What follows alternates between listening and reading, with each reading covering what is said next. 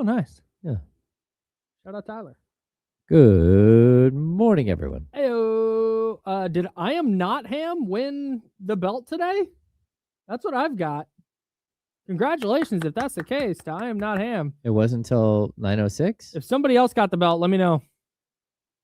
What's happening? Hey, what up, Mrs. Mac? What's up, Rust Dog? What's up? User -YX2MC9VM6X. who seems to have got. Isn't that one of Elon Musk's kids' names? You're named after. Yeah, no, one of this those is guys. there. I saw a fake Photoshop going around.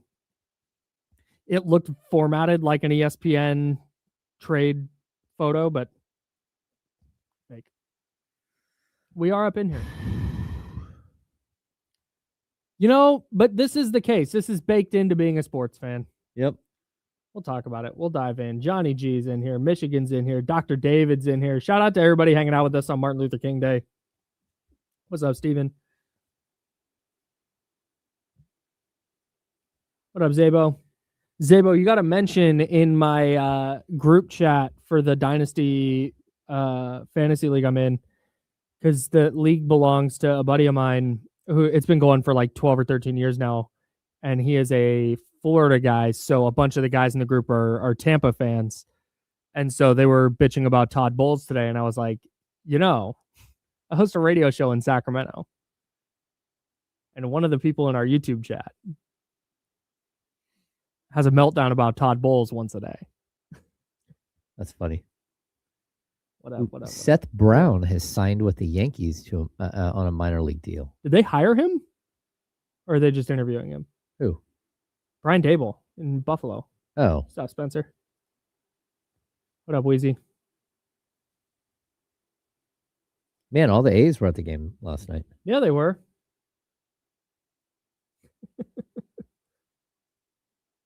All right, 10 seconds to showtime, y'all. 10 seconds. Let's have a good day today. What's up, J.O.? What's up, Chris? Got it. All right, game time.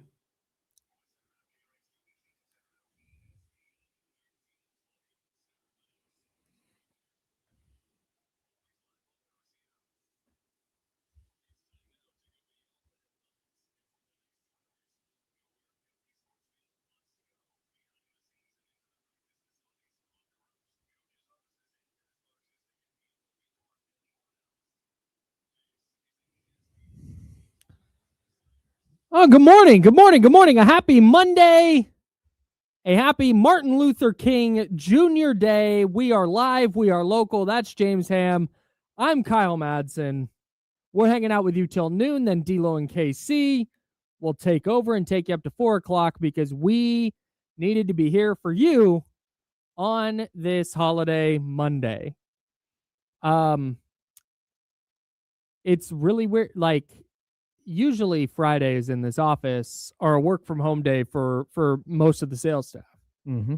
And so there's not a lot of people here, but it's still probably between the other radio shows going on, Yeah, couple like of the managers, 10, 12 people. Yeah. Yeah. 8, 10, whatever it is. Yeah. We're the only people here today.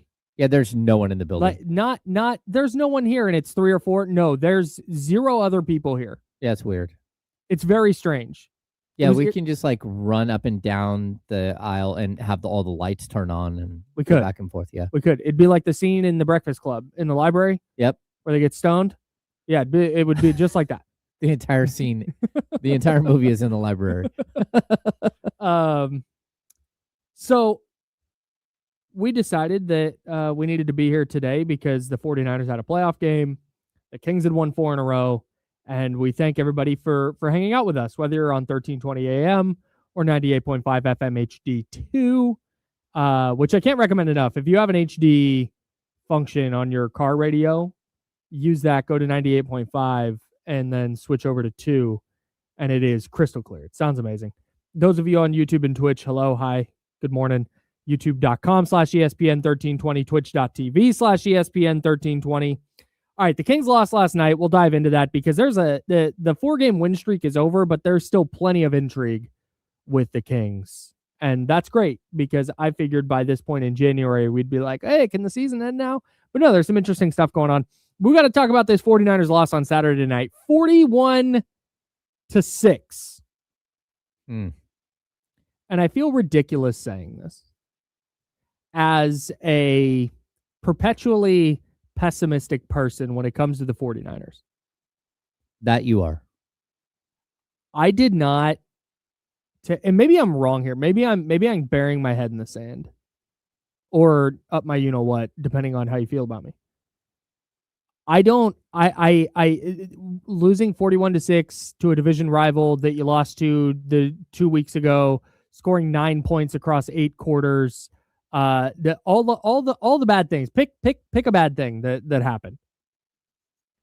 I don't feel like there's some massive referendum. Yeah. My God, why is that hard to say? On the 49ers. It's probably split like 50-50. I think there's 50% of people that are like, this was bound to happen eventually. They were so banged up. They were so devoid of talent. They ran into arguably the best team in the sport, and they got smoked. They fell behind early. They made too many mistakes early. And when you play a defense like that and you get into a 17-0 hole, it's really, really difficult to climb out. Yeah, I mean, the game was over in the first play of the game. They kicked the ball off. It's returned for a touchdown. Game over. Yeah. You could just tell it was such a gut punch. Yep. And, we always joke around about you got to win all 3 phases of the game. You got to win the turnover battle. It's like they lost every single one of those phases. And to me, like you right off the jump, it's like, oh no, like what just happened? Yeah. And then like the near turnover, the near fumble, and then the fumble by Tonjes, it was like, okay, the game's over. You had to take the crowd out of it. Oh yeah. And you let them storm the gates with the opening kickoff return for a touchdown. So you said it. They had to win all 3 phases. And this has been the case all year. And this is why I was like, they're not a Super Bowl team. Yeah. Because you can't play. It's just the nature of the sport. You can't be perfect every single week. And their margin for error is so small. It's like you had to win special teams. They lost it on the opening kick. Yep. All right. Well, you get into 3rd and 4th and short. You got to convert those. They failed that twice on their first drive. All right, hold them to a field goal. It's 10-0. Okay, you're hanging in there. All right, just can't have any turnovers. Turnover on the next drive. They go down, they score a touchdown. Yeah, game over. Ball game. Yeah. The real end, it's 17-0. I didn't think that there was a chance the 49ers are going to win. No. But they get it to 17-3. They get a stop. And they start moving the ball a little bit. The Ricky Pearsall, I'm going to say drop. I'm not putting it on him, but the Ricky Pearsall throw or catch, there was ruled a catch for a first down toward the end of the first half. Yep.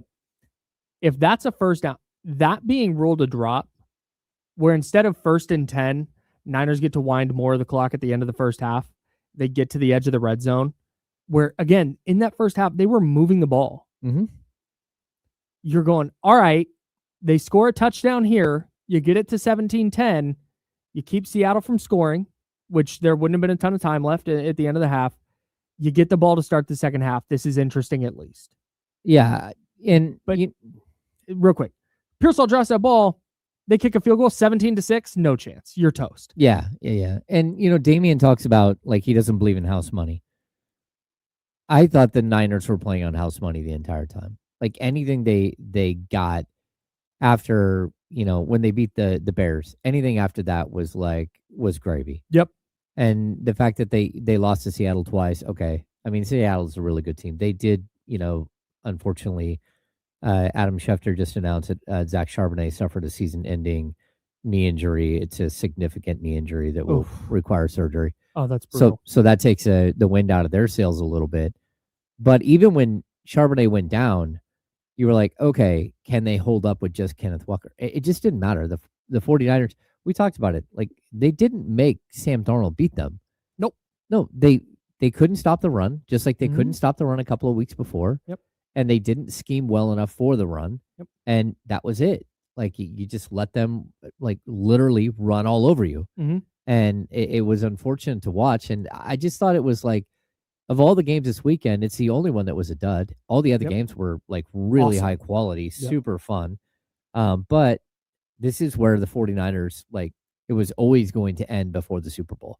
And if it didn't, it was just like some random luck that they just kept figuring out a way to win. Right.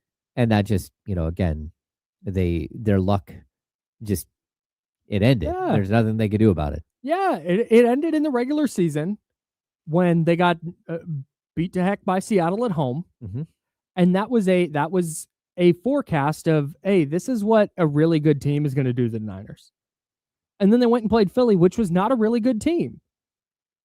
They beat the Eagles because this 49ers club was capable of beating fringe playoff teams. Yeah. But the actual real title contenders, I didn't think, and that's why after I thought their only chance of advancing to the NFC title game, their only real chance was if they got to play Carolina. Was if Carolina upset the Rams and then Packers upset Green Bay. So the Packers were going to Seattle and then the Niners got to go to Carolina. Then maybe they get a win against Carolina because that's the type of team they were capable of beating. And then they probably, very likely, run into the Seahawks in the NFC title game and we have a game like this.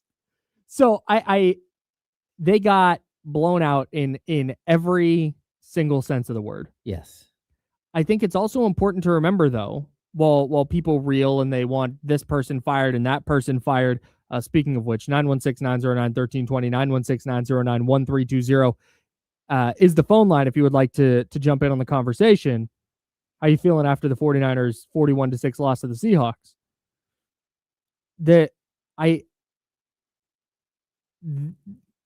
This isn't an excuse of some sort. This is just the nature of football, and I think that sometimes we need to zoom out and realize this. I don't think you can talk about the offense all you want. They scored 9 points in 8 quarters against Seattle. I don't care how good a defense is. That's embarrassing. Mm-hmm. Everybody on that side of the ball, save for Christian McCaffrey, should be embarrassed. Brock Purdy was not good enough. Kyle Shanahan was not good enough. And I think the Niners not being good enough on that side of the ball goes back to the various drafts over the last couple of years where they're starting, like Juwan Jennings is a number 3 receiver in the NFL. Yeah. Number 2 in a pinch. Yep. But a number 3 on a good team, I think. Kendrick Bourne and Demarcus Robinson, you can have one of those 3 guys and they're playing like 3 of them a lot. Yeah. It goes back. The offensive stuff is a problem. But that game getting to a 35-point blowout happened because of the game script. Give up the opening kickoff, which is Seattle did that. Like that matters. You don't get it on 3rd and 1. You don't get the 4th and 1. That matters. Seattle got the stop. But the fumble, Jake Tunges fumbling. Mm-hmm. That's a guy who had 0 catches before this season, coming up small in a big spot. Like there are so many little plays that they could very easily go a different way. And this game looks different. I still think San Francisco was going to lose, and they were probably going to lose by multiple scores. I think that was always going to be the case. But I didn't watch Saturday's game and go, wow, Seattle is 35 points better than San Francisco. They were able to stretch that lead out because their defense could pin its ears back. Mm-hmm. They could not have to rely on Sam Darnold. It was a lot of just downhill running, and the Niners defense, I don't want to say quit, but like at some point your spirit breaks. Yeah. And you're not going to fly into that gap and hit the running back. It's like, I'm going to arm tackle. And I think that the game just got away from them. Yeah. We talk about last year with the Kings. How many times did we say they let go of the rope? Way too many. A lot. Yeah. That's just what happened. They let go of the rope. Well, this season, I mean, like 30, 40-point losses. Yeah. They became commonplace for like a month straight. It was like, oh, they lost by 30 again. Yeah. It's like, oh, they held them. They get 19. Wow, they kept it under 20. Nice job. Yeah. No, so that's what happened, man. They got their asses whooped by the team that is probably going to win the Super Bowl. Yeah, there's a good chance. I mean, it's really going to come down to, I think, the NFC Championship game. Whoever wins that game is going to win the Super Bowl. At least that's what it looks like to me. And then, when we're looking at the rest of the way that, like, would the changes that have to come, like, from this? Mm-hmm. Like, I think there should be legitimate concern because you said outside of Christian McCaffrey, I thought Christian McCaffrey, he had the stinger. Mhm. And once he had the stinger, you're like, okay, they've got no shot. Mhm. But I didn't think he was good. And I think there was a good portion of this season where, like, as a running back, he wasn't great. Mhm. Like, as a receiver, he did perfectly fine. You know, he Mhm. like led the league in catches for a receiver. But Mhm. as a running back, like, it was 3.4 yards per carry, 3 point, Yeah. like, He's just all not day that dude long. anymore. Yeah, it just, like, the lack of explosion Mhm. and all that stuff. I mean, it was a problem, and it certainly was a problem against Seattle. I mean, the last 2 times they met Seattle, he did absolutely nothing. He had Yeah. 35 yards rushing this week. A couple of weeks ago, he had 8 carries for 23 yards. Mhm. That's just not good enough. And again, I know he had 6 catches, but only for 34 yards, 5 catches for 39 yards. That's just not enough. So I think, again, I was always worried about this happening this entire Mhm. season. The wide receiver issue for the 49ers left Christian McCaffrey on an island, catching Right. every ball and running every ball, Yep. and they ran him into the ground. Mhm. And typically, when a player touches the ball as much as he did this season, Mhm. there is nothing left for next season, especially at Mhm. 29. Yeah. Like, there's nothing It's a left. it's been a So pattern in his career. yeah, When he gets a ton of touches one year, he gets like double digits the next year because he's dealing with injury stuff. yeah, and I think it's not only a pattern for him, but it's a pattern for most NFL running Mhm. backs. Like, when you hit the 400 touch mark, you're Mhm. pretty much shot. Mhm. Like, you might be able to bounce back 2 years from now, but look at Saquon Barkley. Mhm. I mean, just not Yeah, explosive. not the same. Like, remember last year, like, him doing leaping up in the air, doing the splits while Reverse spinning hurdle, yeah. around, and, like, he couldn't have done that this year. Mm. He didn't have that in him. Mm. And so that's kind of the way, like, next season, you're gonna have to have an answer because I don't know how much he's going to be. You can rely on him to be that guy. Mhm. And again, even if he is a guy that goes out there and plays 17 weeks like this season, he's just not that explosive anymore. And you need Mhm. someone who's explosive to supplement what he's doing. Yeah, I'm totally with you. They've got going at like forget the 9 points against Seattle in 2 games. Let's put that fact aside for a moment. Yeah. George Kittle is very likely out most Mhm. of, if not all of next year. And if he does come back, what version of him are you getting at age 30? I think he turns 33 in October, Mhm. 32 or 33 in October. What version of him are you getting? What are you doing at wide receiver? Juwan Jennings is not under contract. You're getting rid of Brandon Ayuk. Ricky Pearsall, I don't you can't rely on him. Third wide receiver at best. I I disagree. I wholeheartedly disagree. I think he is a very, very clear uh probably number 2. I don't think he's a number 1, but he can't stay healthy. Like that problem it makes it you can't rely on the guy. Well, no, I think as a receiver, he could be a number 1 or a number 2, but because of the injuries, I can't trust him. Sure, Like, right. the best he's gonna be is my third. Like, So, you have to go into the season with two wide receivers that are better than him, in my sure, opinion, sure, sure, sure. because Yeah, you just can't count on him being there. right. So you have that. You have the CMC issue that you just laid out. It sounds like Trent Williams is coming back. It sounds like he announced he was coming back after the game, but So, all right. So cool. You have a 38-year-old left tackle. yep. Your defensive line is still ass. You have other problems on the offensive line. Your safety room is ass. Like they have so many problems that they have to, and they were able to overcome a lot of that this year. Yeah. But if this team is going to be competitive moving forward, they're going to need to answer competitive on a Super Bowl level. They have a ton of questions to answer moving forward, and we'll continue diving into that today and throughout the offseason. It sounds like Robert Saleh is definitely gone. We'll get to that. The Kings had their 4-game winning streak snapped last night. We'll get to that. More NFL playoffs, Domantas Sabonis, et cetera, et cetera. Tons to get into over the next couple hours. That's James Ham. I'm Kyle Madsen. We're the Insiders, and this is ESPN 1320, Sacramento Sports Leader.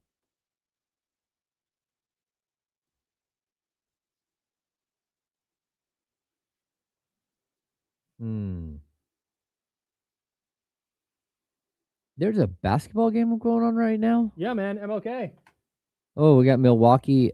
It's on Peacock. We got Milwaukee against Oh. Atlanta right now. Uh-oh. I don't know what happened Oops. there. I turned off the TVs. Trying to turn on the TVs. Do that.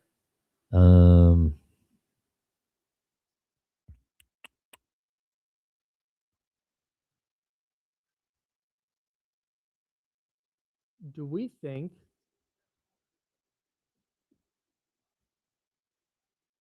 Ooh, do we have this channel?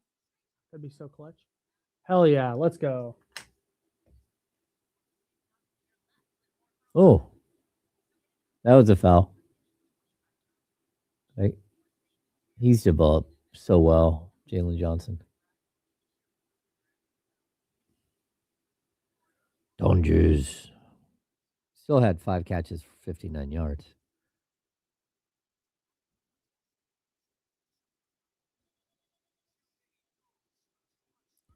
It's crazy that we saw Jordan James out there. Like, what in the hell? This kid's never taken. Good for him. Yeah. Oh. D Winters had some moments too. D Winter, yeah.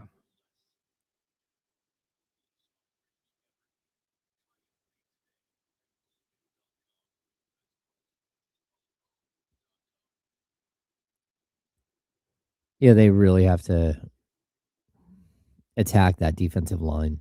Like, part of it is injuries. Can't do anything about that. But the depth just wasn't there at all.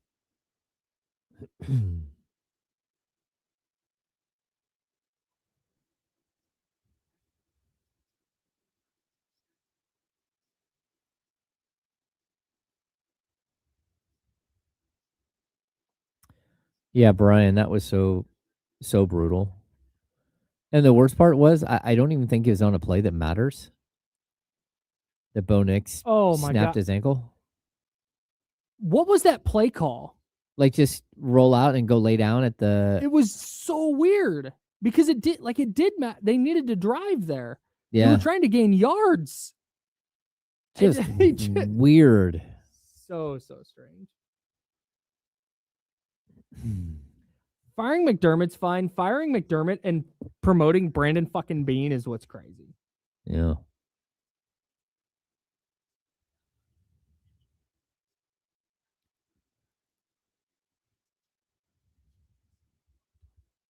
I thought Caleb Williams was pretty fun. Caleb Williams ran up against a better team. And did he make mistakes? Yeah, he made mistakes, but DJ Moore dogging it on that last round was a tough watch. Yeah. That's tough.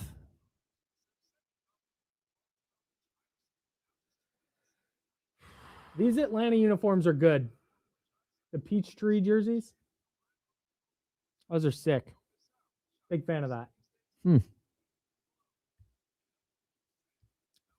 My buddy's bachelor party's in San Diego in May. And I'm thinking the running bit is that I'm only going to take basketball jerseys. I'm not going to wear sleeves all weekend. And I'm considering getting a Kings jersey to wear down there. And I can't decide if I want to go Russell Westbrook. Why don't you just see which one's 50% off in like 2 weeks? That's a great point. 3 weeks. God, a Zach LaVine Kings jersey would be incredible. It'd be so funny. All right, here we go.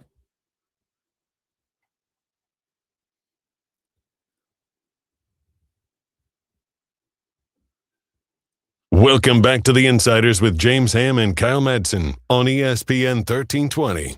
A lot of Niner stuff to get to. I can't wait for the handoff. I already got a text from Kenny. Kenny and I disagree on a Niners thing. Can you believe that? Oh, I can't imagine. I can't wait. That'll be good. I'm excited to hear his. I'm excited to hear his perspective on what needs the 49ers have. Because I'm sure we'll talk about it a lot throughout the year. All right. We'll get back to the 49ers in a bit. Actually, before we get to the Kings, a quick Niners thing that I did want to get to. Robert Saleh's gone, bros. Yeah. Robert Saleh's not coming back. The Bills fired Sean McDermott today. And for whatever ridiculous reason, promoted their general manager. I saw a stat. They've drafted 56 players since drafting Josh Allen, and 2 of them have made Pro Bowls. And they're James Cook and Dawson Knox. Wow. Tough scene. So the Atlanta job's filled. They hired Kevin Stefanski, former Browns head coach. The New York Giants job is filled. They hired John Harbaugh, former Baltimore Ravens head coach. So there's 8 jobs still open, and 2 of the top coaches are off the market with Stefanski and Harbaugh. And it sounds like Mike Tomlin is not going to coach this year. Okay. So that means that Robert Saleh is one of the top candidates left available. I think he is the top candidate. Yeah, I think it probably depends on what a team is looking for. I guess. If you're a team that's like, no, we need an offensive coach, then he's obviously not. But I think if you're, here's what, and this may go to what you're saying. So I think I agree. I think the teams looking at Saleh are teams like Baltimore, are teams like Buffalo, Oh yeah. a team like Pittsburgh, like those jobs that are like, oh man, that's a good job. I think if he's leaving, he's taking one of those jobs, and I just don't know how many candidates are out there left. I literally don't know that those teams are like, oh yeah, that's going to be our guy. Maybe they want to go younger. Maybe they want to go first time head coach, or maybe Baltimore wants to go offensive head coach after having just kind of a not figurehead necessarily, but like a leader of men type of person in John Harbaugh for so long. Yeah. Maybe the Steelers want to do the same after having a defensive guy. I don't know. But when you just kind of look at the landscape, it's really, really difficult. I think Tennessee is probably a good job if you like Cam Ward. They're a long way away though. Maybe.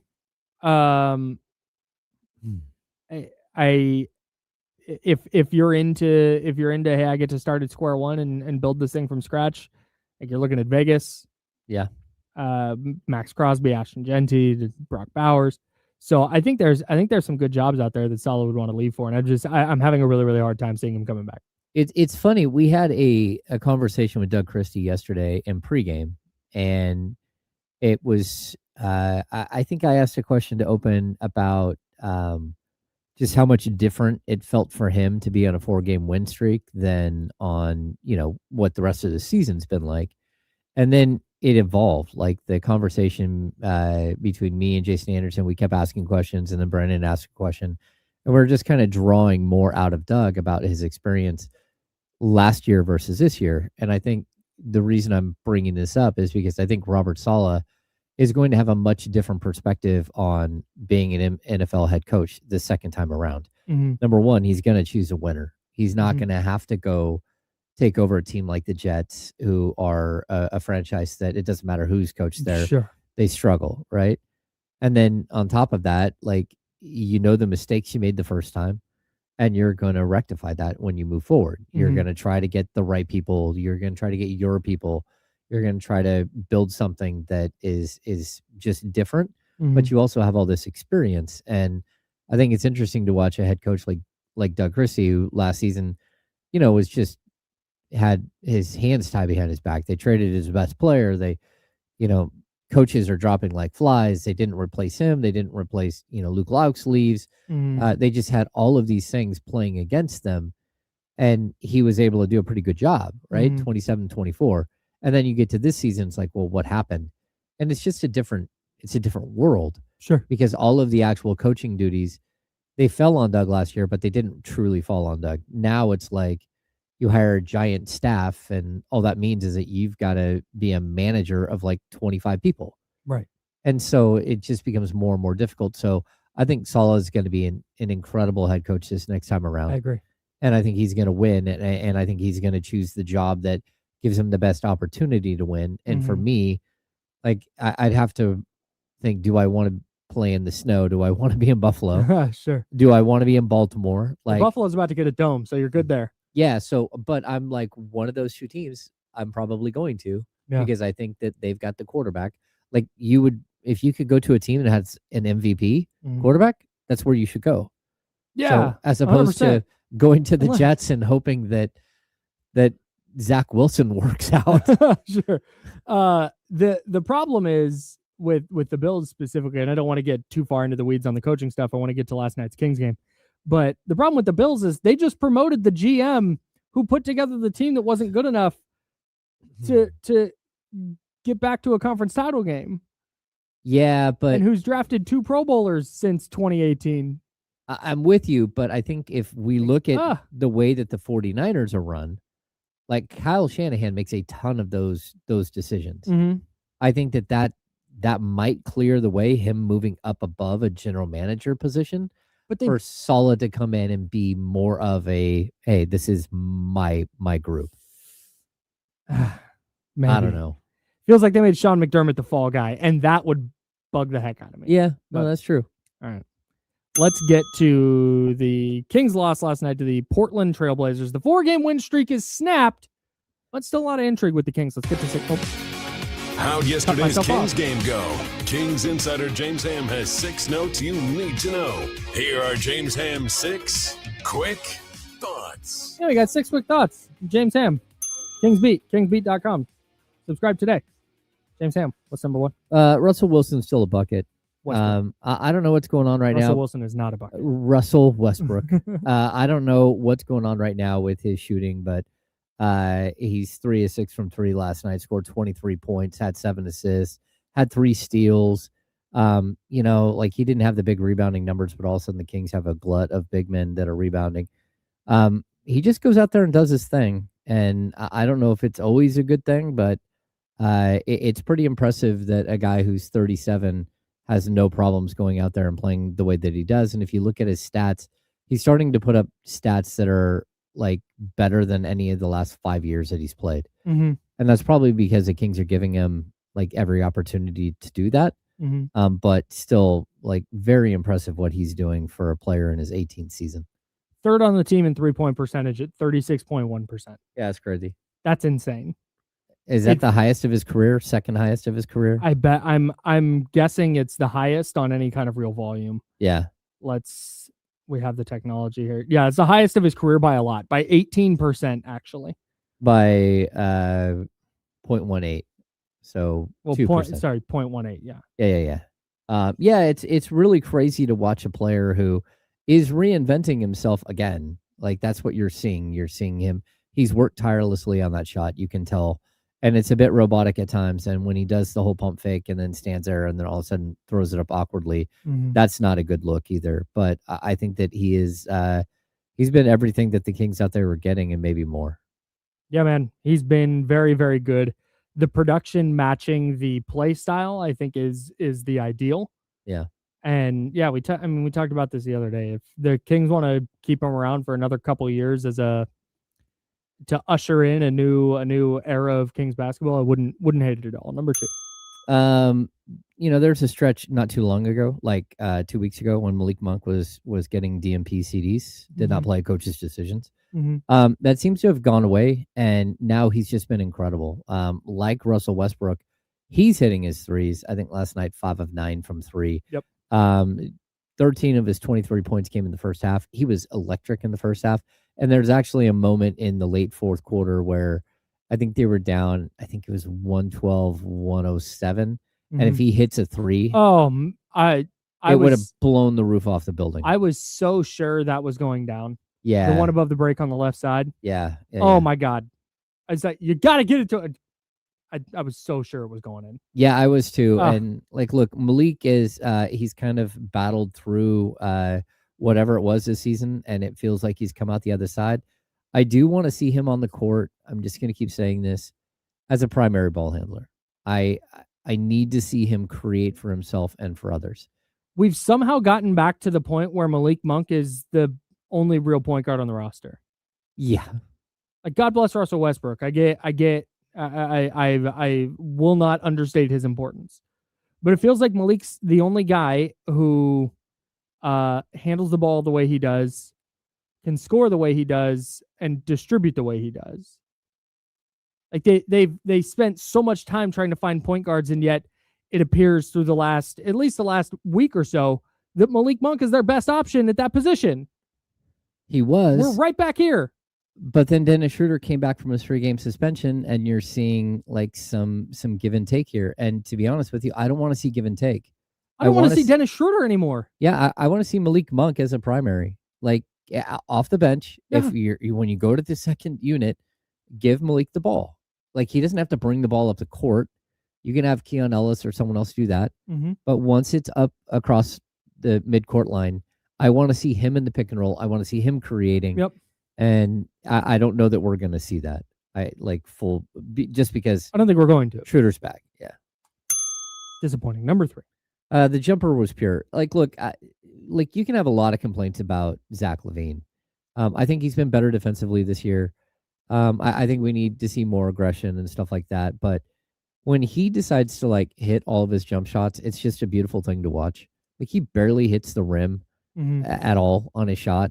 Mm-hmm. And he was hit and miss in the second half last night, but he had 18 points. The guards were huge last night for the Kings and kept him in the game, and I thought Zach was good. Was he great? No. You're always left wanting him to do more.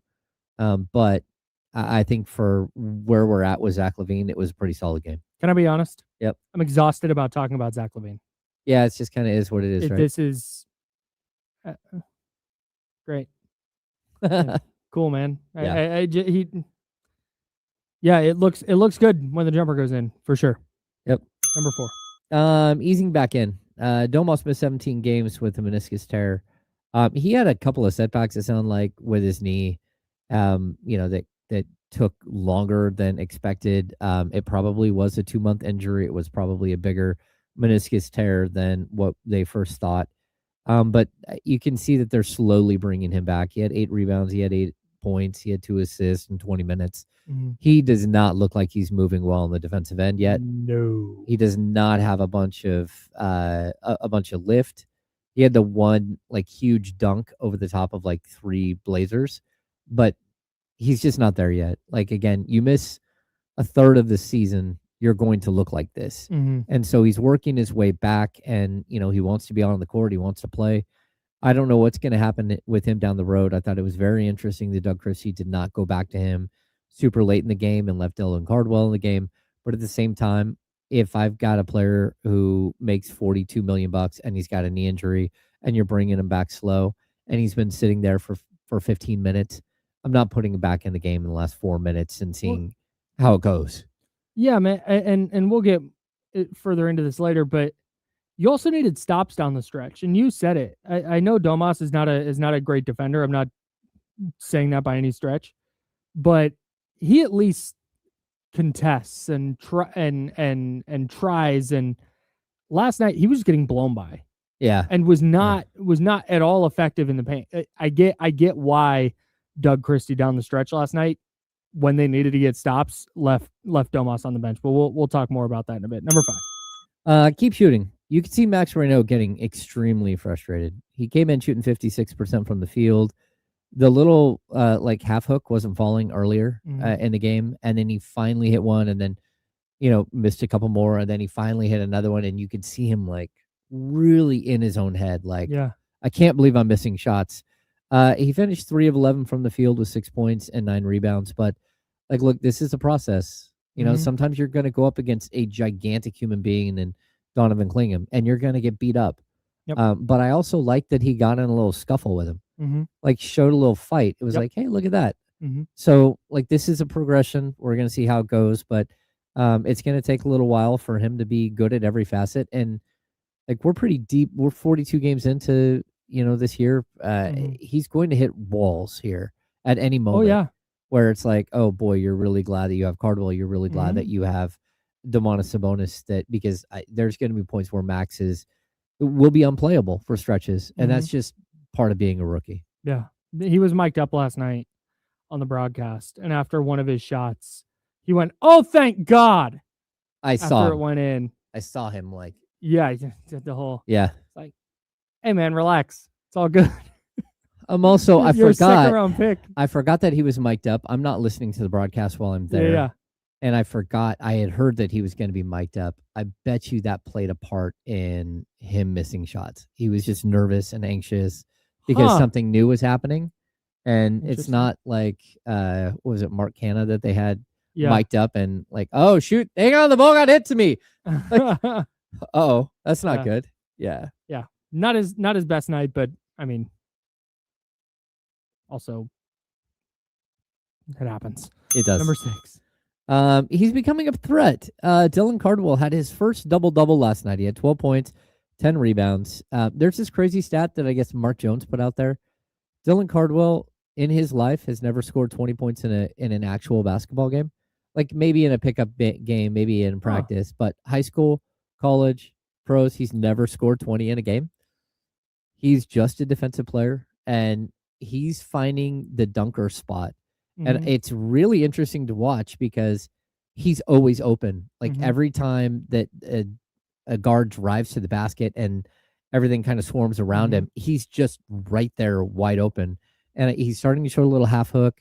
He's starting to show a little bit of touch around the rim. And of course, when he goes vertical, he's incredible to watch. But that's part of the process of learning how to play. And it's also something that, because Domas is back, it is given, something new for Dylan Cardwell to do. And that is the dunker spot and hide out on the baseline. And I think it's really going to be something that he flourishes in that role until he learns to pick and roll and gets better at that as like a true lob threat and a pick and roll. Right now, he's a lob threat on the weak side. Right. Eventually, he's going to be a lob threat running down the middle of the lane. Ideally, yeah. Yeah, and he's just a joy to watch, man. The rebounds are great. The verticality on the shot blocks are crazy. He's going up with two hands and stuffing people. I know a lot of people got upset because they lost a challenge on a foul with him. It was a foul. Definitely a foul. Yeah. You get verticality upwards. You don't get verticality upwards and also sideways. Yeah, he was jumped into late. He was late to getting there, and so that's why it was different than the other ones. Yeah. But man, those ones where guys are coming right at the rim and he goes up, it's just crazy. And it just changes when and this was such a massive problem with less so with the Beam team, but in the subsequent years, that inability to defend at the rim where you're taking the ball out of the basket and now the defense gets to go and get set and you have to, like, that just clogs up your offense. It's not a coincidence that the Kings are getting better rim protection and their offense looks faster. They look like they're playing with more pace. Yeah. Because, man, you get a block on one end or affect a shot on one end, grab the rebound and go. It's a 4-point swing. Assuming you're getting the shot on the other end. So Dylan Cardwell, just a super, super effective player. He is. That's kind of all there is to it to me. Like that's an effective NBA player. Yeah, good teams have good players like this that do the dirty work and stick into the game. And you're right, it does lead to better fast breaks, but it also, when you're a defensive player, when you're a guard and you're out on an island and you don't know what's behind you and whether they're going to have your back, that's a big deal. When you have Dylan Cardwell on the court, everyone feels it. Everyone knows he's loud. He's like super obnoxious with like a lot of what he does, but it's a good thing. And I think players are feeding off of that and they're becoming a different defensive unit because he's on the court. Yeah. I learned some lessons this weekend. One of them was last night during the Kings game. Uh-oh. And the Blazers taught it to me. I'll tell you what it is next on the Insiders. It's ESPN 1320 Sacramento Sports Leader. Clear.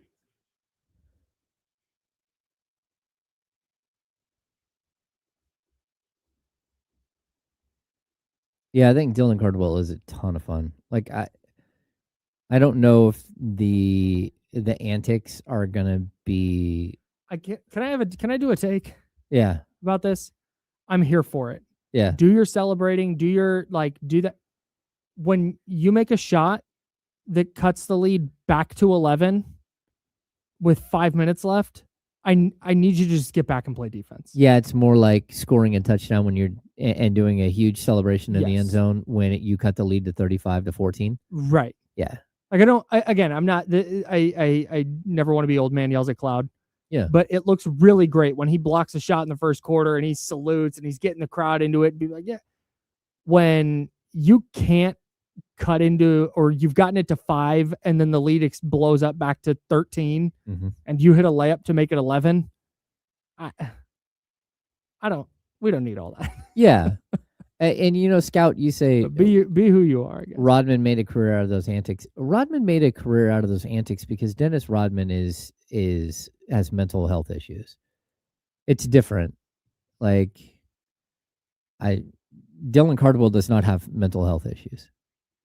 He's a fun-loving guy. He's having a great time. He's bringing joy to the court. I get it. But I'm kind of with you, Kyle. There is a time and a place. Like I said, it's not like, oh, you got to bench him. There's times it looks really cool and it's like, hell yeah. Like when you're beating the shit out of the Wizards and you're doing cool stuff and dancing on your way back up the court, that's great. Yeah. When you can't get over the hump against the Blazers, it's like, read the room. Yeah. Yeah. I mean, it's pretty well documented that Dennis Rodman had issues. I mean, Like, I love Dennis Rodman. He's one of my favorite players ever in the league. But like, Dennis Rodman had some major, major issues.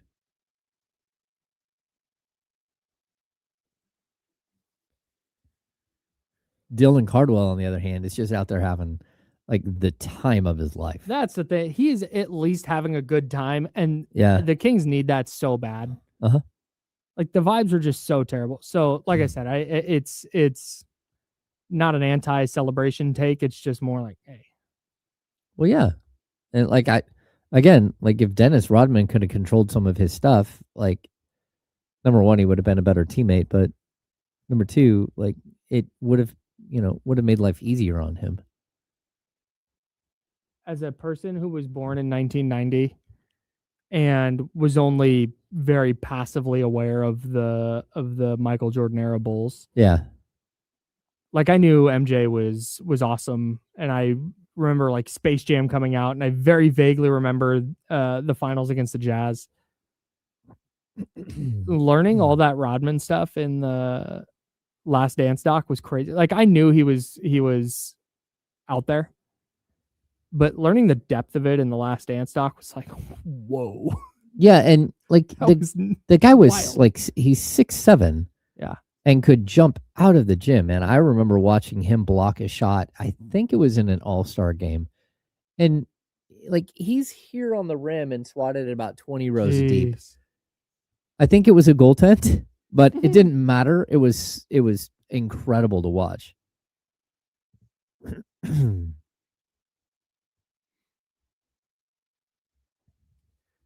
I don't even think it's an issue. Like I said, it's not like a problem. I just think it kind of looks silly in those spots. That's all.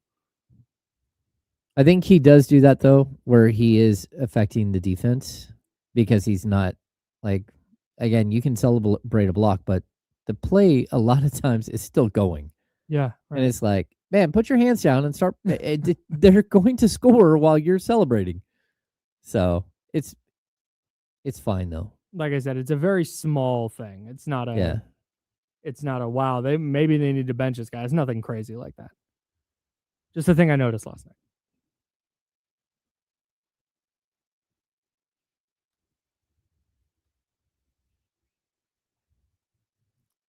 I'm in a group chat with two buddies of mine who were in my wedding, not to brag. And one of them is a Bills fan and the other one is a Bears fan. Rough weekend for the group chat. Oh. Really tough weekend for our boys. It was funny during the because we'll like text back and forth, especially during like the Bills game. It was like, oh man, Josh is great. Oh my God, Josh sucks. Like, just that whole kind of like back and forth. Bears game, same deal.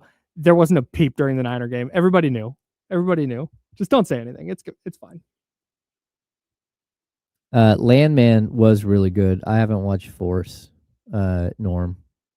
But I did get through. Landman is just like chaotic. It's frantic. I would also the Night Manager on Prime just came out. Mm-hmm. Just came back out after years of not having a sequel or a second season. Mm-hmm. And it's Tom Hiddleston and coming back. Yeah. Watch that.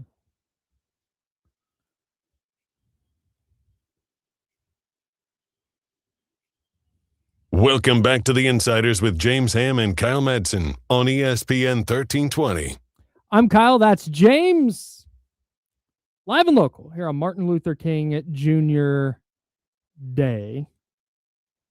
I learned a lot of lessons this weekend about sports, about myself, about other teams.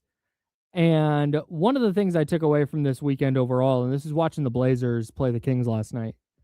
We talk a lot about following a team's blueprint and the way the Thunder, can you do what the Thunder did? And it's just really clear. The Thunder did something very, very unique and wound up getting a player in Shai Gilgeous-Alexander who became an MVP, but they got him because of Paul George, but they were only able to trade Paul George because Kawhi Leonard very specifically would only sign with the Clippers unless they got Paul George. Like, it was the whole thing, right?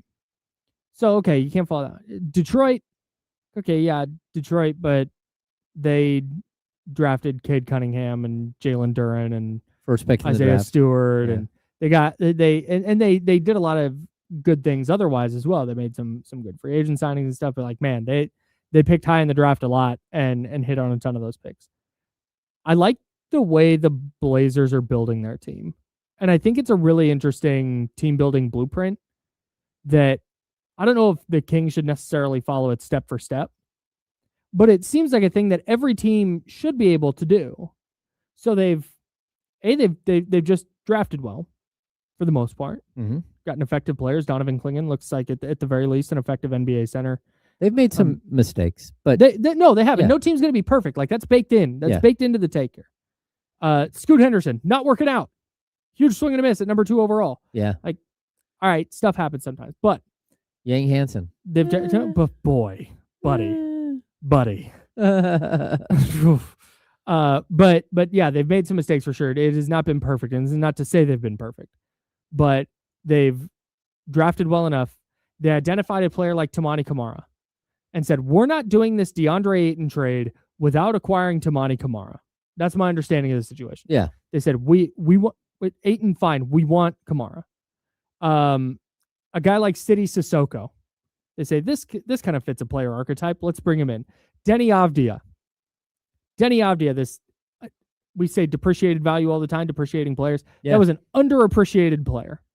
A player that they said, hey, we think he's not in the right role in Washington, and also we think there's growth. There's development potential. We're going to risk 2 first-round picks and 2 seconds and Malcolm Brogdon to bring in Denny Avdia. And that's worked out. Now, they still need that dude, right? They're still very much looking for like that number 1 primary ball handler.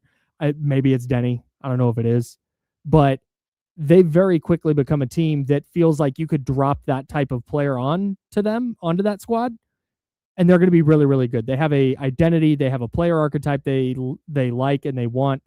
And I think that that's something that every team should be, every rebuilding team should be looking at as, hey, how do we kind of replicate what that is? Yeah, I think that there are so many different ways to build a team, and what we're watching right now from Portland, like there is some ties to like acquiring Shai Gilgeous-Alexander when he's young before he hits it big, and so that's what they did with Denny, and I think Denny has just played way better than anyone could have possibly thought. Oh, for sure. He's been awesome. Except for the guy that they have in their front office named Mike Schmitz, who ran Draft Express with Jonathan Givony forever. He was the one that did all those cool videos forever, Draft Express. Mm-hmm. He toured the world. He's been everywhere looking at basketball players, like everywhere you could possibly imagine. I don't know how many countries he's been in, but it is a ton. Mm-hmm. So you had the guy that could literally tell you like what he thought about each individual player and like the players that you should target. Mm-hmm. Again, I don't think that they've been perfect. No. And it's not always, and again, the further away you get from Mike being who he was before, the further away you get from like finding the diamonds in the rough. Sure. Like he still has a good eye for talent and all that stuff. But when you're inundated and you're like in Latvia sitting across from a player that, you need an interpreter for, and you're having these conversations, like there's just a different level of knowledge and stuff that goes into it. So I think that that's really helped them.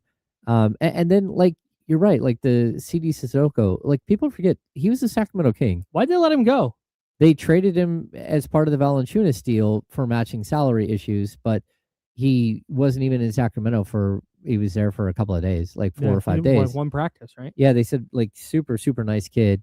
And he's a G League Ignite guy. So super young, needed time to develop. And, like he's a road grader. He's got like a Lou Dort body. And you're like, okay, probably should have kept him and at least put him in the G League and see if you could develop him. But, I think that a team like the Kings, they move on sometimes too quickly. And it's always about like where you're at and your own team build. Like when you're a good team, like when they had CD, or you thought you were going to be a good team, like last season with the Kings, and you get a player like that, and I think he's part of the Fox deal. You can move on from him quickly to go get the next thing, to go get a Jonas Valanciunas to fill in your backup center role. and you're not really considering that might be an actual player. You're just considering the salary situation and whether or not it can yield you something. Yeah. So yeah, I think the Kings missed there a little bit, but it's not like Sissoko's going to make them like really regret this whole thing. Sure. It's just he's a nice player, and that's where I think the Kings, we're going to see a transition here to something like that. Where, I believe that's what they need to do. Yeah, where the Kings, even at this trade deadline, I think they'll clear out a couple of players and they'll clear out a couple of roster spots. Mhm. And if they don't, I definitely could see on early February them cutting a couple of players and just clearing space. Like if you're not going to trade a guy like Dario Saric, if you can't trade him at the deadline, then just waive him afterwards. And it's not a knock on Dario, but there are young players out there in the G League or that are floating around that you need to give a better shot to. Yeah. That you need to see that might be a part of what you're doing going forward. Totally. And so a guy like Dylan Cardwell, you got to clear a roster spot for Dylan. And so there's going to be players that, if they aren't traded are no longer here, but that's where the Kings have to go. They need to start looking at guys like this that, maybe you find. It doesn't have to be a Denny Avdija. Jesus. Avdija. Yeah. That's my I'm sure that's wrong, but that's just kind of how I get there. Yeah. So you don't have to find that guy every time. It'd be really nice if the Kings could like target that player and go find that player. But it's also these other players that are basically free that you should be going out and trying to find. Go find the next Keon Ellis. Go find the next, Tamani Kamara. Yeah, Tamani, or like the Matisse Thybulle type player. Sure. That, maybe they don't have an advanced offensive game, but, a wing version of Dylan Cardwell. And keep adding these little pieces just to try to build your culture and your culture of defense. And then, 2 years from now, 3 years from now, see what you have. Yeah, man, that's it. It's I think identifying the player type that you want and then going and getting those players. Like you just said, whether they're a G League guy, whether they're an undrafted guy, whether it's your first round pick, go start stocking up on that player and seeing what comes out of it. On the Avdija trade, it's less about, obviously you'd love to go find that type of player, but can you imagine the reaction here if the Kings had traded 2 first-round picks, 2 second-round picks, and a player for a player like Denny Avdija? It would have been pitchforks and torches because, like, oh my God, 2 first-round picks for this guy. Like at some point, and we talk about this all the time. This is not new, but like there's going to be that risk. Yep. There's going to be some, like it's so rare that you're going to make a trade and everybody's like, oh, wow, that awesome player was just available for not a lot. Great. It just doesn't happen. Yeah. So it's going to be it could be some player that is either a depreciating value that you think you can get more out of, or a player who just like, man, you know what?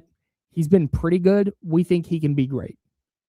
And you may overpay for him on the front end, but now, what, a year and a half later, 2 years later, it looks like a pretty significant underpay. This is the Jonathan Kuminga thing. This is why they're chasing a Jonathan Kuminga, because you're left with that, well, maybe. So when they traded, again, it was 2 first-round picks and 2 second-round picks. That came in late. Yeah. Denny was averaging 14.7 points, 7.2 rebounds, and 3.8 assists in his 4th season. He never averaged double-figure on a bad team points before. Yeah, a horrible team in Washington. And you go out and you get him, and sure enough, like, they were right. I mean, the guy's averaging 26, 7, and 7 right now. I mean, he's incredible. So, yeah, it's tough. Talking about lessons learned over the weekend here on the Insiders, it's ESPN 1320, Sacramento sports leader. I think we learned a little something about Domantas Sabonis and his future in Sacramento over the weekend. We'll talk about that next on the Insiders, ESPN 1320, Sacramento sports leader.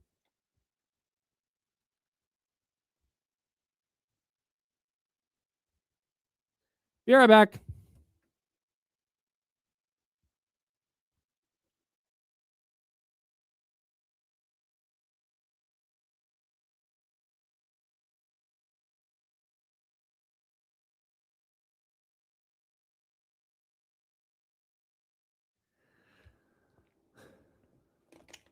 Oh my God, what the hell happened here? It was 19-18 Hawks. Oh, 25-6 run. Hey, you want to talk about players getting away? Ryan Rollins was a throw-in the Jordan Poole trade from the Warriors. And then Washington just cut him. Oh. And then the Bucks picked him up, and now he's awesome. It's all about opportunity. Yeah. Well, actually, it's all about opportunity and whether or not you have the ability to accept and embrace the opportunity. Yep. Why is Brandon Pajemski playing for Atlanta?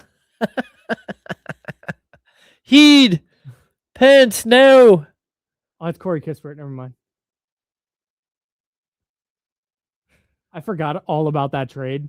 And CJ McCollum just took a 3 above the break. And I was like, looks like CJ McCollum. Oh, look at it. Nobody decided to stop ball. CJ McCollum a Hall of Famer? No, hell Okay. no. All right. Oof. All right. Hate that you asked. What's I up, didn't guys? think so. Chatty House. Could have been a former could have been a Sacramento King. He would actually be a former Sacramento King at this point, but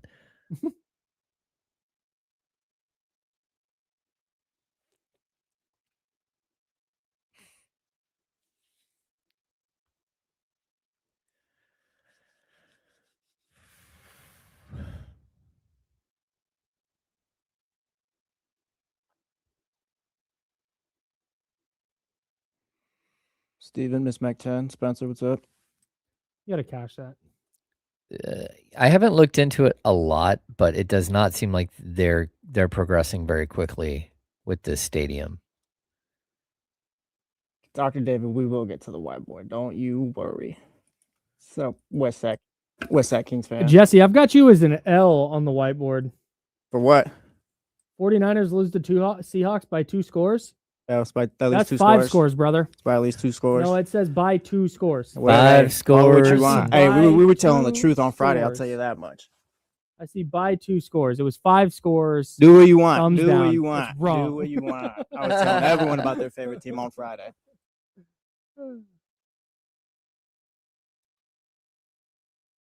Yeah, that was ugly. Kings win 3 out of 4 from Jan 16 to 21. Not looking great, folks. I need 2 wins in a row here. Oh. Who do we got to finish up this homestand? This homestand, it just won't stop. It's kind of nuts. They haven't been outside the Western time zone since like December 18th. I'm so ready for them not to be at home. Let's see. Schedule and results. Miami and Toronto. Ooh, and it's a back-to-back. Oh, boy. Ooh. Miami and, Toronto. Oh, boy.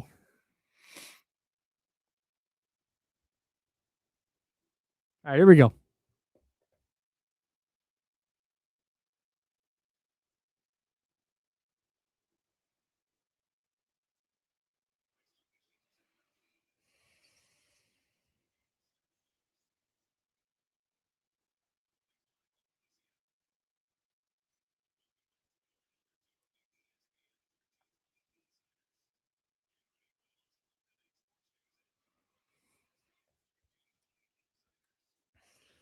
Hour number 2, that's James Ham. I'm Kyle Madsen. Jesse Tapia is here on the 1s and 2s.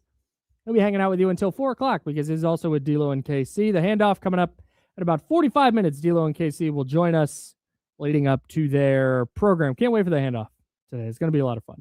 We'll get to the 49ers and their defeat, crushing loss, ass whooping, whatever you want to call it, in Seattle over the weekend, coming up in about 20 minutes. But I'm talking about what I learned. I learned something during that Niner game, and we'll get to it. Okay. But I learned over the weekend that I'm now very sure of Domantas Sabonis' future in Sacramento, or lack thereof. I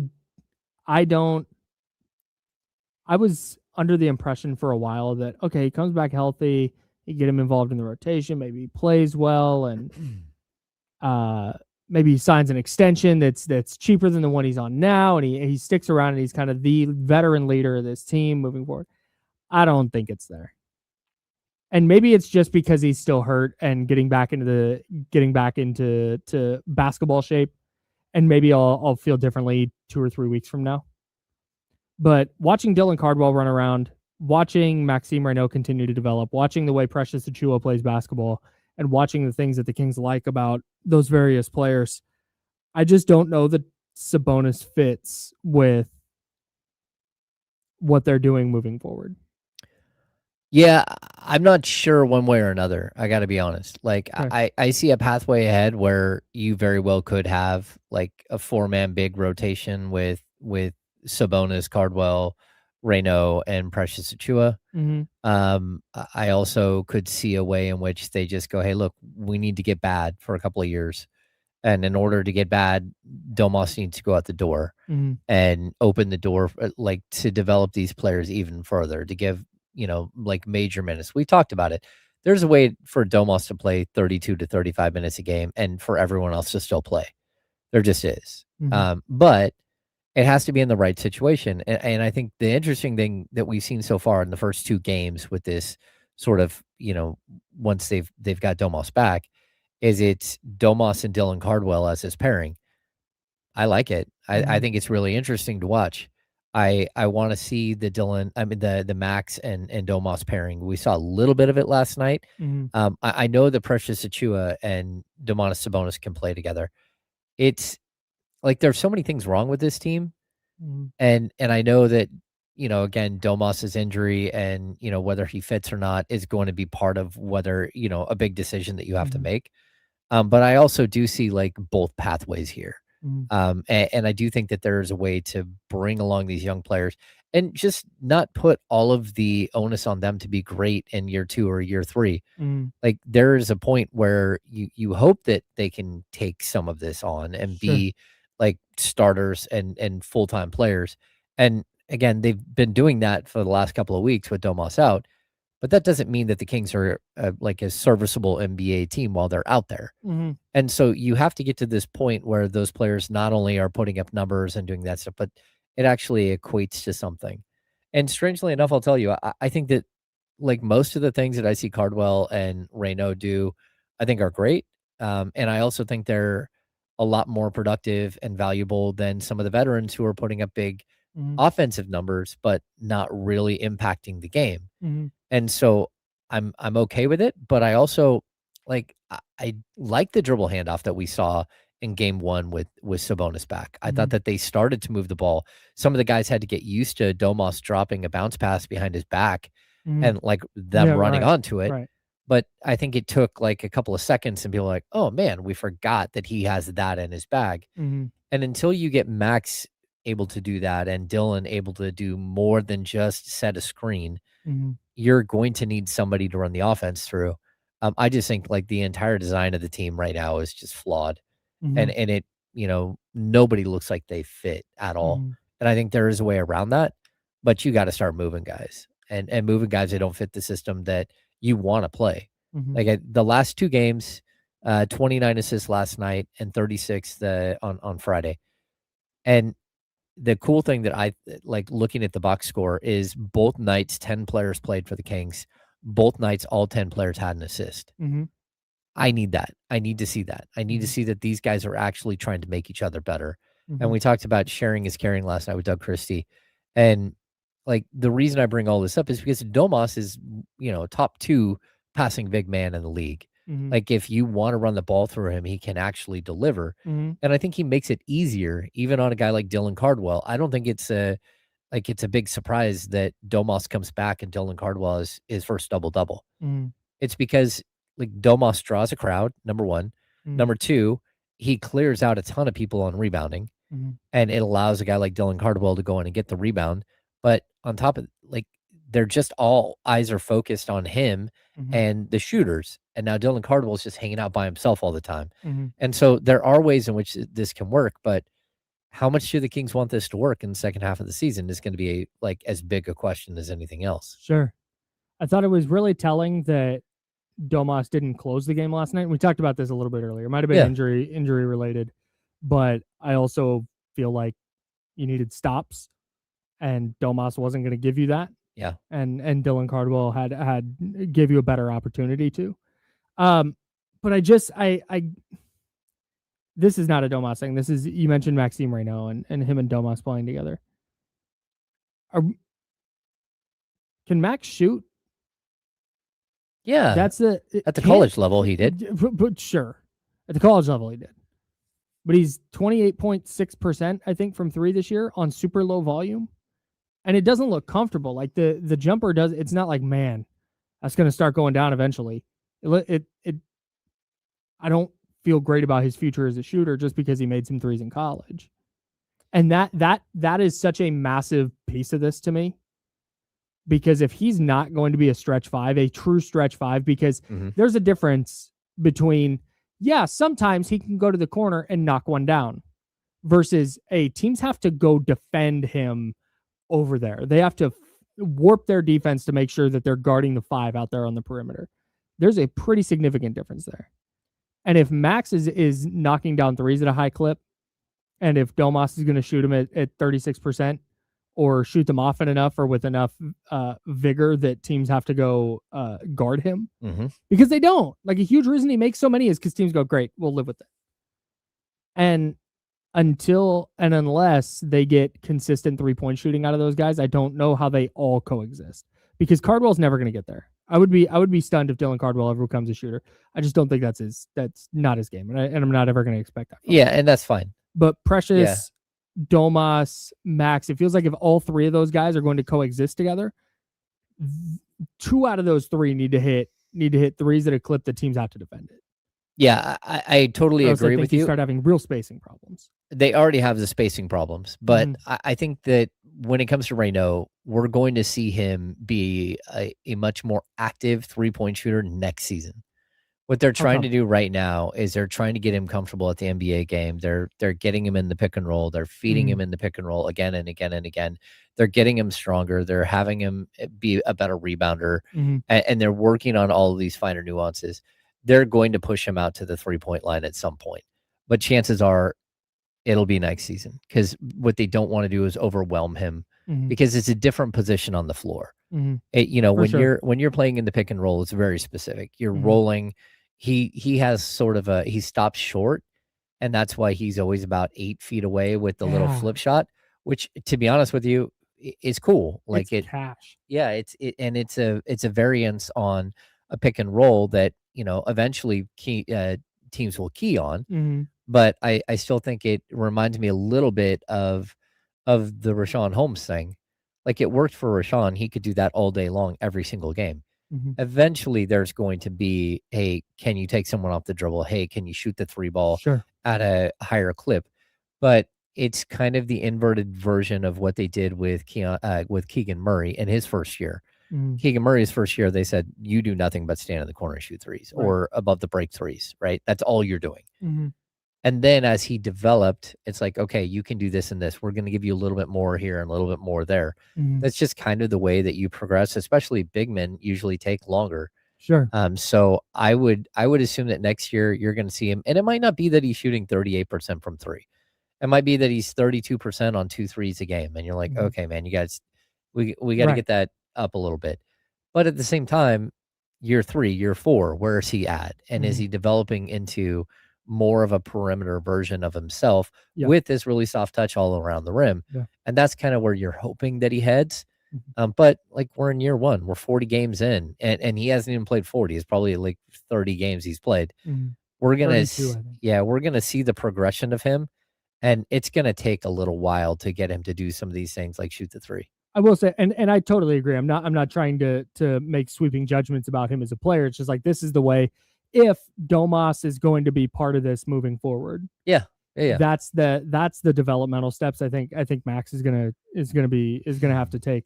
I will say, though, when it comes to Reynaud and his development, you talk about that little push shot. Anytime he gets the ball within like 10 feet of the rim, I'm so certain it's going in. Oh yeah.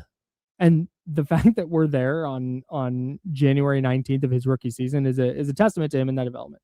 But yeah, it was just I'm trying to reel back my thoughts on it, because it's abundantly clear that while Sabonis is not a great defender, he's just also not right now.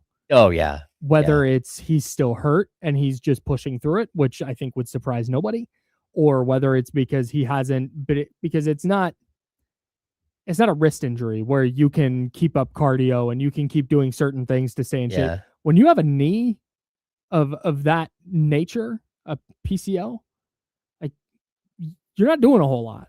Mm-hmm. So it maybe takes a little bit longer to get in shape. And in the season, you don't have a ton of like practice time to get in and to get some runs. So maybe it's just that. And like I said, maybe in 2 weeks I'll feel different. But I think if you're the Kings right now and you're seeing this front court rotation you have, it's just like maybe they don't need a player like Sabonis. If it's true that Keegan Murray is going to expand his offensive game, and if they're going to pick in the top 3 this year and they get a player that they think is going to be a primary ball handler, they can run the offense through, and if Maxime Reynaud continues developing into the player that you were just talking about, and if Dylan Cardwell is this awesome rim running, shot blocking center, hey, maybe your team just evolves. Like it's with the 49ers, for example. I think this year you're looking at Kyle Juszczyk being 34, I think. Next season, you're looking at George Kittle probably not playing for the year. You're looking at Christian McCaffrey aging very, very rapidly. It's like your offense is going to have to change wholesale. Yeah. Like you're not going to find just another George Kittle. Yeah, plug him in. Yeah, hey, here's another Kyle Juszczyk. Like maybe you abandon the fullback thing. Maybe you start to go heavy, one tight end, one running back with 3 wide receiver personnel. Like you have to start adapting and shifting. And I wonder if that's something that the Kings are looking at and going, yeah, Domas is still great at A, B, and C, but you know what? We're kind of looking at an X, Y, and Z offense with what we think this is moving forward. Yeah. Well, that, and I think like a couple of things. Number one, the reason why I think they're pairing Dylan Cardwell and Domantas Sabonis together is because Dylan Cardwell is a much better defender than Max Reynaud, and you're worried about the ability for Max Reynaud and Domantas Sabonis to play defense at all, especially with Domas coming back from injury. I also think last night, like Doug Christie hasn't put like he won't tell us whether they have Domas on a minutes restriction. They clearly do. Yeah, it seems like it. And if you're going to get to a game and you're like 5 minutes left, 4 minutes left, and he's been sitting there forever, you're not going to go, hey man, let's get you back up and going. Like not a chance, man. Not when they're trying to bring him back from an injury. I don't know if they'll play him in the back-to-back. We don't know anything about that. Like, will he play on the front night or the back end of the back-to-back that's coming up? It's possible he won't play in either. It's also possible he'll play in both. We don't know.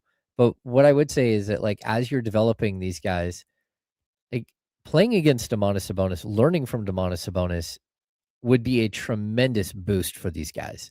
Yeah, sure. Domas is a 3-time All-NBA player. He's like a 3-time All-Star. Like these guys that we're talking about that are so much fun, and the Beam Boys is what they're calling themselves now. I don't know about that one. But there's a very, very, very good chance that these guys will never ever come close to what Domantas Sabonis has as a player. No doubt. And that's something that like you can keep saying, oh well, you kind of want to move forward with the young guys. It's like, okay, do you want to win games eventually or do you not? Because Domas is a guy who can win you games down the road. But it also helps that all of a sudden you have these 2 other guys that can give you something different. So when you go into a playoff series and Domas runs into a brick wall that is Kevon Looney, now you got a Max Reynaud that can mix it up. And now you've got a Dylan Cardwell that can do something different.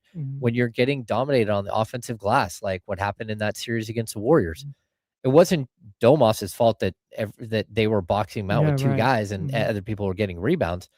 Now you have something else to throw at them. And so I don't look at Domas as like a throwaway at this point. He could get traded between now and February 5th. He could get traded this offseason. He could also be here for a couple of years because he's a good teammate. Sure. He's somebody who is well respected and he's really, really good. Yeah, no doubt. And if you're getting rid of him, your talent level goes down as a group. Yeah, I don't disagree. I'm not saying punt the guy. Yeah. I think what I just said. I think I've come to this realization that maybe the Kings are moving in a direction that you don't necessarily need that specific player, to run your offense through. Yeah. But again, that's something we'll continue following up to the trade deadline, through the trade deadline, and certainly as long as Domantas Sabonis is with the Sacramento Kings. Okay.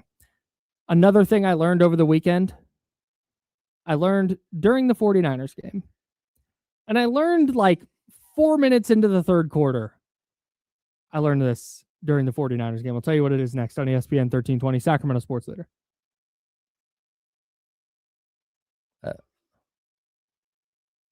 Well, I mean that Nick Wagner tweet was crazy. The one about how their only ball carrier. Yeah. Was there D Winters was the only player on the 49ers to clock a speed of more than 20 miles an hour, and it was on his pick six against the Colts. Modern day Reggie Bush. Dude, that's just an old, slow ass football team. But hey, keep Jacob Cowing on IR because he can't break off a route in the middle of the field.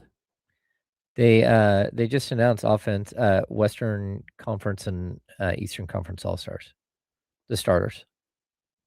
What does that even mean anymore? Nothing. Okay. Shout out to my MVP frontrunner, Jaylen Brown, for making the East starters.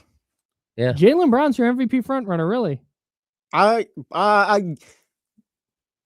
kind of a mess around, but like he's top 3 to me right now. Are you gonna put it on the board? No, I don't put predictions on the board, just spoilers, James. That would be a spoiler.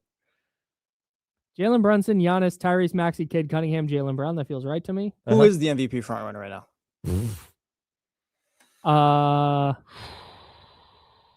The argument I make for Jalen is like about 36 and like 5. No one expected the Celtics to be here. Their Vegas number was 41 wins. I'm just hyped that my guy. I guess Shea, yeah, best team, best player. I'm just hyped that my guy Jaylen Brown is just continuing to be awesome in this setting. Yeah, like Cade Cunningham is going to get some nods. The other one that's just look at Tyrese Maxey's stats. It seriously is so crazy. Maxey's great, but they're going to finish like 7th, 6th in the East, I think. Yeah, so right now he's at 30.3 points per game, 6.7 assists, 1.9 steals on a block.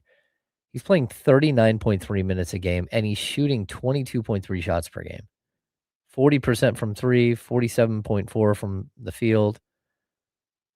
That dude's killing it. Dragging Joel Embiid up and down the court.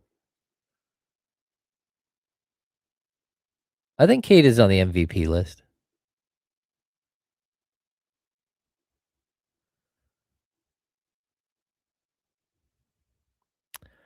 Rustog there for sure.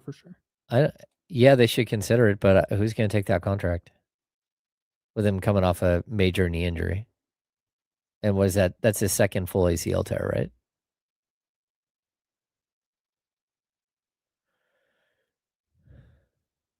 Right now, the NBA's MVP ladder, they got SGA 1, Jokic 2, Luka 3, Victor Wembanyama 4, and then Jaylen Brown 5. Is Jokic going to be able to play enough games? We're gonna get real close to the line though. The next 5 is Cade Cunningham, Edwards, Tyrese Maxey, Jalen Brunson, and Jamal Murray at 10. He's missed 11 games so far, so I don't know. Missed at least 4 weeks, and that was at the end of December. So he comes back, if he comes back at the beginning of February, he's only got 6 more games he can miss. Oof. Yeah. But that's a lot. They update that as it goes. So once he's ineligible, they'll take him off, I think. Crazy, man. 29.6, 11 assists, he's leading the league. 12.2 rebounds, he's leading the league. Defensive rebounds, he's leading the league. Hey, have you guys tapped into Traders yet? Nope. On NBC or on Peacock? Crystal's in nursing school. She's going to wait till May for that. She's not watching any shows right now, so yeah, I'll be out too. Haven't watched it. Sorry, man. Ask me again in May. God, what nursing school? Is that difficult? I've heard. I've heard about Michael Rappaport in there. Bro. That is the only tweet I've seen about it. Bro, think of how Michael Rappaport would be on a Survivor kind of, I don't even want to say Survivor. It's that type of like game show, reality show, but it takes place in like a castle. They're not outside. Like he is the worst. A lot of people in that show suck. Really? Shout out to my guy Eric Nam though. All right, here we go.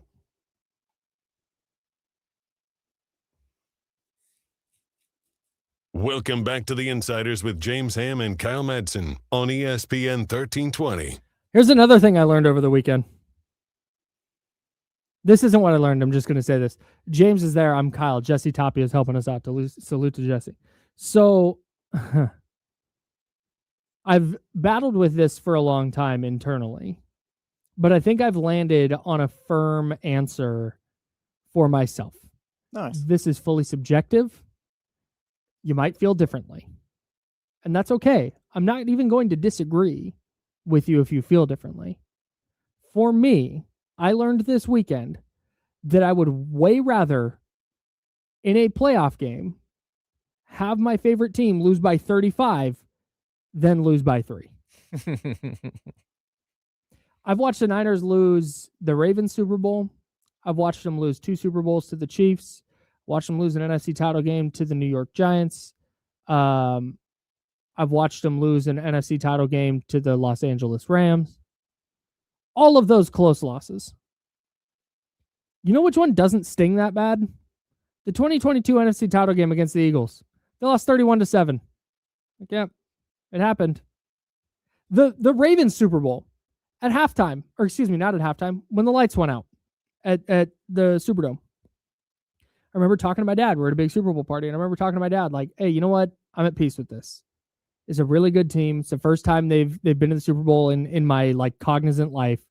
They just played a bad game. They picked a bad day to have a bad game. It happens sometimes. And then they fight back and they get within 5 yards and they fall short.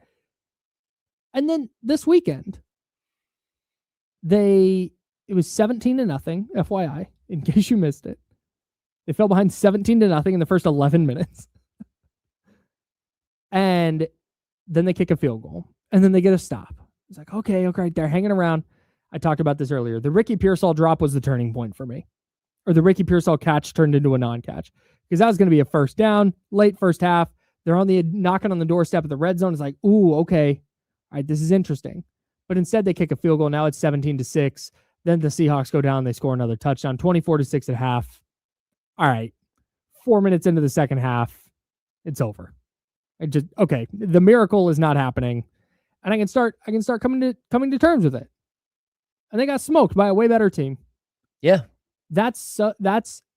I am at so much in a better place after the 49ers lose 41-6 than if they had lost 17-14. The way the Bears lost, the way the Bills lost. Sure. Yeah. Yes. I was going back to old Niner games, but yeah, you could go to playoff games this weekend. Yeah. The way that the Broncos win and then lose on the same, same breath. Even the way the Texans lost, where they 4 interceptions in the first half. Yeah. And they're kind of hanging around and it's just like, oh man, they didn't have enough, because it's frustrating. You look back in those games and you look back at like 1 or 2 plays. Mm-hmm. You look back at oh my God, if this play had gone different, you just agonize. There was nothing the Niners were going to do to keep from getting their butts kicked. They just got smoked by a better team. What if they had everyone though? And they lost 41-6? Yeah. That might feel different if I went into that game feeling like, hey, they can win. I didn't go in thinking they were going to win. But even still, even if they had everybody and they made just the same mistakes, give up the kick return. They don't get the third down and then the fourth down, and then George Kittle fumbles and they go down 17-0. Like, well, all right. I was kind of feeling like they were a 16 seed in the NCAA tournament, and whatever they got, it would be fun. That's where it was. And then it wasn't fun to watch them just get smoked. Sure. Like, I'll be honest, I didn't stick around to watch Mac Jones throw the football late in the game. What? I did not stick around to see the Mac Jones scramble and him lowering his shoulder into a defender and then yapping afterwards? No. You missed it? But I do think that there was like such a, oh, that was horrible, let's just move on, versus again, watching the Bills, watching Josh Allen go out in the media and just bawl and just like, take it all on himself. And again, like he had to, because it was his fault. Like most of it was his fault. All the people that were like, Josh, hey, there, Josh. Like, hey, man. Hey, next time you're running down the field, can you not carry it like a loaf of bread? And then when you fall, you throw it up in the air. Next time I'll give the ball to the team 4 times. Dude, okay. So look, the one that just keeps sticking out to me, the interception at the end of the game, that's just a great play. That's just an unbelievable football play. That wasn't a catch, by the way. In no realm was that a catch by Brandon Cooks. Yeah. He never had control of the football. Yeah, I don't think that was as much of a controversy as everyone was making out the same. Yeah, the strip, right? Yeah, where they went to the ground and then McLaughlin. It was an incredible play. Yeah, just amazing play. I saw the replays. Yeah, it looks like an interception to me. Yeah, I didn't. And save your screenshots. Save your one frame. Yeah, that's not how this works at all. He never had like full control. And people tried to compare the Davante Adams play in the Bears game. Davante Adams caught it, was taken to the ground, his knee hit while he had full control of the ball, and then the ball got ripped out. Yeah. Very different play. Yes. Anyways, I'm not even going to argue it because that's just right. Okay. The interception at the end, that's where it's tough. And we talked about this a couple weeks ago, where it's like, man, there's too much nuance to these games to just go, hey, that's on the quarterback. Unbelievable defensive play. Allen put the ball on his receiver. Defender made a play. What are you going to do? The fumble before halftime is the one. That was 3 extra points for them in a game that went to overtime. And he fumbled it out of nowhere. Reckless. Just reckless, exactly. Yeah, just run around like a loaf of bread and then like, oh! And then, it just gets smacked out of it super easy. What are you doing? That's the kind of play where it's like, dude, I understand there's so many plays in a game, and I get it's 22 guys, 33 if you count special teams. Like, man, there's so many plays in a game that decide a game. But when people are like, hey, Josh, hey, man, no, bro, can you imagine the discourse if Lamar Jackson did that? Yeah. It would be way different. And this like, I get Josh Allen felt awful, and I get it. I understand. I would too. Because he feels like he let his team down, and it's like, well, you did. Yeah, kind of. You can't turn it over 4 times. You just can't. And again, back to the nuance. That team's also not good enough. The Bills roster isn't good enough. Josh Allen feels like he has to do everything because he's like, God, I got Brandon Cooks. Khalil Shakir's fine. See, that's the thing, though. You probably were good enough. You didn't turn it over 4 times. Oh no, they were. They sure. were. Like, I get your point, but to get through that team, you had it. Yeah, right. On that day. Yes. Yeah. This also is like his moment to go win it all. Like everybody else was gone. Mm-hmm. Everyone's out. I mean, it should be him against Matthew Stafford as the remaining quarterbacks that you're really looking at that have any experience, and and now he's gone. And you're like, man, you did blow it. Like it's really tough, but that's the job. Like you've got to go out there and play, have your best game, put your best, foot forward in an incredibly big game. And he didn't. And, now he's in like the boat with a whole bunch of other guys who just can't win the big game. Yeah. And it's like, okay. And until you do it, that's going to be the thing. And it just gets more and more difficult from here on out because Burrow will be back, and, like Patrick Mahomes will be back eventually. And like, you're going to go up against, and all of these quarterbacks that you're competing with, the young guys right now, they all advanced and they're all getting better every step of the way. You don't want to say their window's closed because the quarterbacks that they are, like Lamar and Josh Allen, but I think they might have missed their best opportunity, I think, to go and get a Super Bowl this last 5 or 6 years. Like the last 5 or 6 years, it's always been the Chiefs, the Ravens, and the Bills. Just them competing. Now you're going to get Drake May in there. Bo Nix will be back. The Jaguars look really good this year. We'll see what Jim Harbaugh can do with the Chargers in year 3. It's just now there's other teams coming into the fold. Caleb Williams on the other side. Like now it's just more difficult. Like there's a new generation coming in now a little bit. Yeah, that might be the case for sure. I think the window, I wouldn't say the Super Bowl window closed. Yeah, they may have another shot, but it's going to be a lot tougher now. I think their window closed on being like the guy of this That's a good take.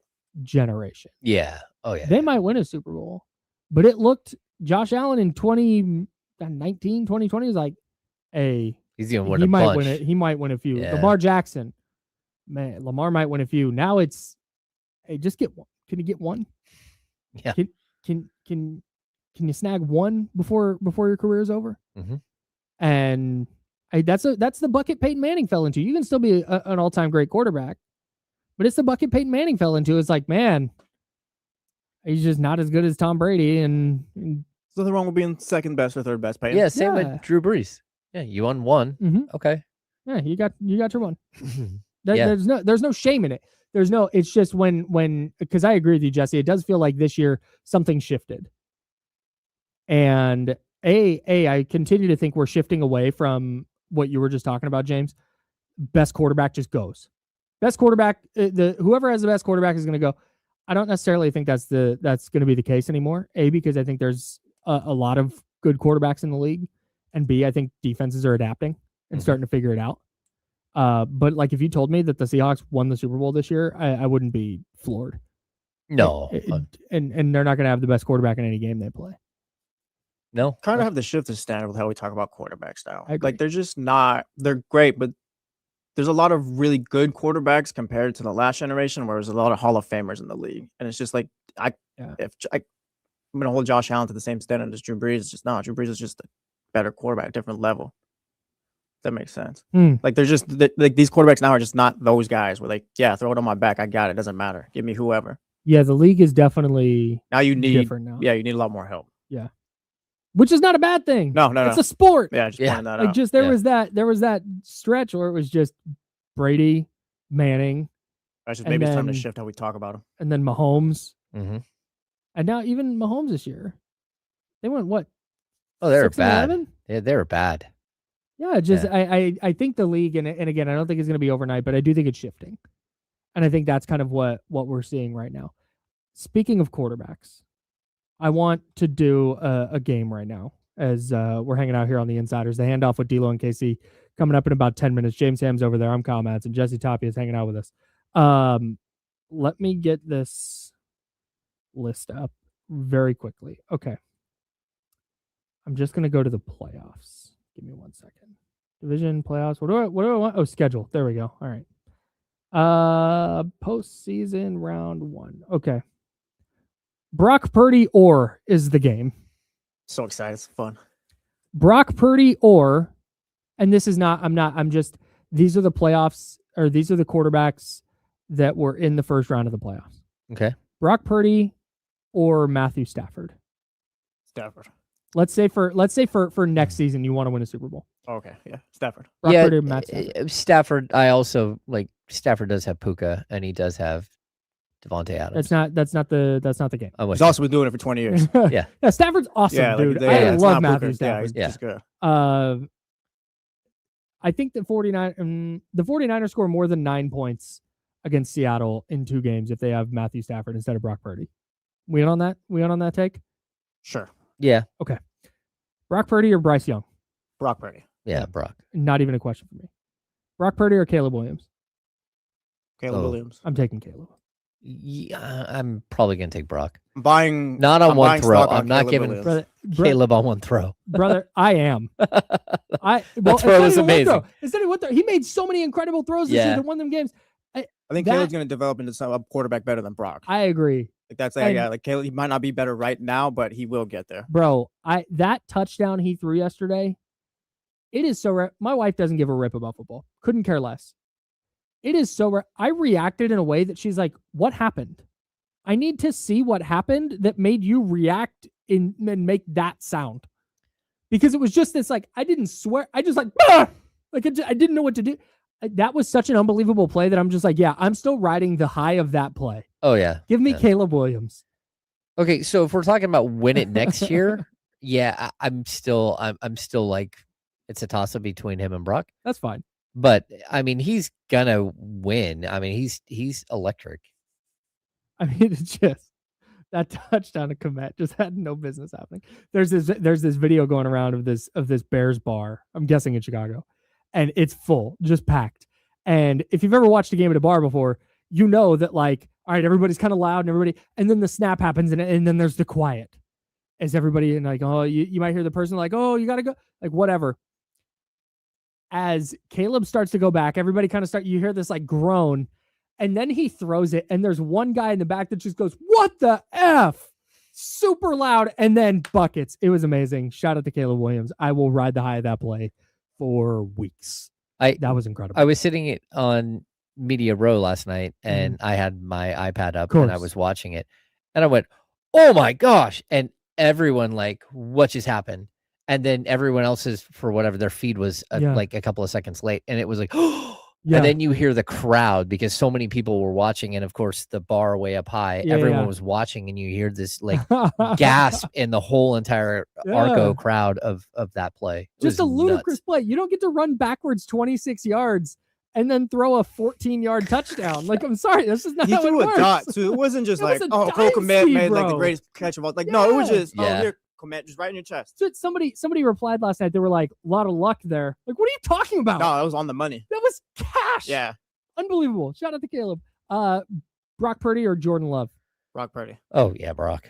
Oh, yeah, Brock? Yeah, I'm out on Jordan Love. I have concerns about you, pal. Yeah. Not big ones. Like, you're fine quarterback, but that might just be all you are. It's a coin flip for me, but I'll go Brock for the sake of being a homer. Brock Purdy or Josh Allen? Josh Allen by a lot. Okay. Brock Purdy or Trevor Lawrence? I don't know. I'm taking Brock. I don't know. This year was pretty cool. This year was a really good year for Trevor Lawrence. It was, but this one's like the true toss-up for me right here. Yeah, I think, okay. Push. I think this is... Oof. Trevor Lawrence. We'll continue. Taking him over Bo Nix. I need to think about this. We've got a bunch of quarterbacks to go. We'll keep doing this during the handoff with D'Lo and Casey. That's coming up next on the Insiders. It's ESPN 1320 Sacramento Sports Leader. This is where it gets difficult for me, and Chris Biederman brought this up on the podcast the other day. But people can say what they want about Brock Purdy, but it's like it's really clear that Brock Purdy with Kyle Shanahan is a good player. Yeah, just wait till we get to Jalen Hurts or Brock Purdy. No one taking on that one. Right, but it's like, so I have a hard time. I think Trevor Lawrence with Liam Cohen is awesome, and I think he's going to continue to be awesome. But I didn't set good enough parameters to say which team. It's just which quarterback. Yeah, I mean, I'm taking him over Sam Darnold. We're not there yet, James. Oh, damn it. Stop spoiling the bit. Yeah, Trevor Lawrence is a tough one. Trevor Lawrence is really good the second half of this year. I'll make a definitive decision about Trevor Lawrence next year. All right.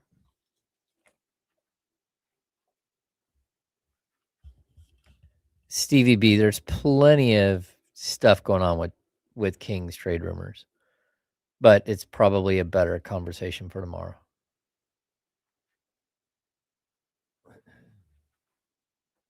Man, I'm so sad we don't have a Monday Night Football playoff game today. Man. Wait, other people are coming in, right? Allegedly. What? No, D'Lo and Casey are here. It's just going to be me for 4 hours. I got to say, I'm locked in, though, for Miami, Indiana today. I am too. You can listen right here on ESPN 1320 facts. at 4 o'clock. I turn into a diehard college football fan once around, like, this playoff season gets around.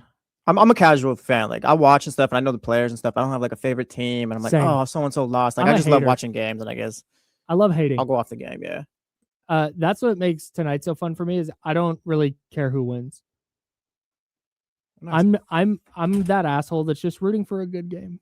Yeah, like when I was in high school, like Johnny Manziel was one of my favorites. Ah. Jameis Winston, like I loved Reggie Bush when I was a kid. I had favorite players in college, I guess. Hey man, What's up, man? chilling? Good. Yeah, I think so.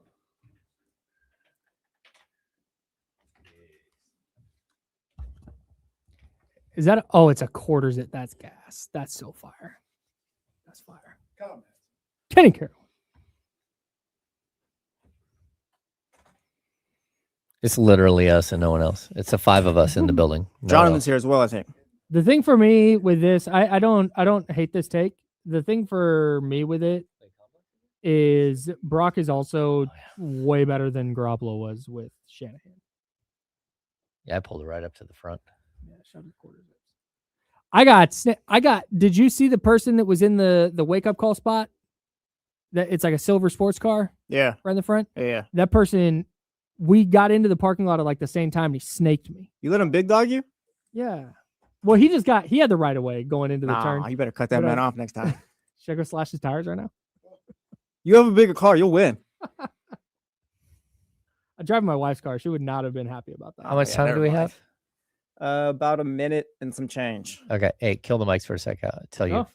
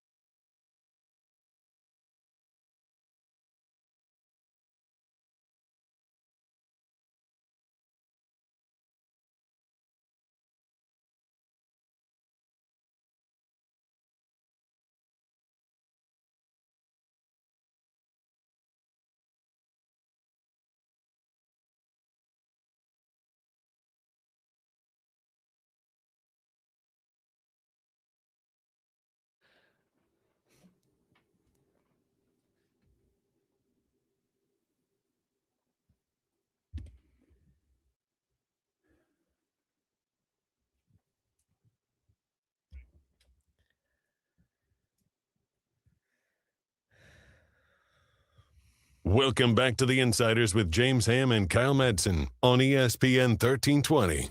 I'm Kyle. That's James. Jesse Toppy on the ones and twos, and D-Lo and KC are here because it's the handoff. Hi, guys. Sir. Yes, sir. What's good, baby? What's good? Hey, man. Hey, Kings basketball. You know what I'm saying? We got to talk about that. That's big time. Man. Sabonis back. Yeah. Dylan Cardwell. Huge. 4 or 5. That's a good look. Hey, did you see the Sac State basketball game on Saturday? Yeah, man. Overtime, man. That was crazy, They bro. got that Good freshman game. who's now copying Dylan Cardwell. It's fine. It's Seth. Seth is. Seth's just rebuilding. doing He stuff. did There's not- more people here today. matter of Well, fact, no, Okay, Seth yeah, no. did not expect us to be here, so he is hilarious. rebuilding. an We could entire get Seth in. He could just kind of talk about what's going Yeah, on. no, we could talk. All the about rebuilding of soundstage for sure. It was a crazy weekend. You know what I'm saying? A lot of sports. Man, I even watched some AEW. Yeah, we got Dynamite was on, man. We could break that down. You know what I'm saying? Indiana, Miami tonight. Indiana, Miami. Let's talk about it. I dove X's, heavy O's, etc. into the national championship game over the weekend. Malachi, that's my boy. It is. This guy's the truth, man. You're about to say the meanest thing ever about him. Well, he can go. He can go though. He can go. So, I watched a couple of YouTubes with Michael Irvin, Luke Campbell. Yeah, Uncle Luke. So we ready for the national championship game. I mean, we could break this thing down. I got some guys lined up from Indiana and from Miami that we could talk to. Great. And this could be, Perfect. Is it on our airways today? Yeah, sure is. It could be a 4-hour pregame show. Great. A 4-hour pregame show. Well, not 4 hours because we got a lot of Kings to dig into. Kings, you're right. Yeah. Kings. Yeah. Sax, I'm gonna get Prophet Johnson on here. Shout out Prophet. He had 30 points on Saturday. I'm gonna get him on here tonight. Today, so we could talk about that game. And it was just it was a lot of stuff. Do going the down. show by yourself? It was just a lot of things going on today. You know what I'm saying, over the weekend, and we, like I said, we could talk to Prophet. I'll go. I guess. Popping. You gotta stay here. I can't wait for 12:30 though. Yeah, what you mean with 12? I can't wait for 12:30 though. Did Prophet say he was good for 12:30? Oh, I'm good for 12:30. I will break down Seahawks Niners for you at 12:30. I will break that down like I did on Friday. I will break that down for you. Relax. We ain't talking about that game, bro. Relax. We aren't. I am. We ain't talking about that, man. 12:30. We on the handoff, and we talking Domantas Sabonis, bro. Oh yeah, That's what we Sabonis doing right now. We talking Domantas Sabonis, bro. Give it about 45 minutes. Go ahead. Do your segment. Hey, do your segment. Hey man, let's get. Can we get Scott? Can we get Domantas Sabonis on? I really want to talk to him. Matter of fact, Brad Miller, I might want to talk to him too. You know what I'm saying? Like we Kings, baby. We Kings over here, bro.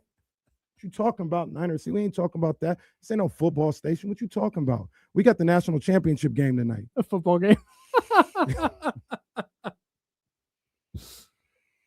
Well, Somebody want to get Damian? Yeah, someone want to go let him know we're done with this bit.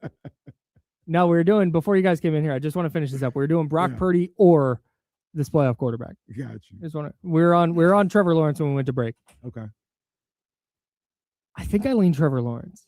Stop.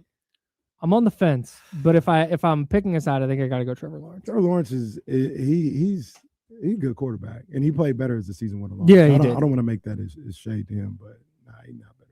Or I'm not taking him over Brock. I think I'm gonna go Brock because this is Trevor's first year. It was like, okay, he did it finally. Okay. Jalen Hurts. I'm gonna go Brock. Oh yeah. Okay. Who's the Chargers quarterback? Justin Herbert. Oh, Brock.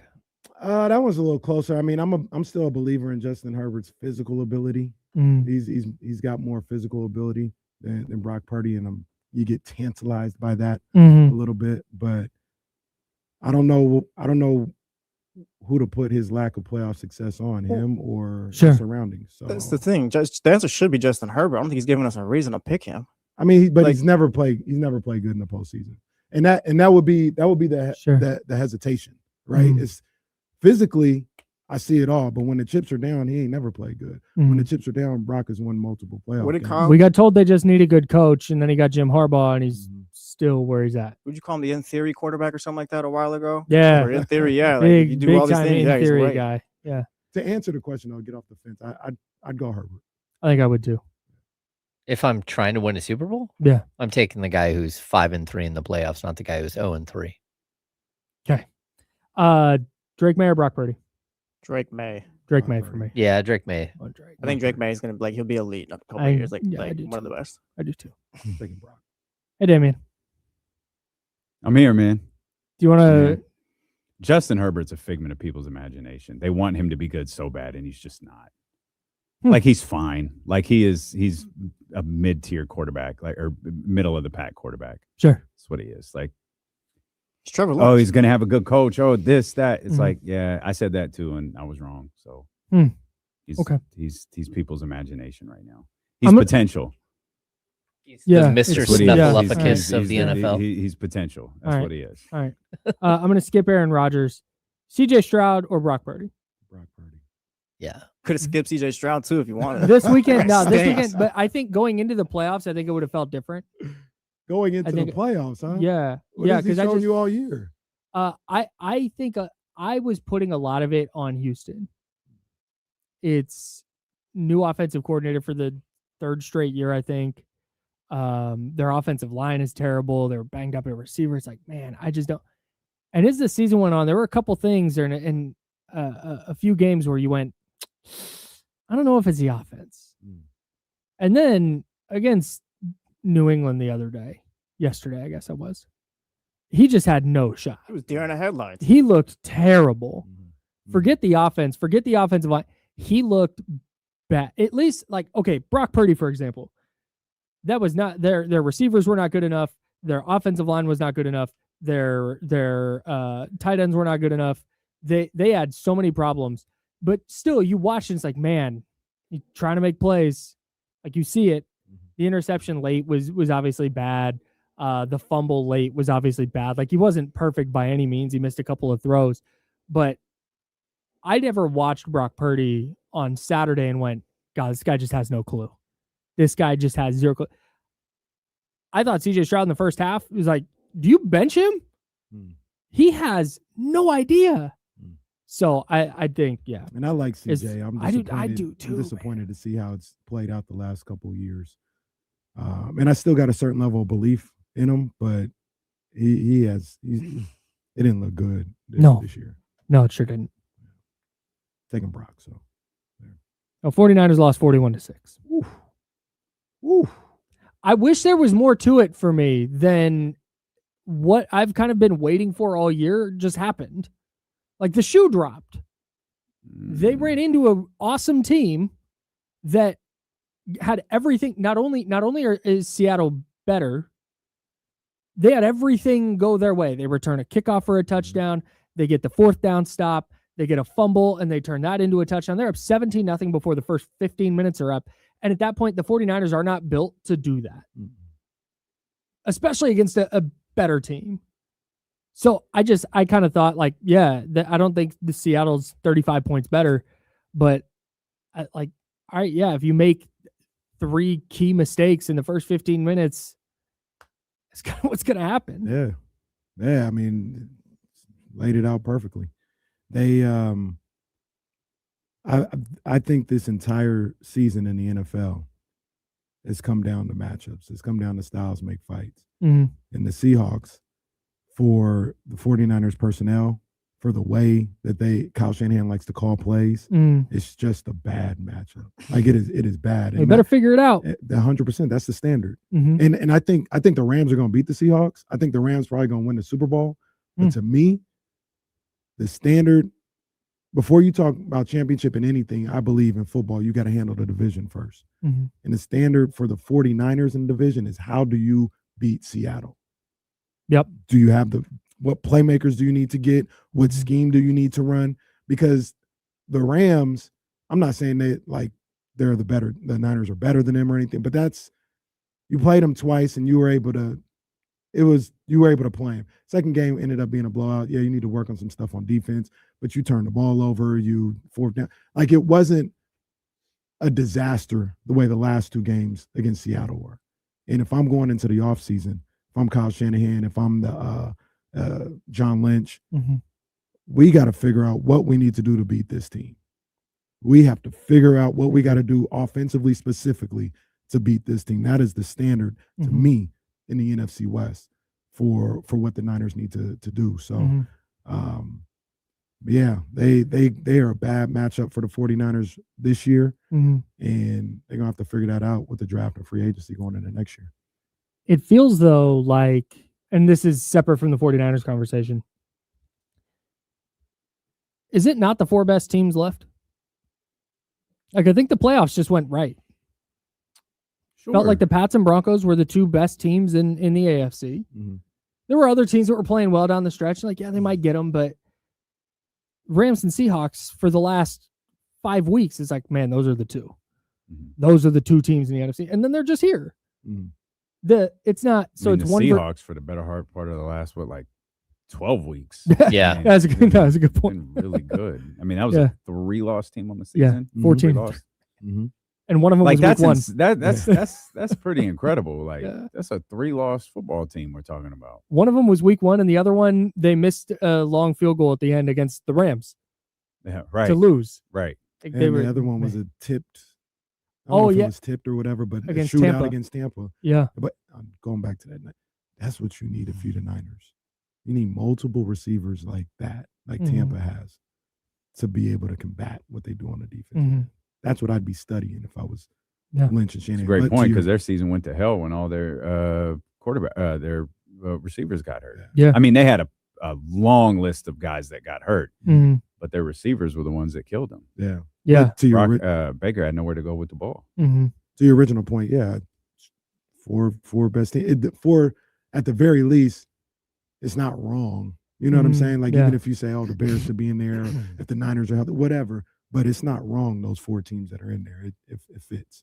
It's funny because basically what we're saying is that, we watched Brock Purdy with every luxury for a couple of years. Now we're watching Brock Purdy with nothing. And so how about we get like the happy medium, something in the middle where he's got, a couple of really solid wide receivers. He's got healthy front line. He's got a healthy tight end, and maybe we can see what he is, but it's just weird At how the minimum, they have nothing left. Yeah. At the minimum, if you're paying a guy to be your quarterback, like, he bare minimum should have a number 1 receiver at all times. Like, not Juwan Jennings, our number 1, but like, he needs to have a guy there. Yeah. I think that's fair. And to be fair to the situation, Brandon Ayuk went psycho, and Ricky Pearsall couldn't stay healthy. So it's not like things got sideways. To be like, no, we're gonna give even him Juwan Kendrick Jennings Lawrence. was getting off of a stretcher week after week. Yeah. Totally. Well, I mean, right. and he kept playing, which wasn't helping, but he kept playing because you made it an those incentive. incentives for him. Yeah. Yeah, it's like, all right, It's not a fine year, He did. but he's a 3rd receiver. Yeah, he had to kill himself to have a fine year. Like, yeah, man. Well, and we were talking about this earlier, and kind of looking big picture with the Niners, and kind of you disagreed with me, but I think they have a lot of things they need to address. They need to figure out what they're doing at receiver because Juwan Jennings, a free agent, Ricky Pearsall peeling himself off the turf after every time he goes down. Brandon Ayuk's gone. What are you doing at receiver? You got to figure out life after George Kittle because you're probably not going to have him for most, if not all, of next year. Christian McCaffrey, as good as he was this year, not the same guy. Well, time is ticking. Like, exactly. The history of the league says you're fighting a lot with Christian McCaffrey next year. Yeah, especially the history of the league with his age and then the number of touches he had, as James brought up earlier. But go watch his touchdown, the Juwan Jennings touchdown pass to him in the Super Bowl. And that was the one where they threw it to Juwan on like a screen, and then he threw it back across the field to Christian McCaffrey, who took off. Watch him there, and then watch him on any of his long runs this year. Different player. He absolutely lost the step, and people wanted to be like, "Oh, well, look at the production. Production tell me he's lost a step." No, that's not what I'm looking at. Like, he's still a great player, watch it. But he absolutely has lost the step. Yeah, so you need to add some explosiveness. Nick Wagner had that status, unbelievable. This team that used to be just yak yards after catch, they were fast. It was Raheem Mostert getting to the edge, and here's Deebo Samuel. All of a sudden, D. Winters was their only player to go more than 20 miles per hour as a ball carrier this year. Like, that's brutal. So they have to get faster. They have to figure out what they're doing at receiver. I think you still have to be planning for life after Trent Williams, even if he does play. Defensively, I think they have a number of areas they need to improve, including on the defensive line. There's a lot of work to do still. If you are going to get to that level that you're talking about where, all right, yep, this is a team that is not just competing with the Seahawks, but is contending for a Super Bowl in the process. For sure. And look, there's obviously things they got to take care of, but I looked at it a little bit like this. With the defensive line, I try not to just assume health from injury. So I try not to do that, but for the sake of argument, for the defensive line, you get your number one pick, Michael Williams, back. You get Bosa back. You pair that with Huff. You pair that with C.J. West and Collins, who showed now it's looking fine. Like, it's looking fine when you get those guys back. At the very least, this past year, you saw that D. Winters can play. Like, he may not be a number one lead linebacker, but pair him with Fred Warner, and now you've got some things going in there. I think you bring Eric Kendricks back one more year if he wants to play. You got to figure out who Nick Martin is and what he can do. That's a question mark, and you got that. In the second, but you're not decimated at the linebackers. Guys who were able to play, like even with Bethune, he's not going to start or anything, but now you got a depth piece. Sure. And you know that if you need to go to him for a week or two, you could survive. The secondary, obviously, you know how I feel about Lenore. They need to figure that out. That's the big question mark. They need to figure out what they're doing at safety in the Jair Brown spot, which I think he's coming back, but is he in a position battle, or what do you do with that? And they got to find a second cornerback. I think they found somebody that's good enough. I think he's good. I'm not even going to do that. Upton Stout is good. I think Upton he's Stout's good. a player. And you got him and you got Lenore. They got to figure out the Renardo Green spot. And I think that's something that you can take care of in free agency. You can. I think that's the way you go, as opposed to going in the draft to take care of that. Or is that improved with a better pass rush? Yes. Because that was that's like the overarching thing this year. This team that's just been like, invest in defensive line, had nothing. Like, it wasn't just, oh man, they struggle a little bit to get after the quarterback. Like, no, man, it was 4 dudes just getting blocked. And when they got pressure, it was because Stout was flying off the edge, or is Malik Mustafa or a linebacker coming in. It was so rare that they just got pressure with 4. Now, and it was after everybody got hurt. Remember, before everybody got hurt, we was talking about how they was getting after everybody, the Cardinals game, the Saints game, all this other stuff. And now you had, I'm not saying guys that shouldn't have been on the team playing, but you had, like, these were backups. Right. They were starting 4th and 5th string type. Right. So the hope is you get those guys back, and you get, at the very least, you're better next year at that position. Sure. The number one, I want to know what you guys think about this. The number one priority for me, because remember, we call back to what I said a little while ago. I think the standard bearer is, how do you beat the Seahawks defense? Is you've got to go get a number one wide receiver somehow, some way. Whether that's a big time splash, or you go in the draft and you zero in on somebody you believe in Jordan Watkins or Cowing and to balance everything out. But you got to go get, like you mentioned, speed in that wide receiver room. And I think that's the first priority. I know a lot of people think offensive line, defensive line, and I get it, but I think you have to find more speed on the outside for this team, and that should be their first priority going into this offseason. You're listening to KIFM West Sacramento, KRXQ HD2 Sacramento, ESPN 1320, Sacramento Sports Leader, always free on the Odyssey app. That's one of the things that really stuck out to me, and it sticks out to me in the games the 49ers lost to, the various games the 49ers have lost to the Chiefs over the last 5 or 6 years. And then you watch Rashid Shaheed against San Francisco on Saturday. You say they need more speed at wide receiver. I question if that's something that Kyle Shanahan is ever going to prioritize. Because I think he looks at a player like Jacob Cowing and goes, okay, yeah, Jacob or Danny Gray or pick Travis Benjamin, Jordan Watkins, and goes, okay, they're fast, but like, can he separate on this route? It's like, man, who cares? Oh, when he's on the field, like the defense knows that it's either going to be a go or who cares? It's just, Rashid Shaheed, everybody knows he's either going deep or they're going to do something to get the ball in his hands on a handoff or an extended handoff or whatever it is and let him run. And he's still an effective player.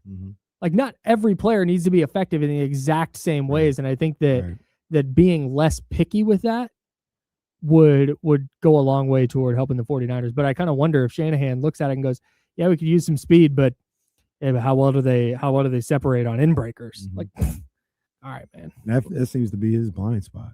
I agree. Free agent, by the way. But yeah, that seems to be his issue. And I don't know. I'm with you, Kyle. I don't know if he will prioritize that. Yeah. Like, I think they want to, and we'll talk about it on the show, but there's 2 paths to go with the wide receiver. I think I'm pretty sure where they're going to go. They're going to play it safe. I go big game hunting. I'd go big game hunting. Come on, Jordan, on Justin Jefferson. Man, see what's going on in Cincy. Yeah. But I don't think they're going to do that. Pickens, free agent.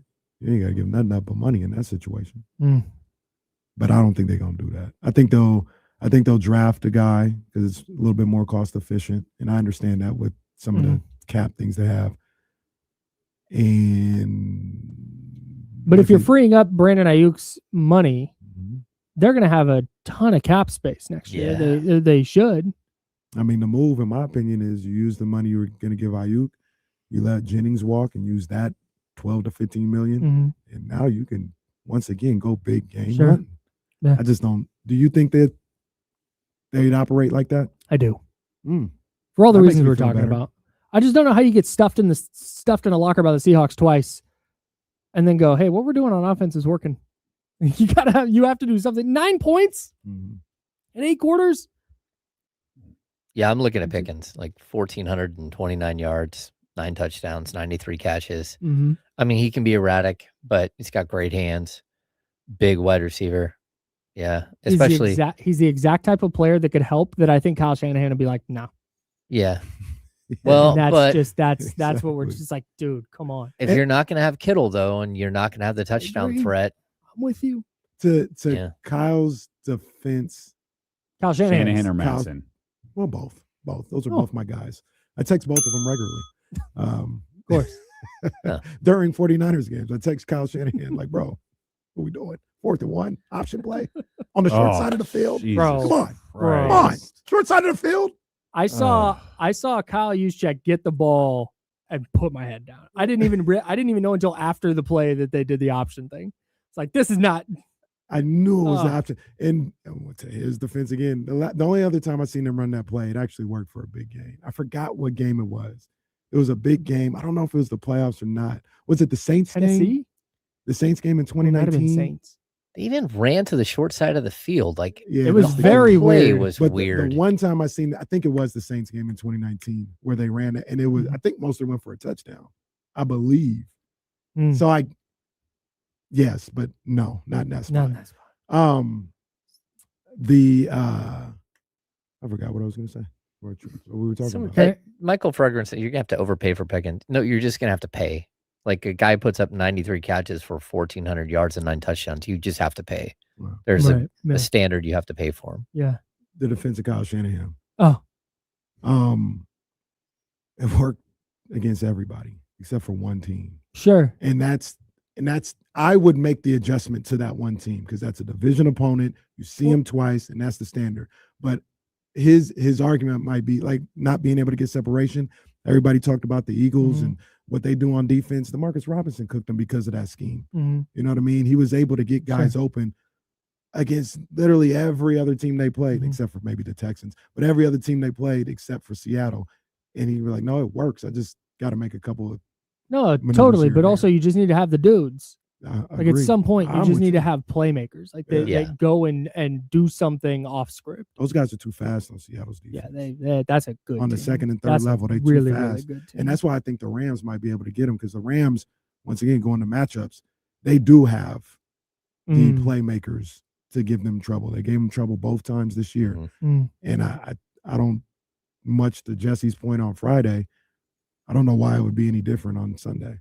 Yeah. He said that about the Niners Seahawks game. I kind of feel that way about Rams Seahawks. Interesting. We'll talk about that more though. Shift gears and talk about the Kings a little bit. 4-game losing streak snapped. Winning streak snap. Winning streak snapped. Sorry, I'm just Used to it. used to it. Yeah. Muscle memory. You guys make anything of Domantas Sabonis sitting? Yeah. Those final few minutes. Mhm. What do you make of it? Absolutely. Like we asked. This is a question we asked all day Friday. Dennis is coming back. Domas is coming back. What's this mean for the rotation of players and young guys? And you know, what's it mean for Dylan Cardwell and Maxime Reynaud? And in the end, it didn't seem to mean anything. They just worked Domas into the rotation. It wasn't working the other two around Domantas Sabonis. It was working Domantas Sabonis around the other two. Now, he was gone for 2 months. Sure. And I know the broadcast last night was trying to draw comps to Zach LaVine, how Zach LaVine, missed a week or 2 games. Yeah. And they came back. He came off the bench. Oh, we weren't prepared for Domas to come off the bench this one. Well, 9 games versus 27 is a very big difference. Plus, I have to imagine, given that he didn't have any type of surgery, they probably don't know exactly what state Domantas Sabonis is in. So I don't know that there's an official minutes restriction in play, but there's probably a see what he can do. So like it could serve, two different purposes. You could keep an eye on Domantas Sabonis and how he progresses, how he heals, how he's feeling, while also keeping, the guys who have stepped up and played really, really well. Max in various positions. Dylan, I don't know that there's a bigger fan favorite in this city right now than Dylan Cardwell, who had his best game as a pro yesterday. So, it's something right now. It might not be anything later though. Yeah, I need to see it for a week or two. And again, I don't think Domas is remotely close to 100%. Didn't look like it. I just don't understand any of it. He said, Like, I'm not 100%, but Then why is he playing? He said, because I want to play. And okay, I don't wanna sweetie, get like, out there. We're All 10 and 30. Like, Yeah. get better, bro. Like, what are you talking about? I mean, I'm going to respect him and what he says. I don't know if the case is that he ain't hurt. I think I wondered last night on Sports Sunday how much he's been able to play. Like, I don't know how much 5-on-5 None. down. And what I see from him in these games is he's getting used to playing 5-on-5, getting up and down the court. I don't know if it's a pain threshold thing. It's just, I got to get used to stuff. I haven't played in a month and a half.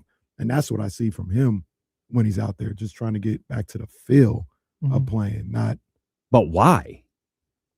Like, if you're not healthy, why? But I don't think it's a health, but I don't think it's a health that thing. feel back later. But I don't think it's a game. health thing. I don't believe it's, oh man, I still feel this pain in my knee, but I'm gonna go out there and play. I think I feel good. I just haven't played up and down. I'm trying to get into the groove of basketball. Yeah, not play through pain. That's what I think. I saw. I hear you. I don't think he's healthy. I don't think you can have an injury without a clear diagnosis and a clear approach to getting better, and then just come back. in 10 weeks and go, oh, it's good now. He's not like, wearing I just a don't sleeve. think that's There's a no thing. brace. There's nothing, which I was surprised by. They don't even have the thing taped up with like KT tape or something. So like he's got to a point where they're like, okay, you're okay to come back. I also, not to play conspiracy theorists, they play Toronto in like 2 days or tomorrow or the next day, whatever it is. It's Wednesday. Yeah. It's Miami tomorrow, Toronto. Yeah. They're going to start playing teams and they need to show that he's healthy enough to play.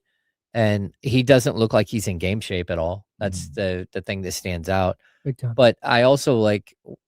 He looked fine Friday. I thought he was slow. He looked good on Friday, and he did not look great yesterday. Yeah, so maybe that's just. Yeah, defensively, he looked a step slow everywhere he went. Oh. And, he had the big dunk. But normal to me. Yeah. He always looks a step slow defensively. Yeah. There were a good point about the braces and stuff like that. Like, if I would think if you're coming off there'd be some type of sleeve, especially non-surgical. Like yeah, there were two guys there. I probably from Lithuania that like tried to grill Doug in pregame. The guy's like, "Is Domas starting tonight?" He's like, "He might be." And then he's like, "Well, is he or is he not?" And like it's like, hey, brother, you know who you're talking to? It'll come out on the but then like I walked over to them afterwards. I'm like, "Hey, he doesn't tell us if they're playing or not. Like he will not release like starting rotation and all that stuff." But the difference between winning and losing. At the same time, someone asked him if Domas is on a minutes restriction, and Doug blew off the question. So Doug's not giving up that information. It's clear he's on a 20. So Doug's doing great right now. It's clear he's on a 20-minute per game, at least right now. Yeah, it'll probably go up to 24 for next game, or maybe it won't. But it'll probably incrementally go up from here. But you play 20 minutes, 2 games in a row, you're probably on a 20-minute per game injury restriction. I had no problem with him not playing in the end. I thought yesterday was interesting because the game was close. And it's like, nope, they're riding with Dylan. I mean, he's going to foul out any second, but they're riding with Dylan. But it's also like he's coming off a knee injury. I'm not going to throw him back out there if he's been sitting for 15 minutes and he's cold. Like, just not going to do it. Yeah. And Dylan was what they needed. He was good. Yeah. He gave them what they needed. I mean, the two plays stood out at the end of that game that I don't think either one of those guys, Max or Domas, is making. Is Shaedon Sharpe back-to-back plays as clear lane to the basket. Who meeting them with verticality and affecting that shot like that on the roster outside of Dylan Cardwell? Nobody. No. And maybe Precious a little bit, but not. Yeah. And that's something that they needed at the end of that game, and I think just in general need on that team. Not saying that he's always going to play in front of Domas. Matter of fact, I don't think that's going to happen when Domas is ready to play. Right. But sometimes when you need those, they needed to get back into that game with stops, and they went with Dylan in that situation. And he answered. What do we think coaches gain from not announcing starters? Especially that close to game time. Kyle Shanahan does this too, where it's like Ben Barch gets hurt. So it's Spencer Burford or who's the cat from Iowa they drafted, whose name I can't remember. The rookie left guard. Center? Is that no. He played left guard. Connor Colby. It's like, oh, it's Spencer Burford or Connor Colby. And he's like, yeah, I'm not going to tell you guys that. Like, for what? For what, dude? Do you think the Rams are sitting there like, let's watch Kyle's presser? Oh, who's going to start? I didn't say. Sean. Foiled again. Like, gosh. Sean. I saw that. He hasn't told us, Sean. He hasn't told us. Like, I get. He's not obligated. Like, Doug's not obligated to tell us anything. He doesn't. He can play coy with everything. He's not obligated. The idea that the opposing team. Oh man. They have until 6:30. Just so you know, like a person goes over and says, "What's your line?" At like 6:25. What's your lineup to the opposing team? What? They fill out their lineup. They check off who the starting lineup is, and then they have to sign it. There's a actual sheet, right? And on that sheet, it has the Kings starting lineup, and that's when they find out. And Doug talks at 5:15. That extra hour 15. It's weird. Remember when Doug lied to your face after Malik didn't start? They announced Malik in the starting lineups. He wasn't starting that day. He winds up coming off the bench. James goes, so something like what sparked the change? And he looks right at you and goes, Well, you didn't ask this game. I might have told you. Oh, It's like, okay, Doug, you're lying. You weren't going to tell You weren't James gonna tell me. anything. Yeah, go ahead. No, I was gonna say, let me ask both of you guys. Do you think, or all three of you guys, excuse me, do you think there's a time when he really doesn't know? No. Like it's 5:15 and he's not sure. No, because they go through shoot around, and if a guy's not going to play, you pretty much know in shoot around, unless it's like, man, I'm super close and I'm going to try to give it a go, and I got to warm up first. Playing is one thing, but like, Starting. am I going to start Max or Precious in this game? No, they know. At Yeah, he 5:15, knows. I'm not sure. He definitely knows. Maybe in some instances, but I think Doug knows when he walks into the arena. Bobby, flip a coin. Yeah. Heads Bob, they're Precious, tails That'd be gangster if Doug did that after. is, Like, Doug, is Domas starting it? Well, let me see. He pulls out a quarter, flips it, and it's like, oh, it's heads. He's not. Sorry, guys. He should I'd do love that tomorrow. No, I just think I love the little like game. take that, Lithuania. Because there's Leave.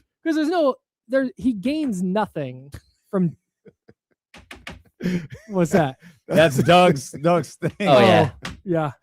Yeah. He gains nothing. Doug is really unhappy if he ends the prep. All right, guys. like he wants to. That break was the Mike table. Brown. That was the Mike Brown thing. Like, oh, we don't care who's over there. We're gonna win. That was the left. that was what he we're all unified together. We're on the same page.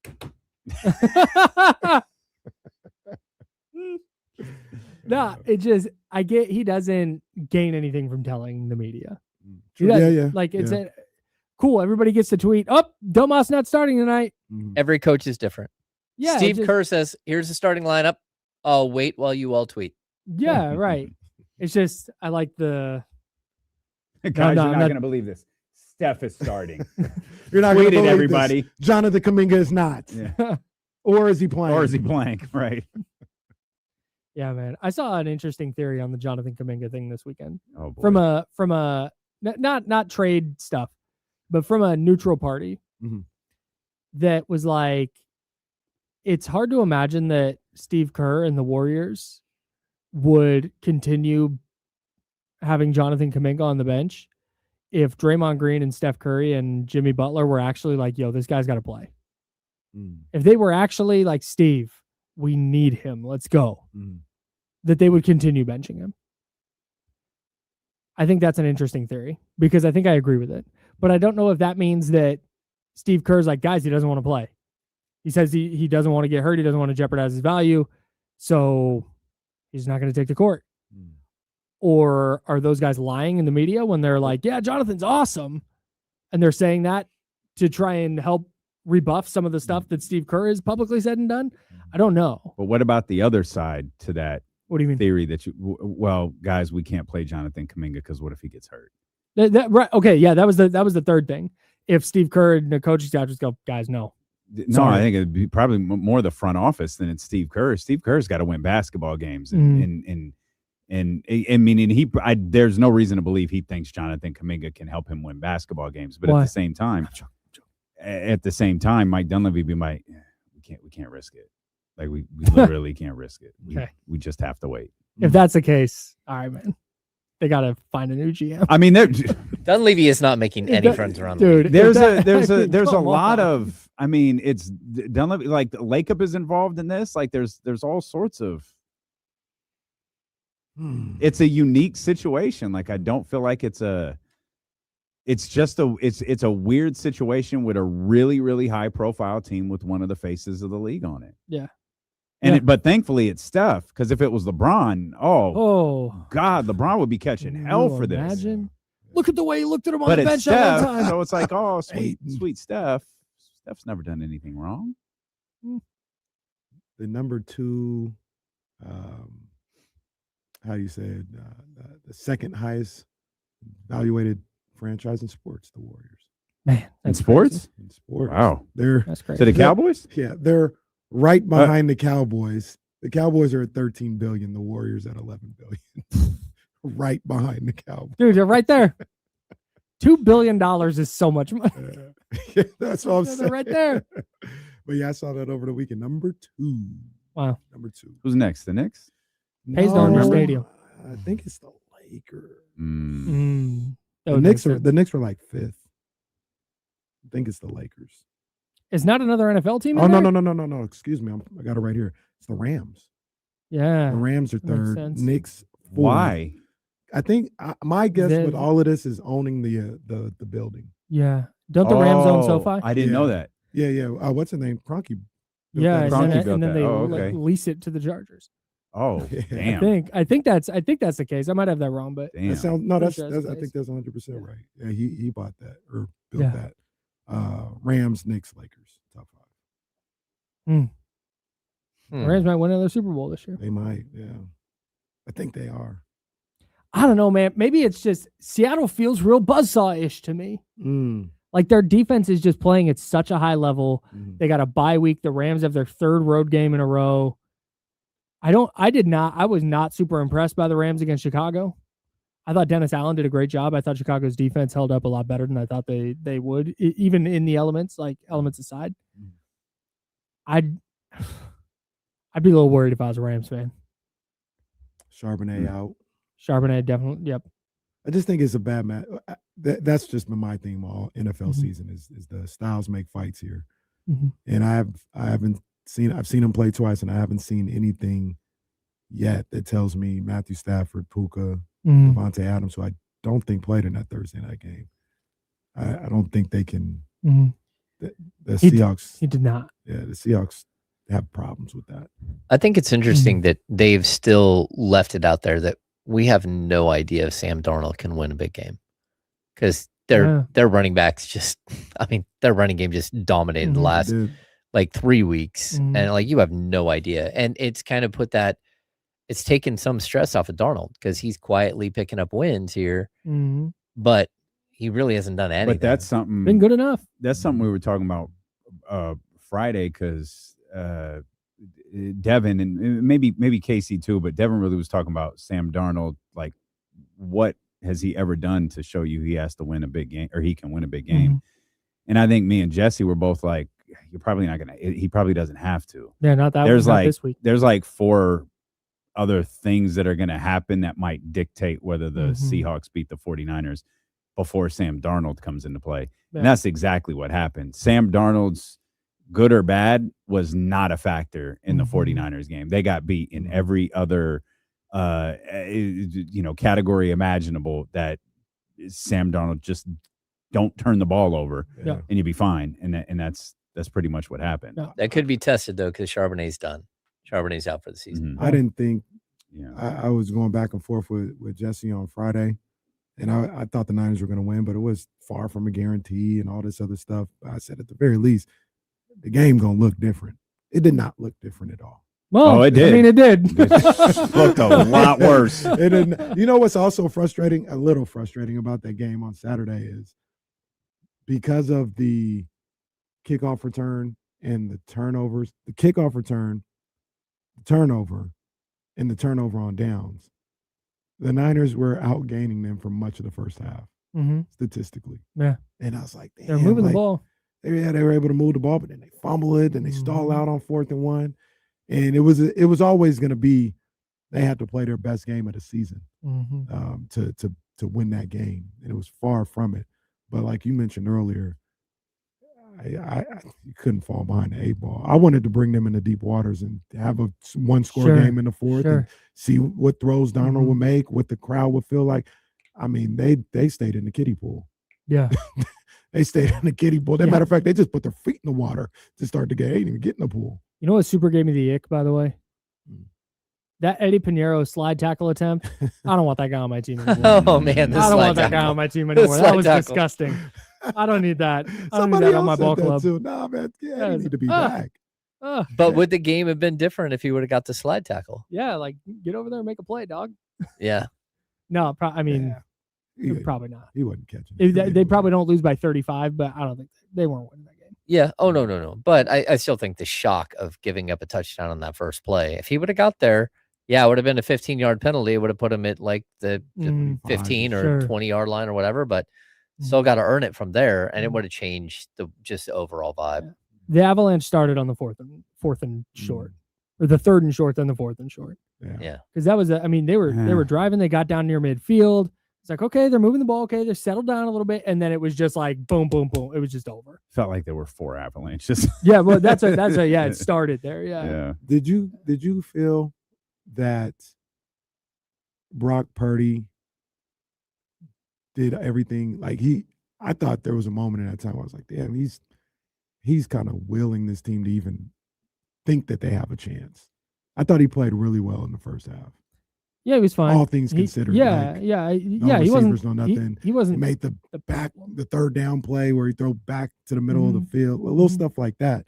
Even the pass to Ricky Pearsall that was incomplete. Yeah. I felt like he was kind of willing him to stay in that game, and he just didn't have enough. A little bit, yeah. He missed a throw to Jawan on a corner route. I can't remember if it was like a second or third down, but it was there for him, and he just kind of missed it. Yeah, he was fine. I didn't walk away from it going like, God, Brock, what an amazing performance. Like, no, he was fine. It wasn't the reason they lost, but he definitely wasn't good enough. I don't know. D-Lo and KC next. Yes, sir. Shout out to James Ham. Shout out to Jesse Tapia. I'm Kyle Madsen. We're the Insiders. We're back tomorrow at 10 a.m. Until then, drink water. Be nice to people. Shout out to y'all for being in here. We weren't really sure what today was going to look like, but yeah, man. It's the same as every other day. Yeah, Appreciate man. you We're glad guys, man. That's are here. awesome. Better chat, yes.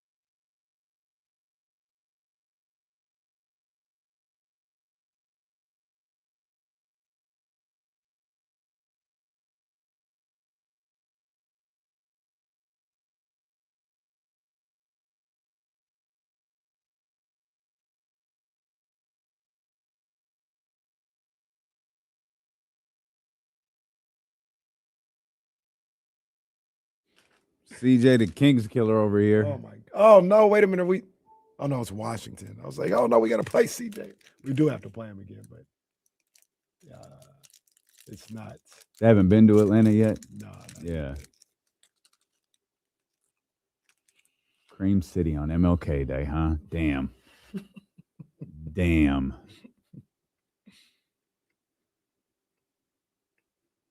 Well, they said Dr. King liked to get down, so.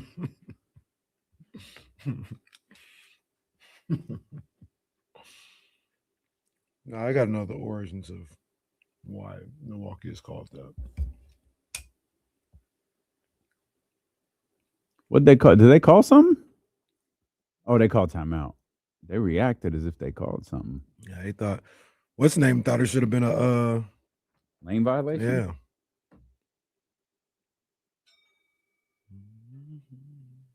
Oh, damn. I didn't even realize that when I read those off too, that LeBron's not starting. For the first time since 2004, LeBron James is not a starter. Wow.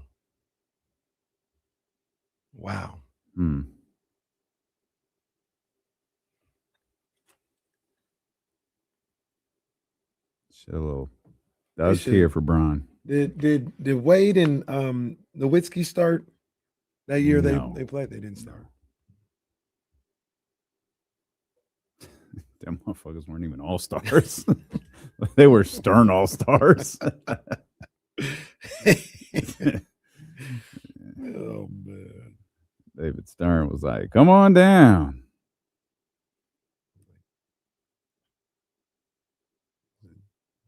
David, they haven't played all year.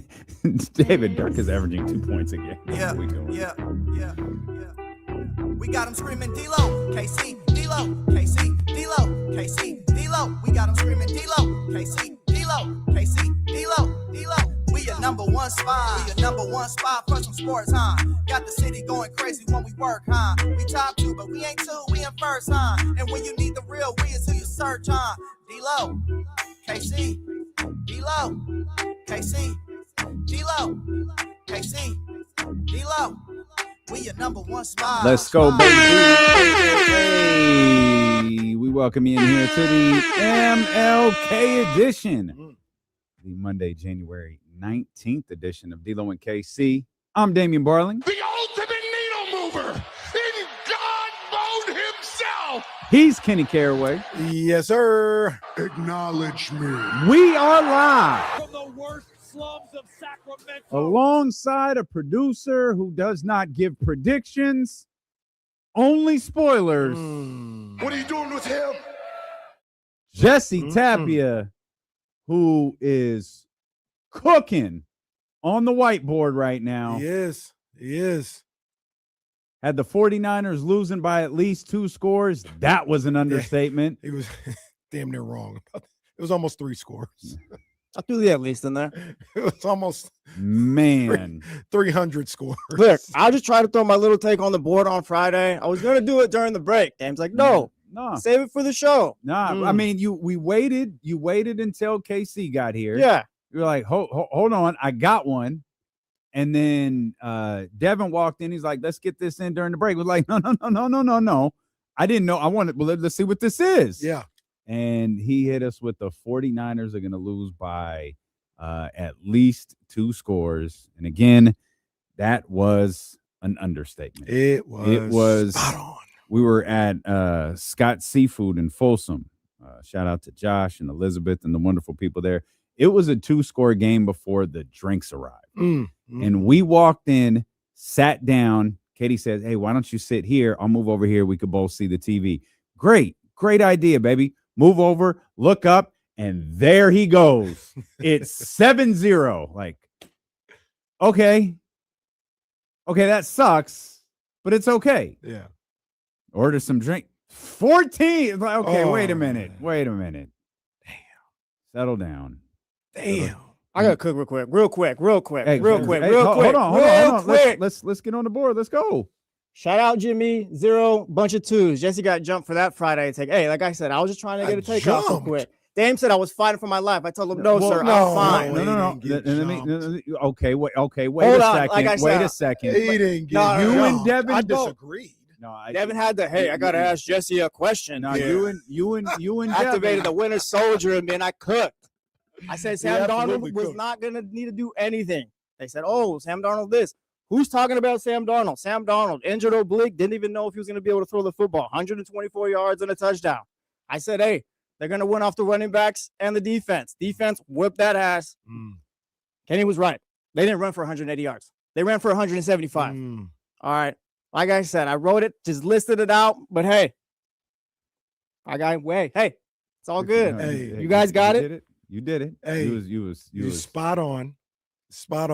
That game, there was more points because the Seahawks didn't let them off the hook this time, but it was the same game for 8 straight quarters. It was the same damn game. And that's what this Jesse one was was laying out. compounded by some 49ers mistakes, which was probably what made it look bad. I don't know that the 18 was littered with mistakes. This game was littered with mistakes. Yeah, and that's the point Jesse, I believe, was trying to get across on Friday. Was I don't see anything was going to make it look any different on Saturday, and it was the same damn game.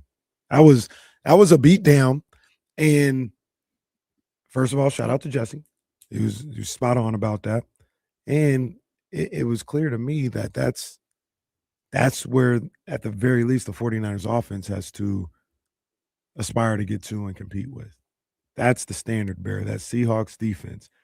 You're going to have to build your roster, build your game plan, build your offense in the offseason around how do you beat the Seahawks defense? Because that's the one that you just can't match up with right now. I meant to ask Kyle this. It's not related to what you just said totally, but you guys were both, and we will today as the day progresses, because we've got the 49ers to discuss. We have Saturday's game to discuss. We have what's next for the San Francisco 49ers to discuss. We also have the Bills getting eliminated, Sean McDermott being fired. We have the incredible play from Caleb Williams that sent that Bears-Rams game to overtime, with the Rams wound up walking out with a win there. We've got the Bo Nix injury. Like, there's so many different things to talk about here as the day rolls along. But you guys were talking about what the 49ers need to do, how the 49ers can get better. And we started with the wide receiver and things like that. And then Kyle mentioned they got to get better on the defensive end. And I wanted to ask Kyle, but didn't get the opportunity. So I'll ask you, given the way that they've drafted, how much of that improvement on the defensive end can come internally? I think a lot of it, man, and that's pushback. I don't know if that's the right term, but that's what I was trying to get across my thought to Kyle. It's like, I don't think there's a whole lot on defense they need to do. I think because you think the group that they have will get better. Right. Gotcha. And the draft picks they have made, whether it's a Michael Williams or Upton Stout or D Winters, and like I said, we got to figure out who Nick Martin is. But I think, to your point, internally, they can just get better by being healthier, like just putting people in their right spot. Like, or just get better by going from year one to year two. Year or two to three. Yeah. Upton Stout is going to be better being a second-year guy in the slot. But like a guy like Michael Williams, I think the defense would have been better if he was there. He didn't even play because he got hurt in the second. He didn't even play the second half of the season. So just having those guys back, combining that with some things that you still got to do in the draft. You know, I'd really lock in on some type of edge rusher. I thought last year in the draft they focused on stopping the run, and I thought that was the right call. Getting guys like C.J. West, getting Michael Williams, guys like that. This year, you really focus on guys who are specialists, who can get to the quarterback. So outside of going to get I'm in favor of going to get a cornerback, and I want a veteran. I want to go get a free agent cornerback to go alongside Niamh or Lenore. A lot of that, to your point, I think will help with health and just the young guys that they played being a year older and being put in more of a proper slot next year. I feel like that they're not good. They got to work on some things, but it's not as drastic on the defensive end. Mm-hmm. I think one of the toughest things to take if you're a San Francisco 49er fan is the 49ers didn't have many games like this all season. You could argue they didn't have any. They had a couple of games where they got roughed up, but even in like the Rams game comes to mind, right? They lost that one like 40-something to 20. Mm-hmm. They were within striking distance at various points in that game. I think they were down 7 in the fourth. It was never like a 30-point blow. It was never a 3-score game in that game. And this one just it came at the worst time. Kyle Matson used the term, it felt like the shoe finally dropped, as if everybody was kind of waiting for this to happen. I didn't feel that way. I didn't walk away from that game thinking, man, if only George Kittle was there, or if only Fred Warner was there, or if only Nick Bosa was there. Would there have been an impact? Sure. This was a 41-6 game. This was a game where, so many things went wrong. Obviously there's the kickoff return. There's the turnovers. There's the turnover on downs with the option play with Juice and CMC. But I just didn't walk away from this going, if they just had A, B, C, D, or F, or all of them. This was just this is football to me. We can analyze this to death, and Jesse did a hell of a job dropping the spoiler on Friday. You can analyze this to death, but in the end, if you just get a team playing one way and a team playing another, you can get, that's the outcome. That's the result of the equation right there. You had a team playing who they got punched to the ropes quick, and Seahawks just followed them in and took them out. Credit to him. Credit to the Seahawks. Credit to the coaching staff and what they did. They didn't give them an opportunity to even think that they can mount some type of comeback or something. They took them out when they had the opportunity, which is something they didn't necessarily do in Week 18. And they seem to have learned from that, and they made sure they handled business and took all the life out of the 49ers early in that game. And they get all the credit in the world, man. That was a thorough beat down, and Seattle looked fantastic on Saturday. They looked great on Saturday. I think we'll talk about this as the week goes along and everything. I think the Rams, I'm leaning towards Rams in that game, but it's a toss-up for sure. It's a toss-up for sure. Seattle looked really good on Saturday. I think that Rams game, you'll need more from Sam Darnold than that one. I'm not sure you can do the whole 100 however many yards gimmick like you did on Saturday. Yeah.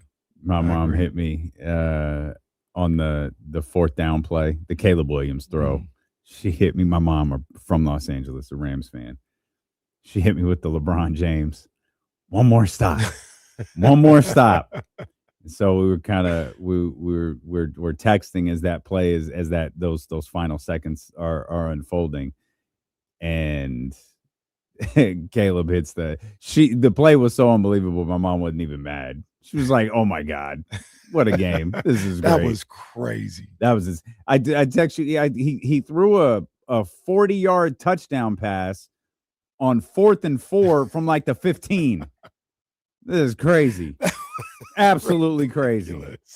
But it's the NFC West in the NFC Championship. And you're right. We'll talk about that as the day progresses. And, of course, we'll talk a lot about that as the week progresses. I'm sure a lot of Seahawks fans, good kid, a lot of Rams fans, Javon Stallworth. No, go ahead. I mean, this game is being played 100 some odd miles from here. Yeah. They'll be I tapped was in gonna if say, their winner could pull it off. Yeah. Good kid. Could pull it off. Good kid. The Elk Grove kid talk line 916-909-1320. He was talking Saturday night. The phone line better. Oh, they was ready. Phone line always gonna be open here. I ain't running from no smoke. Never. The funny thing is, in the chatty house, on Twitter or whatever, I got people talking about football. I got people talking about football that I ain't seen talking about football since King's training camp. And all of a sudden they talking football. We was wearing shorts outside last time you talking football, and all of a sudden you talking football. I was wearing tank tops and jerseys with no undershirt the last time you was talking about football. Now all of a sudden they talking football. You was putting sunscreen on and exactly. And now by the pool. I ain't seen these people talking about football in months. And all of a sudden now they turned into Ron Jaworski out here. It's cool though. Look, heavy as the head there. It's when you have a team like the 49ers, comes with the territory. People gonna pray for your downfall. Only one I shouldn't say the only one that gets a call. Anybody gets a call today, but the only one that I respect their call is Good Kid. Good Kid said it was going to be a boat race on like Wednesday or something like that, Tuesday. Mhm. He's like, we're going to boat race, y'all. He was right. He was spot on. 49ers are a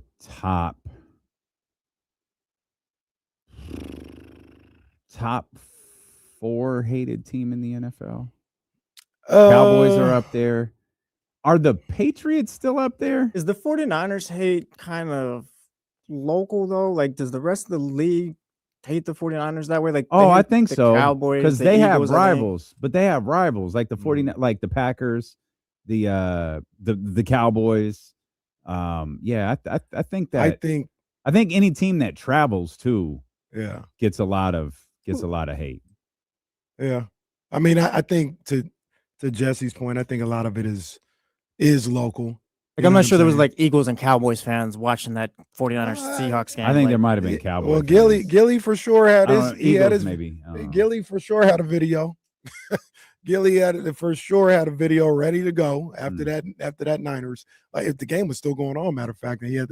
So I don't know if that's recency bias because, they just lost last week and he was getting his stuff off, or if this is something that's going to last forever. But yeah, I think. I mean, you've had a couple of playoff battles over the last, 3-4 years or whatever it's been with. Who do people hate traditionally? I would say, to your point, I think they probably are top 5 because nationally, who people hate, there's not a lot, right? Yeah, that's what I mean. There aren't very many. It's Cowboys, which is why I'm trying to figure out: do people still hate the Patriots, or was that just a Brady Belichick thing? I don't even hate the Patriots. They play in my division. Yeah. Okay. I think it's Cowboys, Eagles, and almost by default, I put the Niners up there. You know what I'm saying? Because that might be the end of the list. Yeah. The Packers might be up there. Packers might be up there. Maybe. I don't know if anybody passionately feels one way or the other about the Packers. But Cowboys, Eagles for sure. If I had to rank them, it would be Cowboys, Eagles by a country mile, and then maybe the 49ers after that. I do think the Packers are up there. They're similar to the 49ers in that they have the Cowboys as a rival. They have the 49ers as a rival. They have the Bears, and the Bears are obviously one of those teams that move quite a bit. People in the chat, I was talking about the Raiders. All right, bro. I don't think people so, barely man. even know y'all still in the NFL. Ain't nobody thinking about the Raiders. The Raiders stuff. If there's Raider hate, it's local. You talking about the Texas Tech Red Raiders? You can't be talking about the professional team. Ain't nobody think about the Raiders. We got a Cowboys fan on the line. Dan was right. Wants to hate on the 49ers right now. Stanley. Wait, is this real? Oh, I thought he was kidding. What's up, Stanley? Hey, I know one thing what they are. It ain't the 49ers. The 49ers. I mean, they did everybody a good service. They got out there and embarrassed themselves. I mean, it was just over. You didn't even have to watch the second half. You knew what it was. Hey, Stanley, do you remember the last time we talked about because we had these conversations, we went back and forth. You remember the last time we talked about like the Cowboys, you know what I'm saying? And like what was going on with their season and stuff. You remember that last time? Can you give me like a date, like even a month? Like when was that? Yeah, I remember. When was it? I mean, was the sun out? What was the temperature? I don't remember what the temperature was. It was about mid-70s. It was about mid-70s. I ain't gonna say high 90s like it really is. Like in September, it was like high 90s. But I'll give you a month or two and say late September, early October. We was having that conversation. Since then, we haven't said two things about the Cowboys. I understand, but I'm gonna say something about the 49ers. Here's the thing I got to say. We still won the same number of Super Bowls as you all have, and we have won a Super Bowl more recently than you have. That's loser talk. I'm not worried about that. I'm worried about what the 49ers do. Stanley, we appreciate you. I was hoping we hear from you today. We appreciate you, Stanley. Shout out Stanley. Shout out Stanley. Stanley could not be happier right now. You know that picture that we have at concerts in the park where I have the Monk jersey on and you got the I think that was the last time we talked about some of these teams. I think that's what we was wearing like, the last time we talked about some of these a couple teams. years ago. I think that's what we was wearing. Yeah. That's when we was like, hey, what you think about the Raiders this year? What you think about the Cowboys this? I think that was the last time we. That is a great picture, by the way. That's a fire picture. Tank top on, Malik Monk jersey, shorts on, the Eric Emmanuel joint. Yeah, it was before that Malik Monk jersey became a throwback. Because that joint teetering with throwback status now. I don't do a ton of posting. Oh, here it is. That picture was posted on July 19th. Yeah, that sounds about right. 2024. That sounds right. Last time we talked about the Raiders.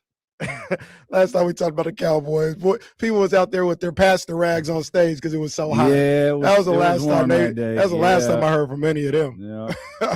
Yeah. But like I said, heavy is the head that wears the crown. That was so long ago. I think I collaborated with @IMK Diddy for that post. It was so long ago. Sounds about right. The raid hadn't happened at that point. Sounds about right. But yeah, like I said, when you got the Stanleys, you got the Rob W's, you got the Stevens. I mean, these guys, they ain't even talk soccer. They ain't talked soccer since the sun was out, let alone American football. But that doesn't change the fact they could relish in the loss of misery loves company. So they could relish in the loss of your favorite team. Yeah, absolutely. Absolutely. Like you do it with the Dodgers. That wasn't very don't nice. do that. You don't do that.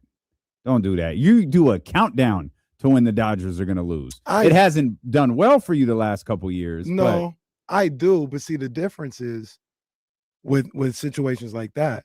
Like, I'll put it to you like this. Do I do a countdown for when the Lakers lose? No.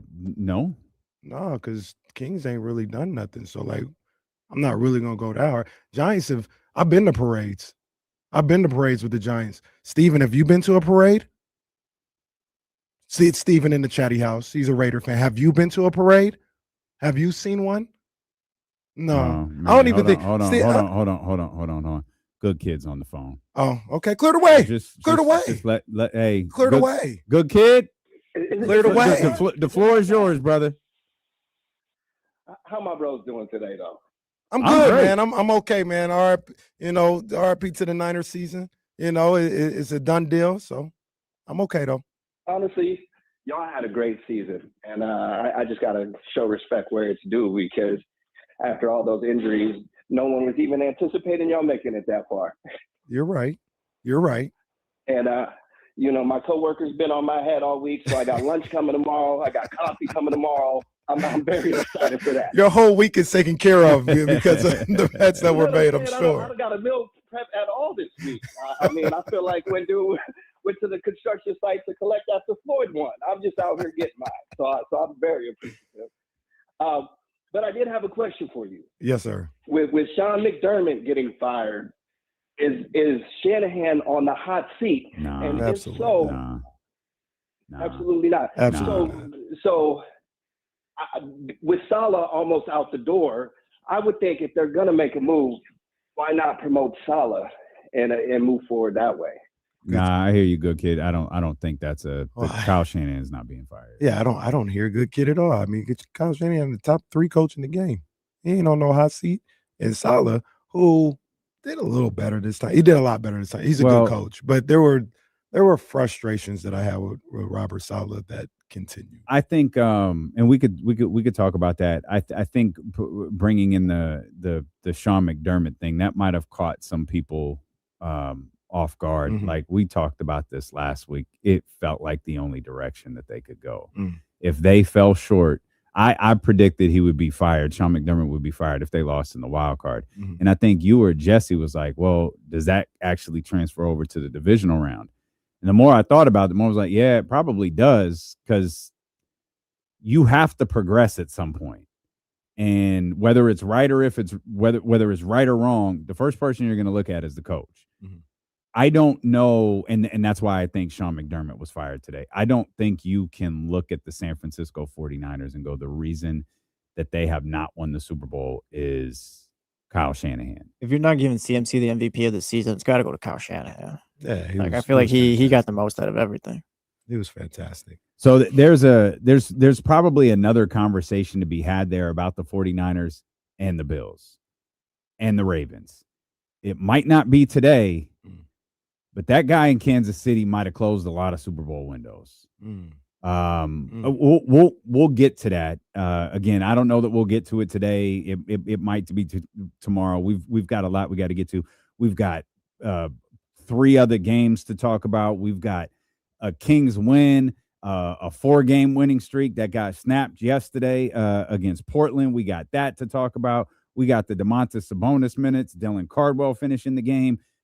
There is so much more ahead, and the phone lines are open. Take your laps. Just know you're going to have to state your team's affiliation first. Yeah. So the phone lines are open for you. 916-909-1320. Steelo and KC with you here on this MLK Day on Sacramento Sports Leader, ESPN 1320. Trav, man, I'd ask you, what should he have done differently then for this season? Come on, man. Come on. That's like what did he do wrong where it's like, oh yeah, they're getting like what do you think he should have did differently that could have maximized where they did get to a Super Bowl this year? Crazy talk. Guys, like I got a question. That's not a question, it's a statement because I know the answer. Guys like Steven, guys like what's Real Madrid guy? Oh, the Raider fan, something. Shout out Real Madrid, they had a tough weekend. The Raider guy, Real Madrid guy, he had a tough sports life. This season that the 49ers had, where they got bounced in the divisional round, got beat down in the divisional round and lost. You ain't never seen a season that good. That's the crazy part. Like, we looking at this like, damn, bro, they ain't win the Super Bowl again. They lost in the second round, disappointed or whatever. You ain't never seen a season that good. That's how crazy it is. You ain't never seen a season that good. Never.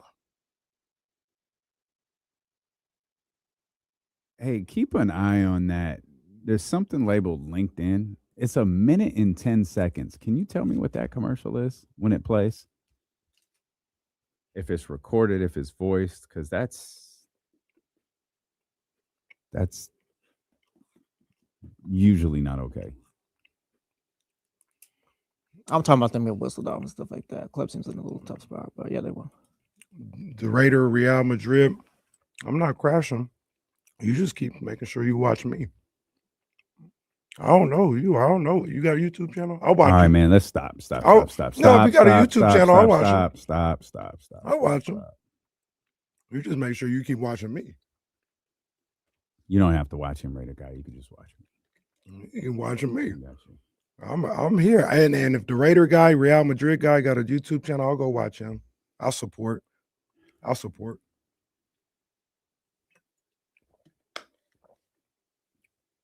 I take McDermott in Miami.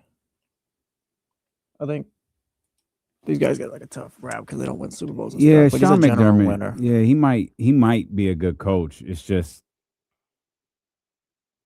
like they were going to make a they're not going to let go. It was just time for a change. They're not going to let go of Josh Allen. Well, yeah, right? Andy Reid was normally right. Andy Reid wasn't a bad coach when the Eagles let him go. It was just time for a change. And the thing, it wasn't even whether he's a good coach or a bad coach that made me think he was going to be fired. It's that I feel like they've been walking this tightrope for 3 years. Yeah, at least 3 years. Like, oh no, McDermott will be back next year. Oh no, McDermott will be back next year. All right. Well, Lamar's not here. Mahomes isn't here. If y'all don't at least get to the last game in your conference, that he might have been fired if they lost the conference championship, to be honest with you. It might have been nothing but a Super Bowl appearance will save his job. But it felt like he was under a lot of pressure to do that. Trav, man. All right. Do you feel the same? Like, we don't give. There's not enough of a leeway. Not leeway, but like Andy Reid was the same until he wasn't. Like some guys win, some guys don't. I guess. That's all it is. And look, He gets to the playoffs every year. I can't be like, oh, he's a bad coach. He gets to the playoffs every year. There may be a time that comes when it is time to move on from Kyle Shanahan if he hasn't won. It's just not right now. I don't think we're even close to it. I think another thing you have to ask is, given everything, do you feel like you had a Super Bowl roster this year and fell short? Because that's how you, to me, that's how you determine whether a coach returns or not. Like, did Kyle not get the most out of? It's not this roster. It's not excuses, TC. You got to come up with just answers, I guess, instead of he's just not winning because there's context.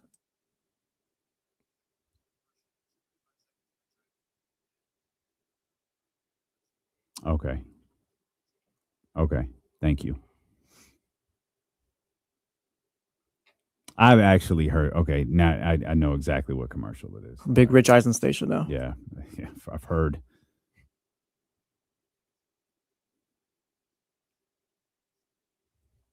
All right. Phone lines remain open for you. 916-909-1320.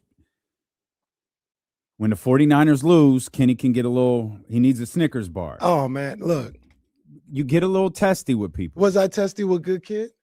No, not Good Kid. No. Good Kid was nice, though. No, yeah, the Good Kid knew what he was talking about. Testy with the Raider. Yeah. Steven, I don't even know which Steven. There's like 9 Stevens in there. I don't even know which one you was talking to. I mean, look, like I said, but they're Raider fans. I said it and that's cool. I don't have no problem with the Raiders. I don't. I want them to be successful. But this season that just happened for the 49ers, Steven and Raider fan guy, Real Madrid guy, they ain't never seen a season like this. And this is considered a failure for us. They ain't never seen no season like this. That's what I said about the Knicks fans that are my age last year. Well, at least the Knicks. But also, trash part, like that's just part of the trash talk. For sure. That's how I view it. I'm having fun with the guys. I'm having, but this is what they do expect a lot of the times is like, oh, they say whatever. I ain't gonna say nothing back. If we gonna have fun and talk, let's have fun and talk. It's a 2-way street. This ain't a 1-way street. Because if it was really a 1-way street, I'd get you up out of the chatty house. I don't do that, right? I let you say your stuff and we have a good time with it. Don't get upset when somebody talks back. That's all. That's all it is. But y'all won the same amount of Super Bowls this year, right? Absolutely. That's kind of what it boils down to is. Which is also the fun about it is only one team is really going to be like, we won a Super Bowl. You know what I mean? Like, only one team is going to have that. Can you imagine if it's Jarrett Stidham? Oh, my God. I'm serious. Like, Roger Goodell, you got to do what you can to make sure the Broncos don't step foot in Santa Clara. Like, don't. I'm sorry. And get better, Bo Nix, but I'm sorry. Second to last play of the game? Second to last play of overtime. Oh, that is devastating. We got one of the 49ers' biggest haters on the line right now. I'm not even going to say his name. So, listen, TC, we always let you cook. Yeah, TC is the But I want to be clear. Kenny can do the chat however he wants to. I do the phone lines. You have not said a single positive thing about the San Francisco 49ers in like 7 weeks. You didn't talk about them winning against Philadelphia. You didn't have nothing to say about them winning against Chicago. So if you're going to call here and talk crazy about Kyle Shanahan, I'll just tell Jesse to cut the call because that's trash to me. You have had no like level dialogue about this football team in weeks. And now you're calling after they get their ass kicked. And look, I'm gonna let him cook in this situation, but I kind of want the same energy. Don't talk to me about the Niners. Talk to me about the Kings. Got a Kings trade proposal? Yeah, give me the Kings trade. Talk to me about the rookies. Don't come in here with no dialogue about the Niners. TC, that's how crazy. This works. That's crazy. TC's a 49er fan, allegedly. Our biggest hater. TC is that guy who infiltrated Fred Hampton's Black Panthers. That's who TC is. Go ahead, Terrence. What's up, TC? Before we get started, man, what's up with my two brothers? What's up, my guy? How you doing, big dog? Man, I'm vibing, to be honest with you, bro. I'm not finna come in here and make up a bunch of excuses, bro. I said they won against the Eagles. I told you we're gonna let everything play out how we gonna play it. I told y'all at the beginning of all this, I was at a peace of mind. That's why I'm not all worked up and arguing with people about it, because I told you what Shanahan was made of. Okay, Bro. that's enough. That is the amount of time that you'd spend when they win. That's enough. Tell us your Kings trade proposal. There's no need to talk 49ers in at this point, because when they win, that's about how much you talk about it. So you're not gonna get extended time when they lose. Let's talk about the Kings. Look how angry you are, though. I'm not. You can see me. I'm not angry. No, you and D-Lo ain't even a Niner. Listen, bro, we not finna fall. Listen, we boys. We not finna fall out over this team, dog. Now. That's what I'm talking about. You feel me, though? Daddy House and all. I don't really. I told y'all how it was gonna play out. If they would have won, they would have won, and we would have talked about it. If y'all don't want to talk Niners, we ain't got to. I told you we can get together at Sky River, have a few drinks, champagne and campaign, and sit down and talk about it. You get me? As far as this, I'm talking about Dylan Cardwell and Rodman. I don't care about that. I told y'all how I feel about Shanahan. I'm not going to get on here and make up a bunch of excuses talking about, oh, they had injuries, but then come up. I'm not going to do all that like everybody. I'm not going to get angry. I'm not going to argue with people in the chat, because everybody know how I feel, period, point blank. So to answer your question, D-Lo, I'm not going to get on here and do all that. I don't need to, bro. I'm at a peace of mind, dog. You say Rodman? Trades, big dog, so we can talk. No. Go ahead. No. Did you say Rodman? Yeah, he said Dylan Cardwell is Rodman vibes. Rodman vibes, bro. Dennis Rodman vibes. Okay. All right. That's all you got to say about the Kings? That's all you got? I guess that's it. I got him out after that one. I think that's the juice out of that call. Oh, I did. No, he got about 10 seconds to talk about the Niners, and the rest should have been Kings, because that's the way he moved when they win. I need that same energy when they lose. See, that's the thing, though. Just being a sports fan is not rational. For all of us.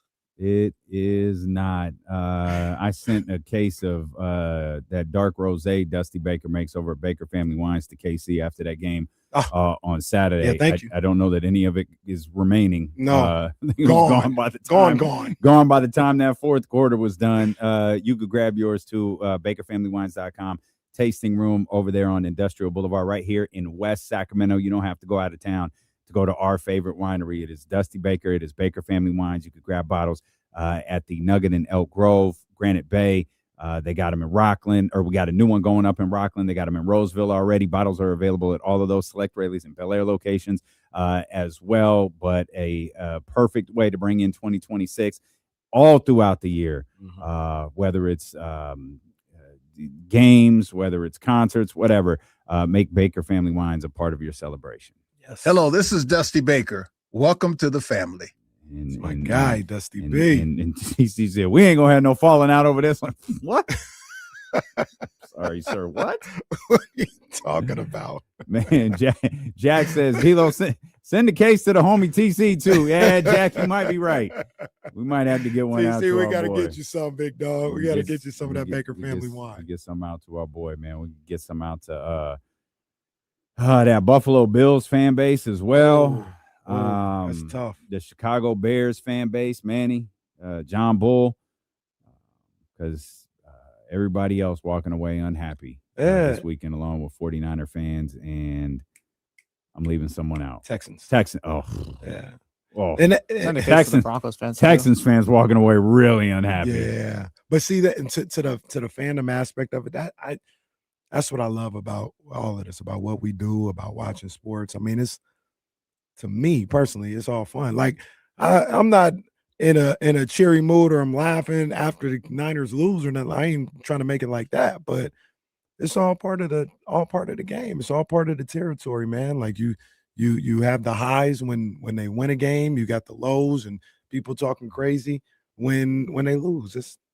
That's what happens. Like I'd much rather this than not really have any care about sports or sports teams or anything. This is what makes it fun. Which brings us to basketball, where we have no care in the world right now other than the trade deadline. 2 weeks from Friday, right?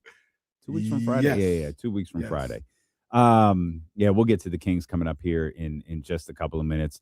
It's the Rams versus the Seahawks. It's the Patriots versus the Broncos.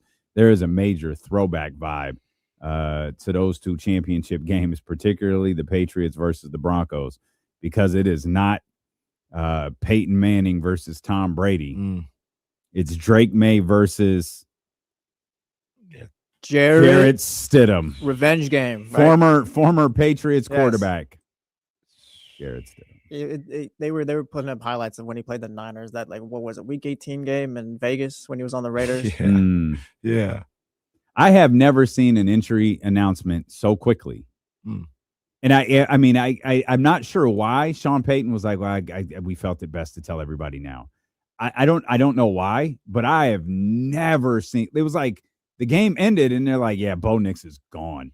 They're doing the raps and like they already have the Bo Nix injury news. Yeah. Like that was, I have never seen that before. What's also crazy about that is if you watch his interview with Tracy Wolfson, I think it was, felt like he knew. He was on the field.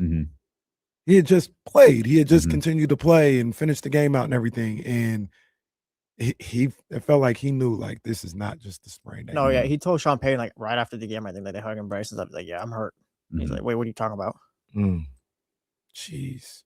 That's tough, man. That is tough. But on the positive side for that, if you're a Broncos fan, you're not asking Jarrett Stidham to win 10 games and get you in the playoffs. You're asking him to win 2 more games. The 2 toughest of the year. 2 toughest of the year, but 2 games. Or you're not even doing that. Just win one. Just win one. Just win one. We'll deal. Yeah, we'll deal with anything. Just beat the Patriots. That's all you got to do. We'll worry about, whatever may come after that. We will get back to the 49ers. And we'll get back to these games as well that we haven't covered as in-depthly because they were all very, very good. We'll talk about what's next for the San Francisco 49ers as well as what might be next for some of the other teams that lost. But the Sacramento Kings did play yesterday. Their 4-game winning streak, it is 4 because they beat the Wizards on Friday night, came to an end. We'll discuss everything that happened over the weekend with the Sacramento Kings when D'Lo and Casey return here on Sacramento Sports Leader ESPN 1320. Howard versus Morehouse on this Martin Luther King Day on ESPN Plus. One more time. They're playing basketball. Morehouse versus Howard on MLK Day in DC. If Tom Brady came back for a full season, you think he'd still be a top 10 quarterback? We can give no, he wouldn't. No, he's too old. Think he still got it? He's too old. I don't know. He's too old. His mind would be there. His ability might not. That's the scariest. When your mind knows what to do, but your body can't do it. Yeah. How old is Tom now? 40. Got to be 40. No, it's got to be 46. It's going to be 46, I think, right now. He's 45 his last season, though. Yeah, I feel like he was 45 when he played. Damn, it might that be was slightly 2 off. years ago. He's 48. Yeah, I was about to say that was 2-3 years ago. 48. They used to play this game with Michael Jordan right up until he was about 50. Can Tom Brady sign with the Broncos? They were wrong. Didn't people think Nick Foles was trying to put his bid out there? Yeah, he sent out that tweet. That was pretty funny. That was actually funny. That was funny. Opened up the jacket closet in my dad's house this weekend. Saw that Tannehill jersey. Closed that Oh, closet real quick. Oh, man. It just sits there, man. Sorry, brother. I'm not sure that they're cooked. I hate how much I actually like their chances. Not that they're favorites or anything.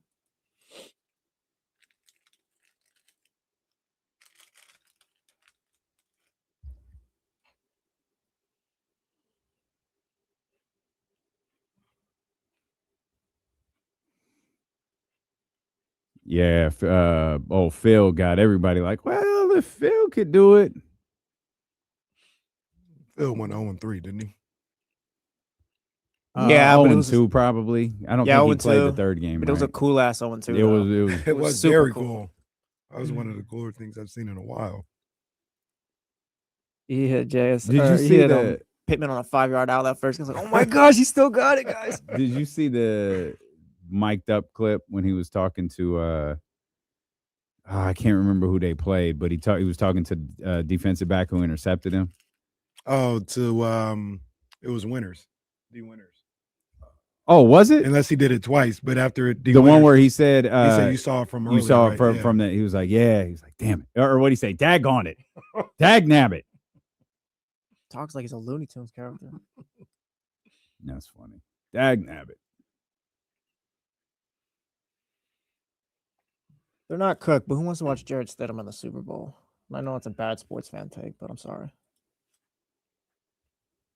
Oh, yeah. No.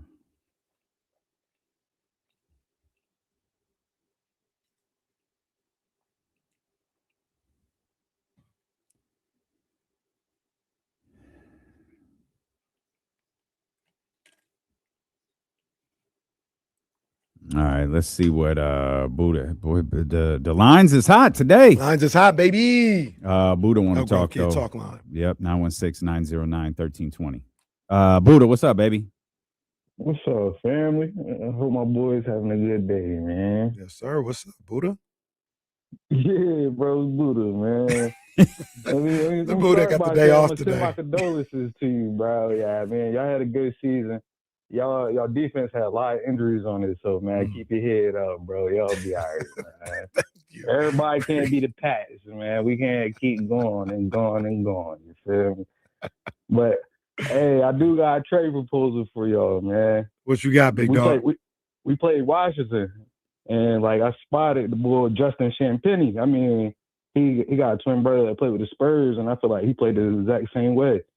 And if you trade Keon in maybe a second, because Justin contract, he got 3 years on it, but it's the same price as Keon. So, I mean, you get a wing that's athletic, can play defense, rebound. And I don't know, I think it'll be a movie, man. What you guys think, man? I don't know that I'd go with a movie. Short film? I mean a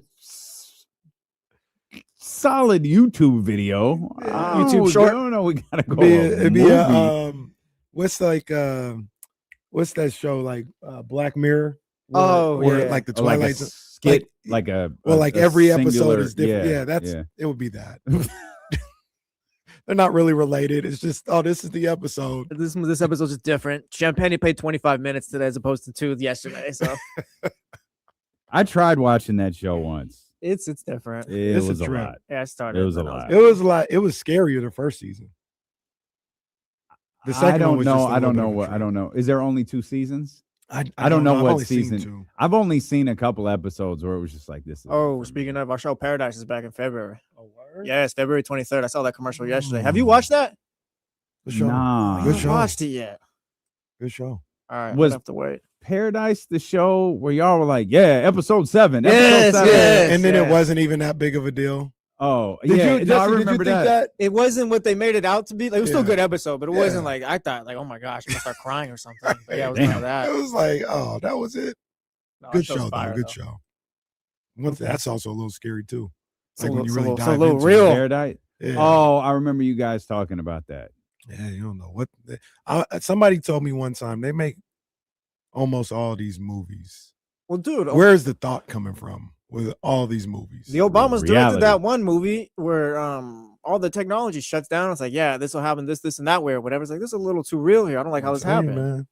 I'm saying the other one that always trips me out is when the movie about controlling the weather, and that was like a decade before these rumors have started to come out. What conspiracy theories have come out?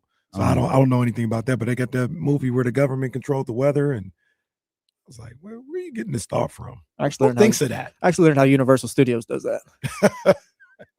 It'd be pouring in that little Mexican town. Yeah. Damn Frankie Muniz. Speaking of a little Mexican town, what happened in BMF? Did we ever watch that? Did it ever come back? It did. Yeah, it did. They got out of it. I don't think I finished that season. He got bit by a I snake. think it came back, and I was like, I got to see what happened, and then I never. It came watched back. It. That was the season. Shiloh was on there, and Lamar Jackson was on that season. That's right. That's right. And I never got to those episodes.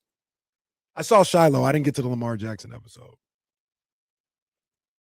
Okay.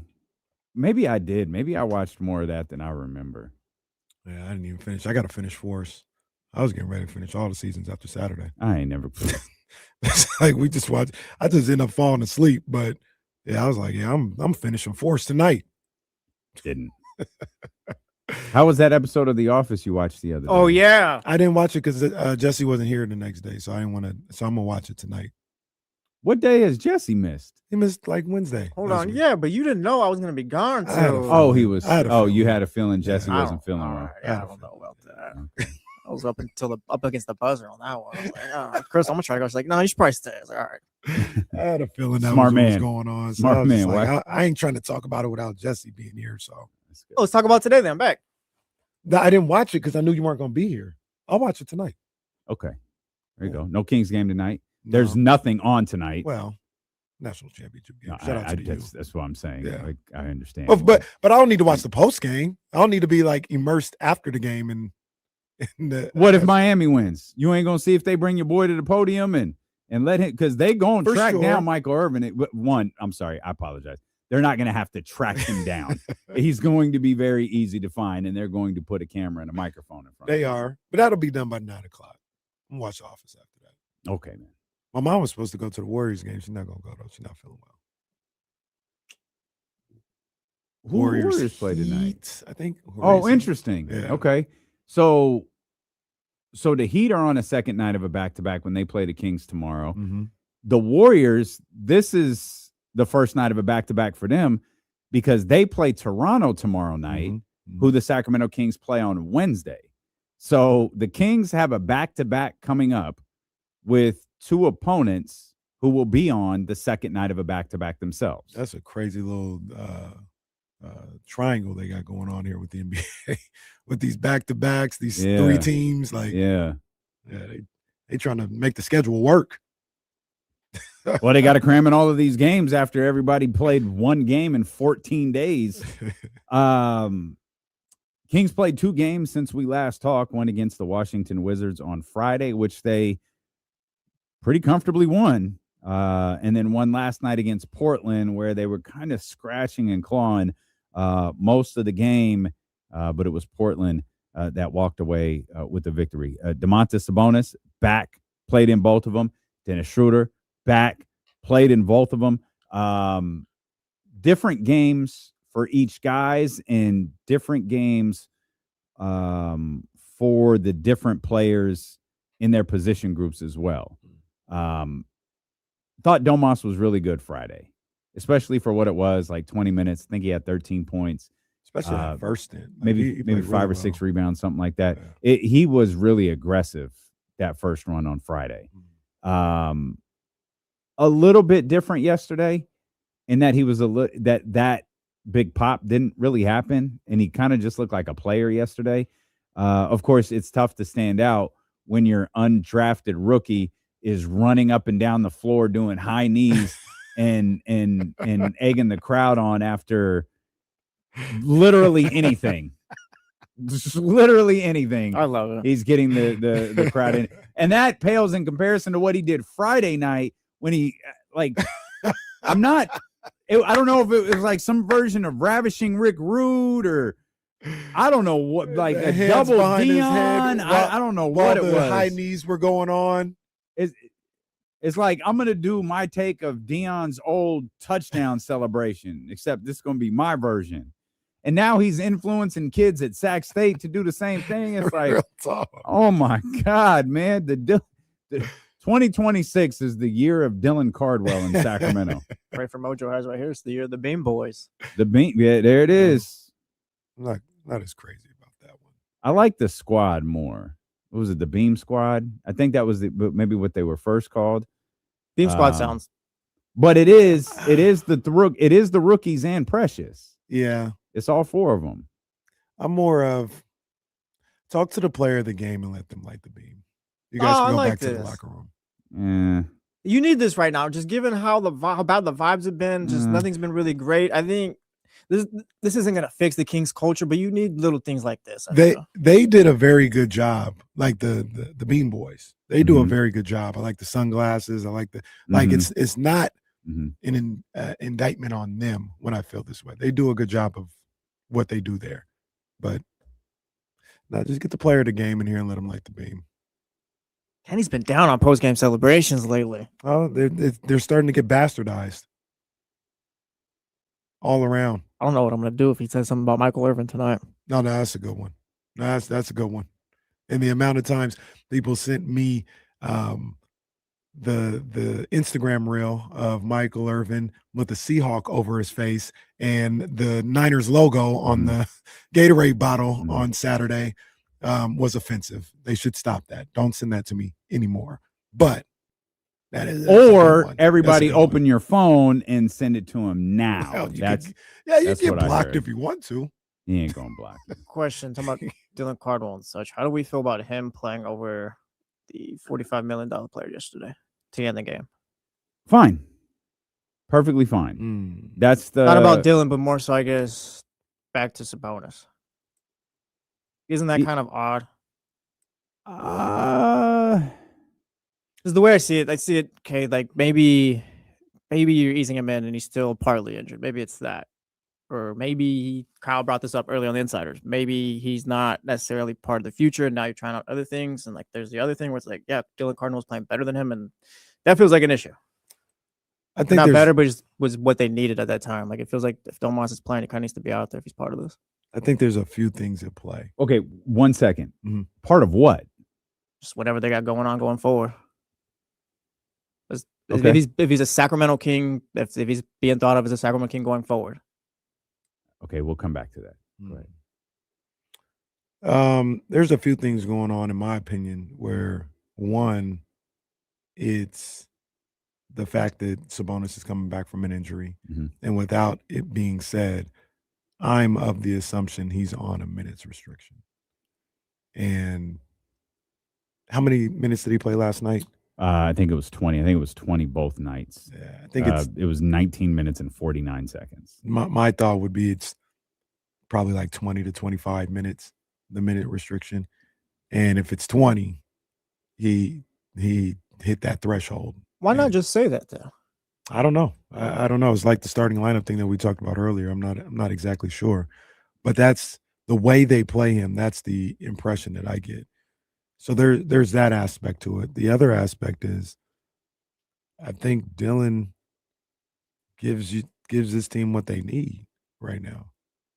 He gives them a level of defense, energy, rim protection that Sabonis or Max Reno just don't provide.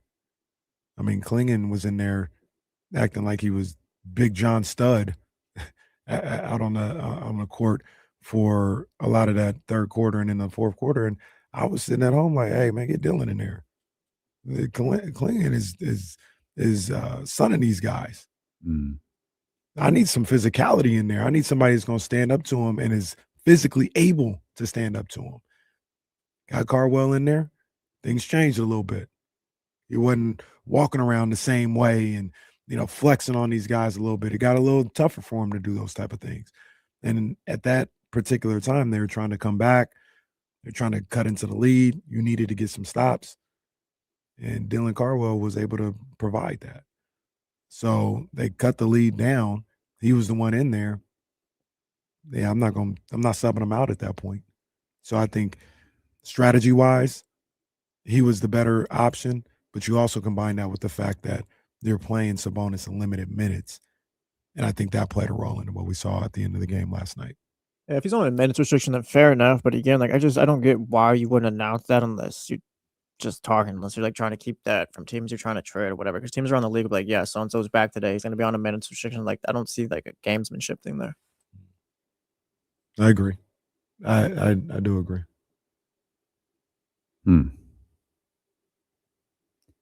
What if, to go back to what Jesse just said, he's not a part of what they're doing moving forward?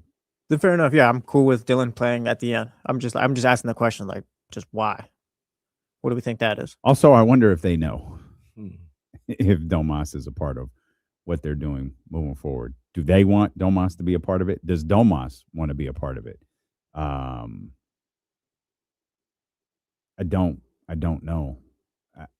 I don't know. You know, one thing that always sticks out to me that I read a while back, you probably saw the same thing. You know, I wish I still had the exact quote, but do you remember? I think the Athletic was talking to, is it who's the GM of the Pacers? Is it Pritchard? Yeah, Kevin Pritchard. Yeah. They were talking to him, and it might have been during their run in the playoffs. And they're talking about Tyrese Halliburton or whatever. And he said something to the effect of like, man, we love Domantas Sabonis. He's a great player. He can do a lot of great things. But we just felt in today's NBA, the best way to go about winning is not to center your offense, your team around the center. And obviously he was talking about unless it's Embiid or Jokic or something like that. Unless it's that, you should go with the guard. And I think about that with the Kings and Sabonis and that contract. Like, that's not if I was Scott Perry, that's not how I want to build this team around Domantas Sabonis. I'd be trying to move off of that, much like Kevin Pritchard, as soon as possible. It's not the only thing, but you cannot build around two guys who can't score. Or that's not one of their strong suits. Like, yes, Embiid and Jokic can rebound. They can do all the other things, but they can also give you 30 a game. Like, that's where you're winning. It's not because Embiid is giving you 12 rebounds, but it's because he put up 30 or 40 that night. Like, you just can't build around a guy who doesn't do that. I'm sorry. Right. And so to that point, you certainly can't build around a guy who's unwilling to do it. There's that too.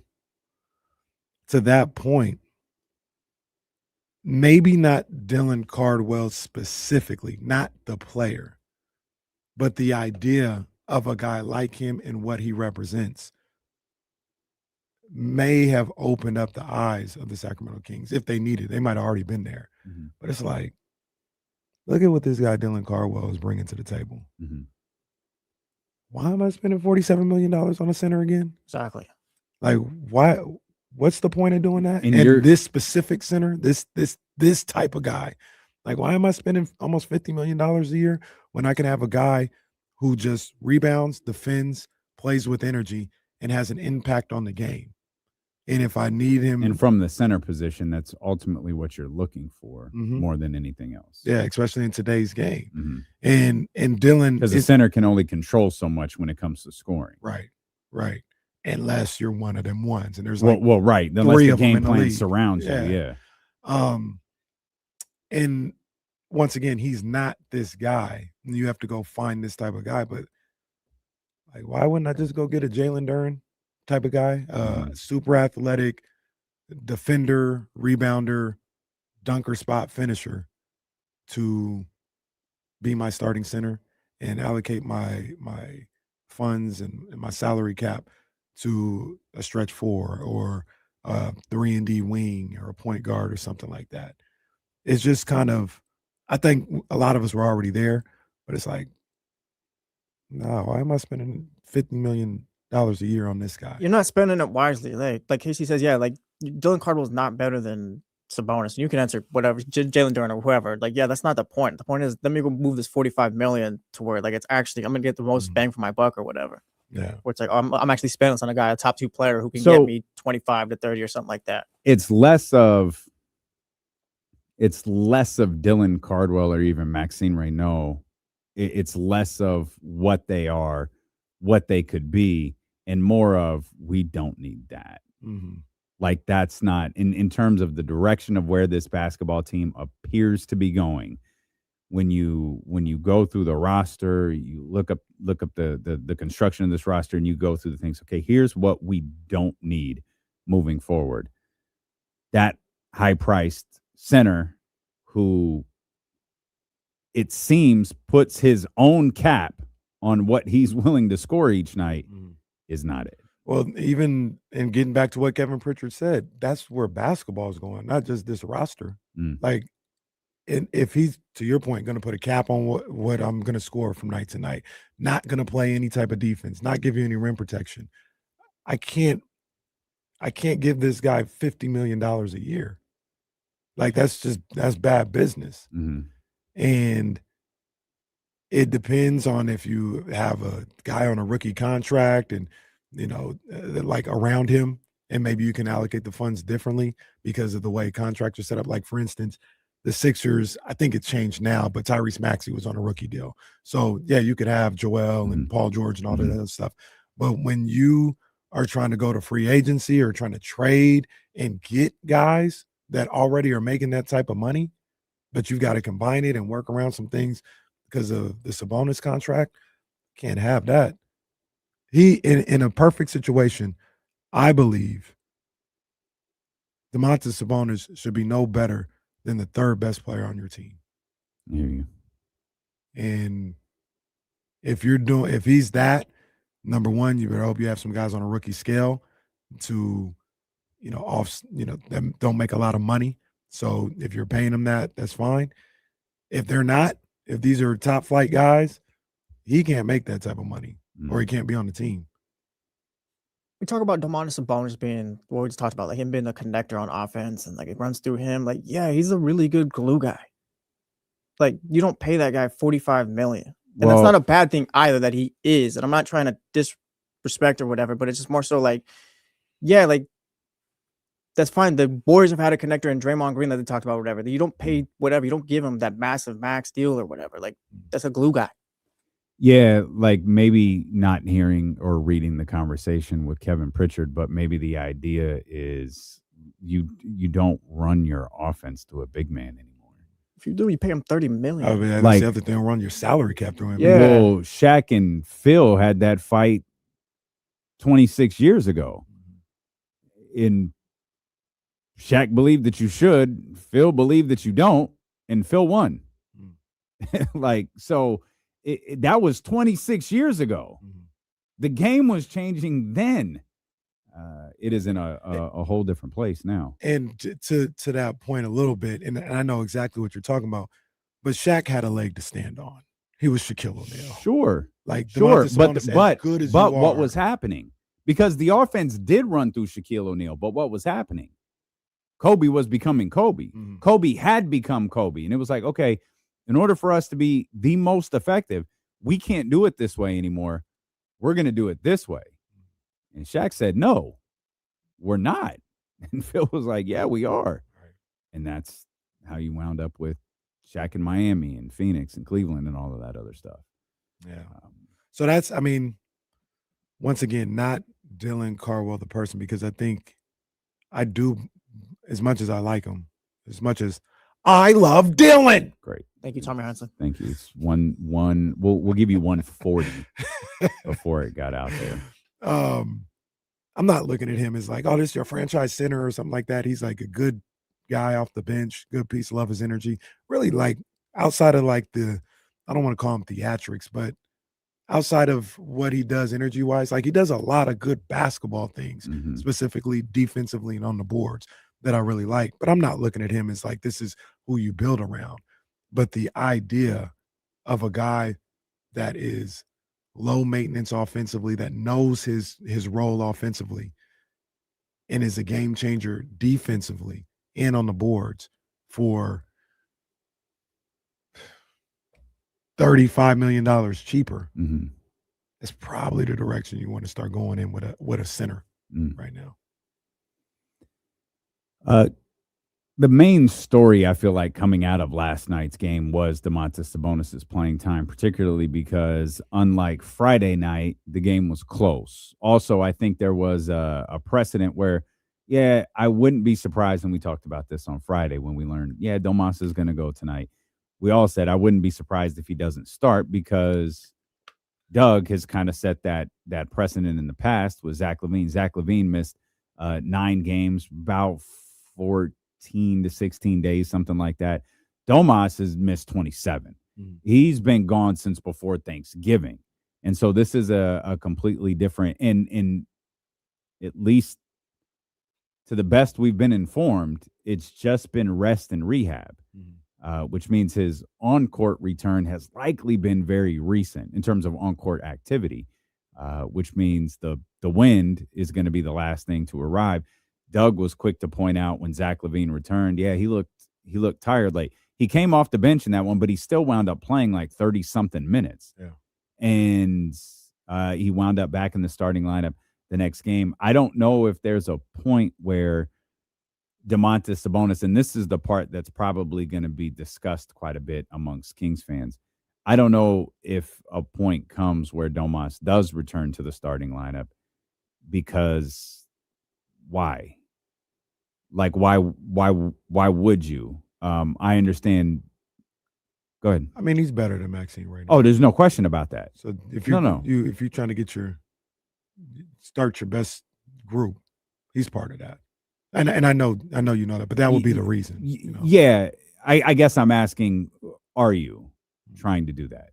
And I don't know that we know the answer to that, because the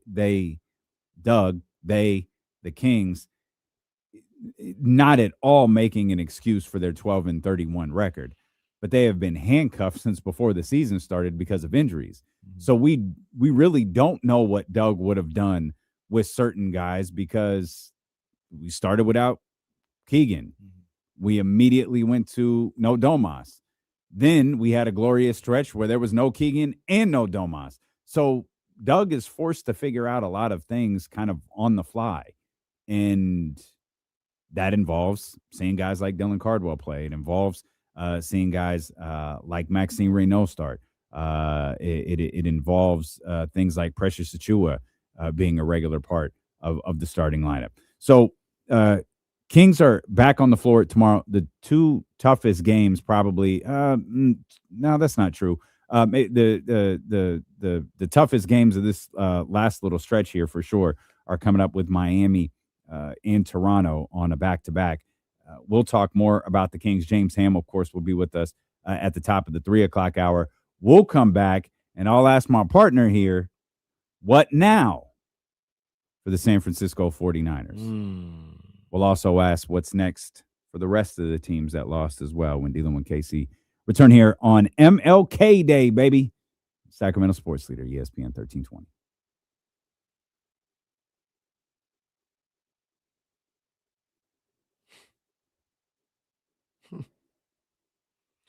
Well, I'll be damned. Jesus. I went.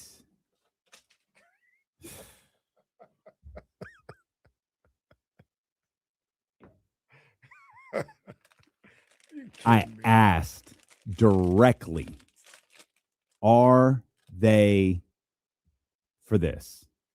Yeah.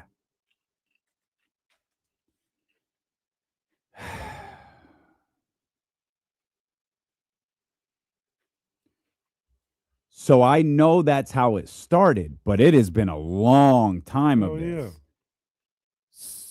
So it was forever ago. Are they still on the books? Yeah. Okay. That's great. Crazy. That's crazy. They had no idea we were doing it.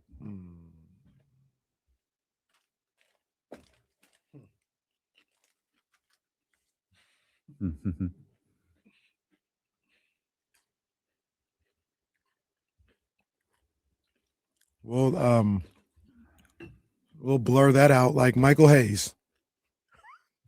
Oh God. Yeah. Peyton, what are you talking about, sir? Never, not once in my life have I disliked Keon Ellis or how he plays the game of basketball. So you're wrong there. But if you're wondering why, I don't know when you're wondering, because I never said he shouldn't play or nothing. But I think that there are guys ahead of him at his position that are better basketball players. So maybe that's why I wasn't saying like, oh, he should start or something like that. But never, not once, ever have I said I don't like Keon Ellis or he shouldn't be playing. It's the exact opposite, actually. I really like Keon Ellis.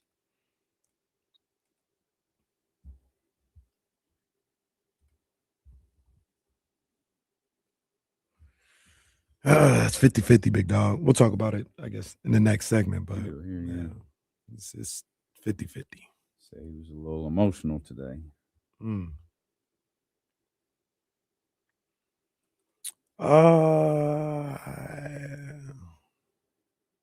don't know about that. I mean, I just don't know. I understand why, like,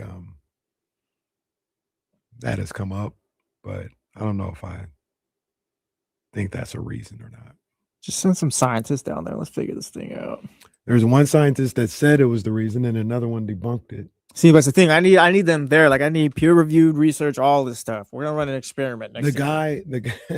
The guy who said it was an issue was there. Oh, he was. He went like to the ground, and put Gotcha. the whatever in the ground, and said there's a difference. So The guy who debunked it. Well, I gotta see his video. He wasn't there. He was like in his office saying why it isn't true. There's only one way to find out.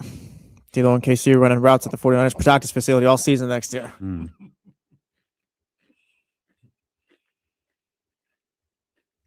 Mark Wong, I appreciate you, big dog. Big up, man. Much love, boy.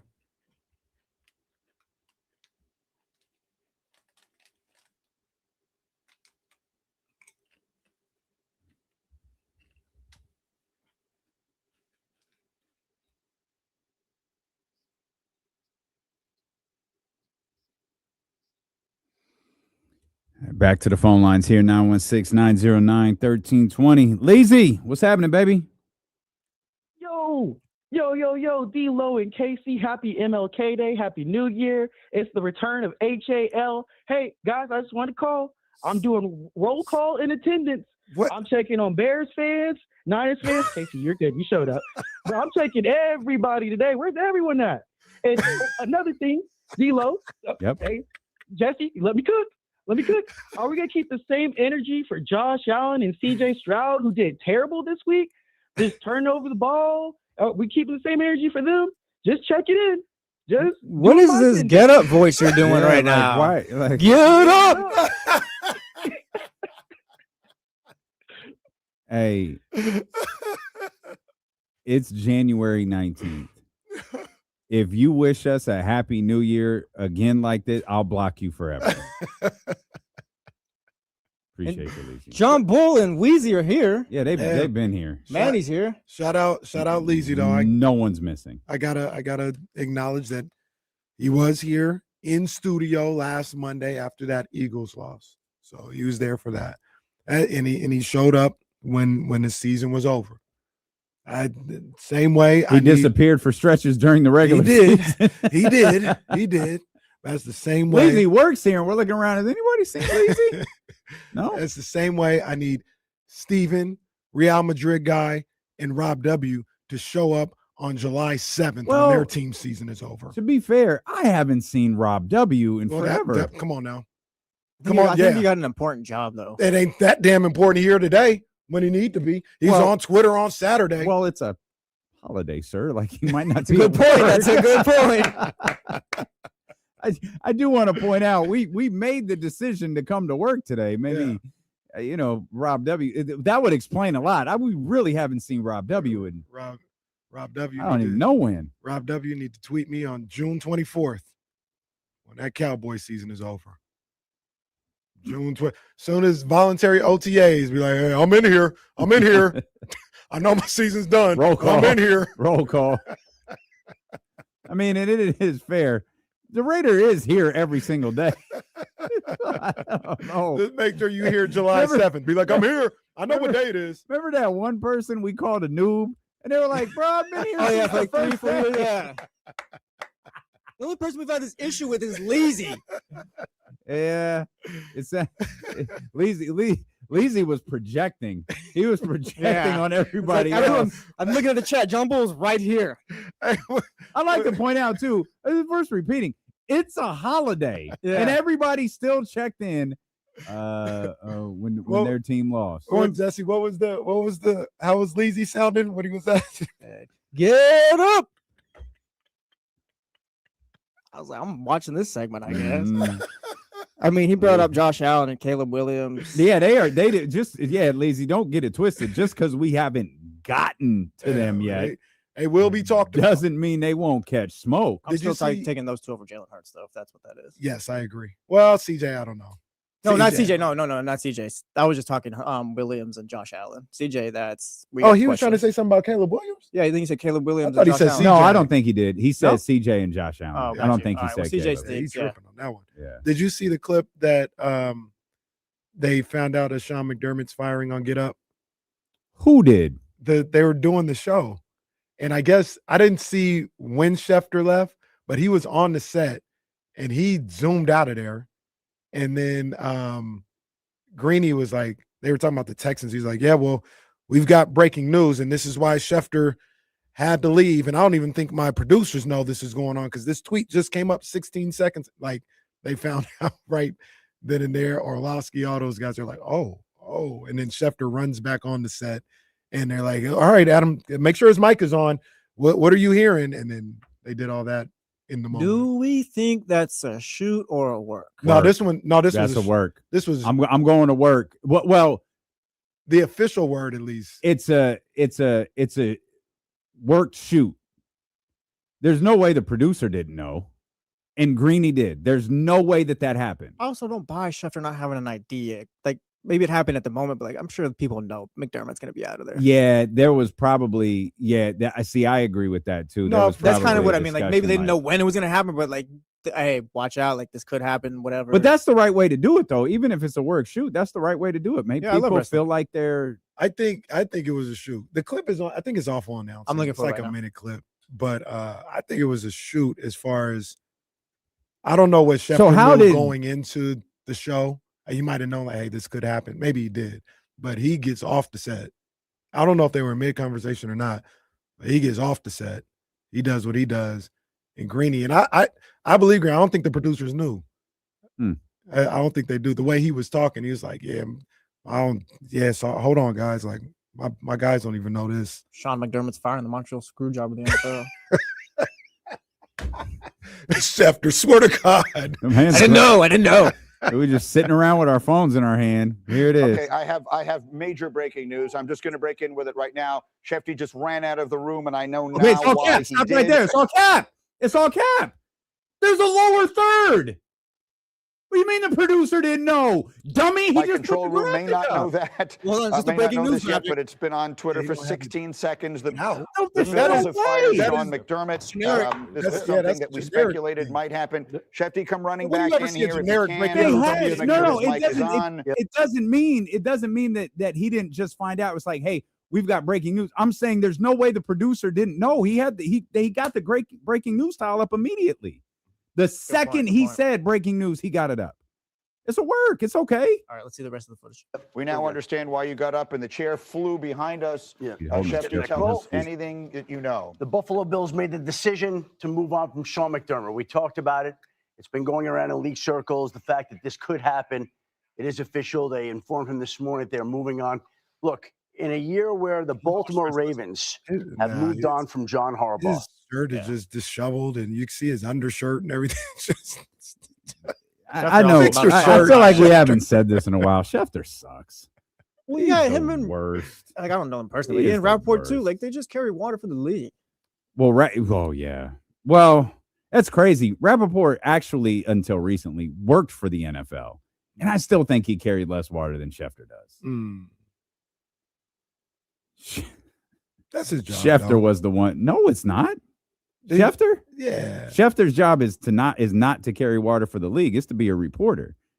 I look at him different. I don't look at him as a reporter. Well, he worked like I don't look at him. That's what he was. He used to be a reporter. But like, I don't think he is anymore. Their biggest partner. But is that like that's a massive conflict of interest. But I also don't. Understandable. But I don't go to Schefter thinking he gonna do anything, be critical of anything NFL. Mike Florio is different. Sure. Like, I'll go to Mike Florio for that. Schefter is just telling me information. What about Shams, though? I feel like Shams is different where he just kind of reports it. When Schefter reports something or even tweets out, it's almost like PR damn near. Shams reports with a slant, but he doesn't sugarcoat stuff for the league. he'll slant something for a player because of an agent or a general manager or something along those lines. But I don't think he does that for the league. I can't. I certainly can't. That's what I'm saying. Though, like, I agree with that. shouldn't Schefter be playing by that same standard? I mean, they both work for ESPN. It's like, why is one carrying water for the league? Schefter just chooses to do it differently. Yeah, that's it. Like, that's a conscious decision to do that differently because that's not who he was. That's who Mortensen was. God rest his soul. I think so. Let me. Yes, check. yes, definitely, Yeah, definitely. okay. Yeah. And that's the role that he stepped into. Yeah, he became that. It works. He's the guy. Yeah, like is his position with ESPN. Like D'Lo said, he stinks.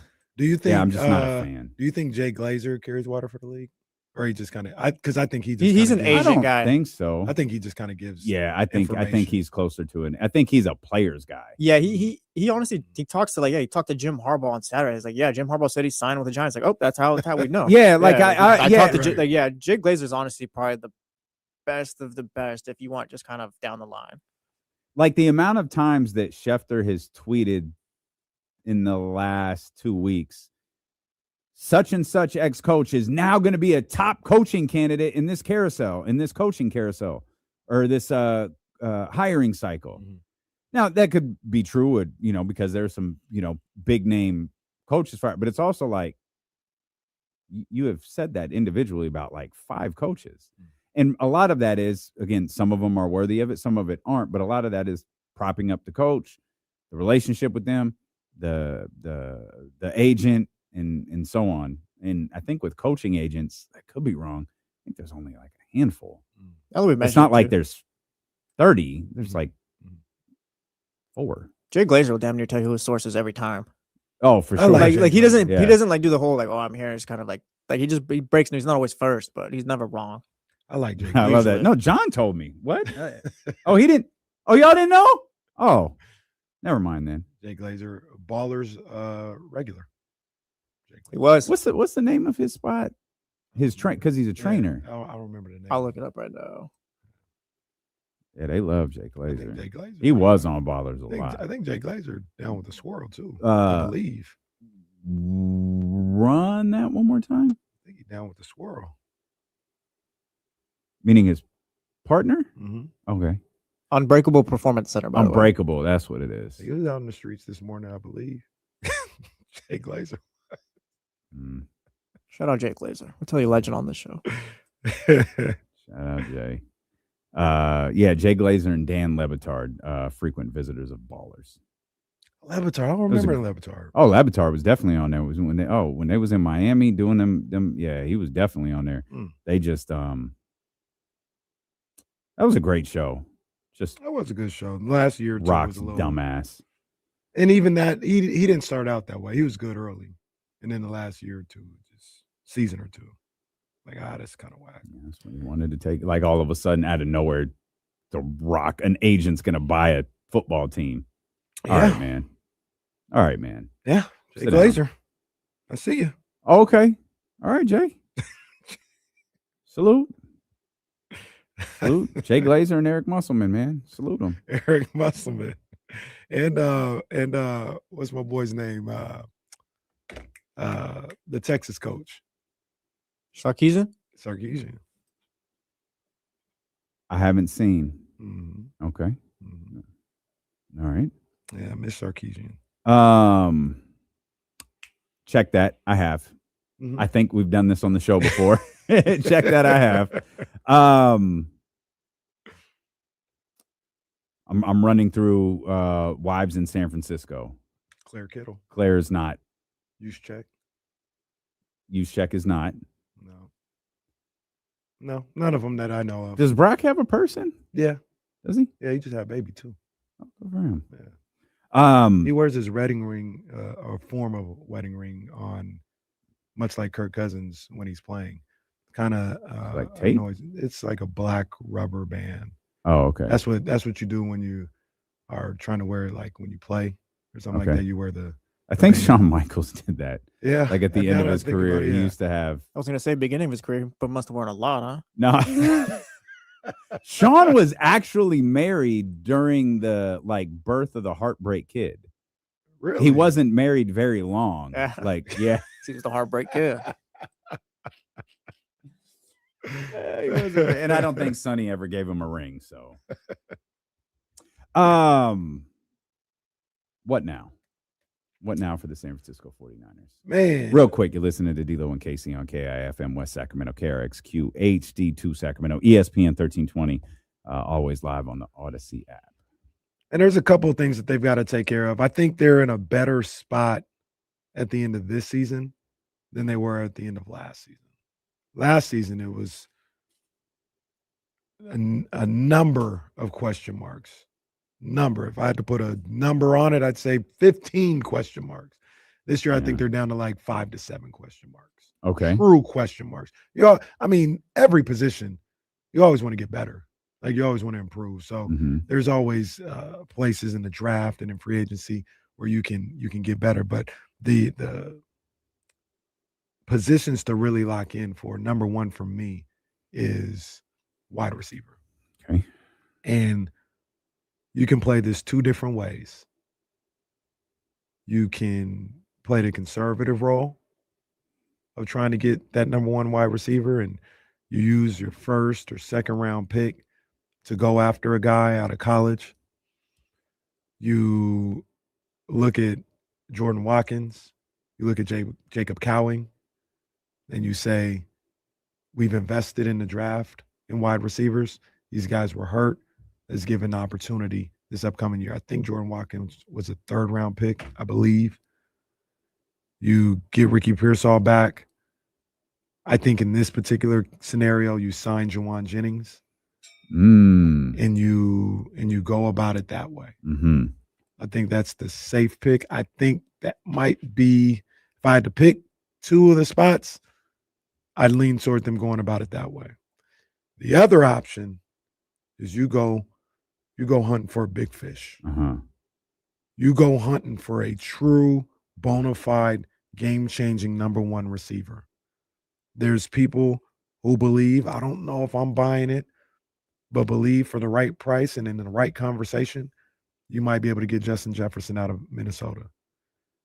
If I'm John Lynch, Kyle Shanahan, I'm making that call to see what, is there any truth to this? And if there is, let's start talking. What are you looking for? What type of compensation are you looking for? I would figure out what's going on in Cincinnati with Jamar Chase and or T. Higgins and say, are you guys fine with the money that you spend here? Are you happy with these guys?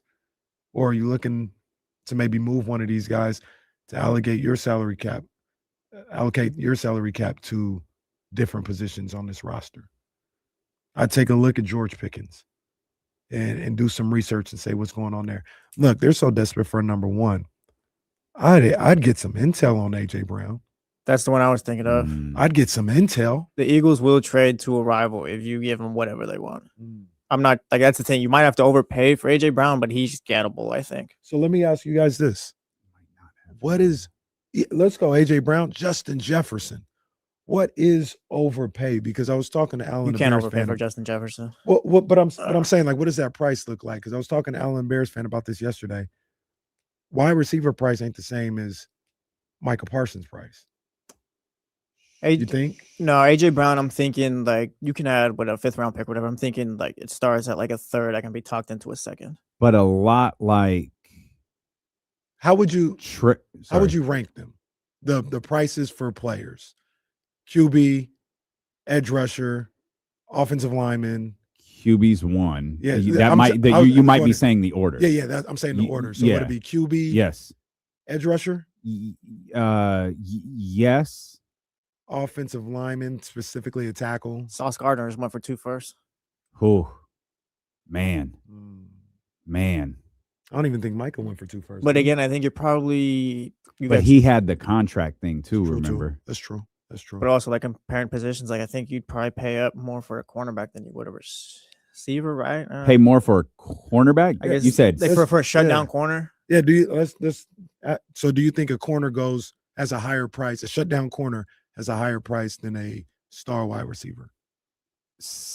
Same category, I think. I think. Yeah. But if it's AJ Brown, like if there's a difference, it's probably minimal. you offer a first for Justin Jefferson, like at least a first because he's like the best player in the game right now. But like for AJ Brown being one of the best receivers at his position, like I'd offer like a 3rd round pick. Yeah, for Justin Jefferson, it's absolutely a first. It probably starts with the first, and you go from there. With AJ, it's also circumstances with AJ Brown. There's a Jonathan Kuminga situation in Philadelphia. Like you don't want to be here. They don't want there's this. You guys have to dissolve this. And unlike perhaps, depending on what you believe, unlike the Kuminga situation, that is toxic, and it's bad for everybody, and it is affecting play on the field. And you're best served if you're Sirianni in his front office to is that Howie Roseman? Yep. Yeah. Move on from.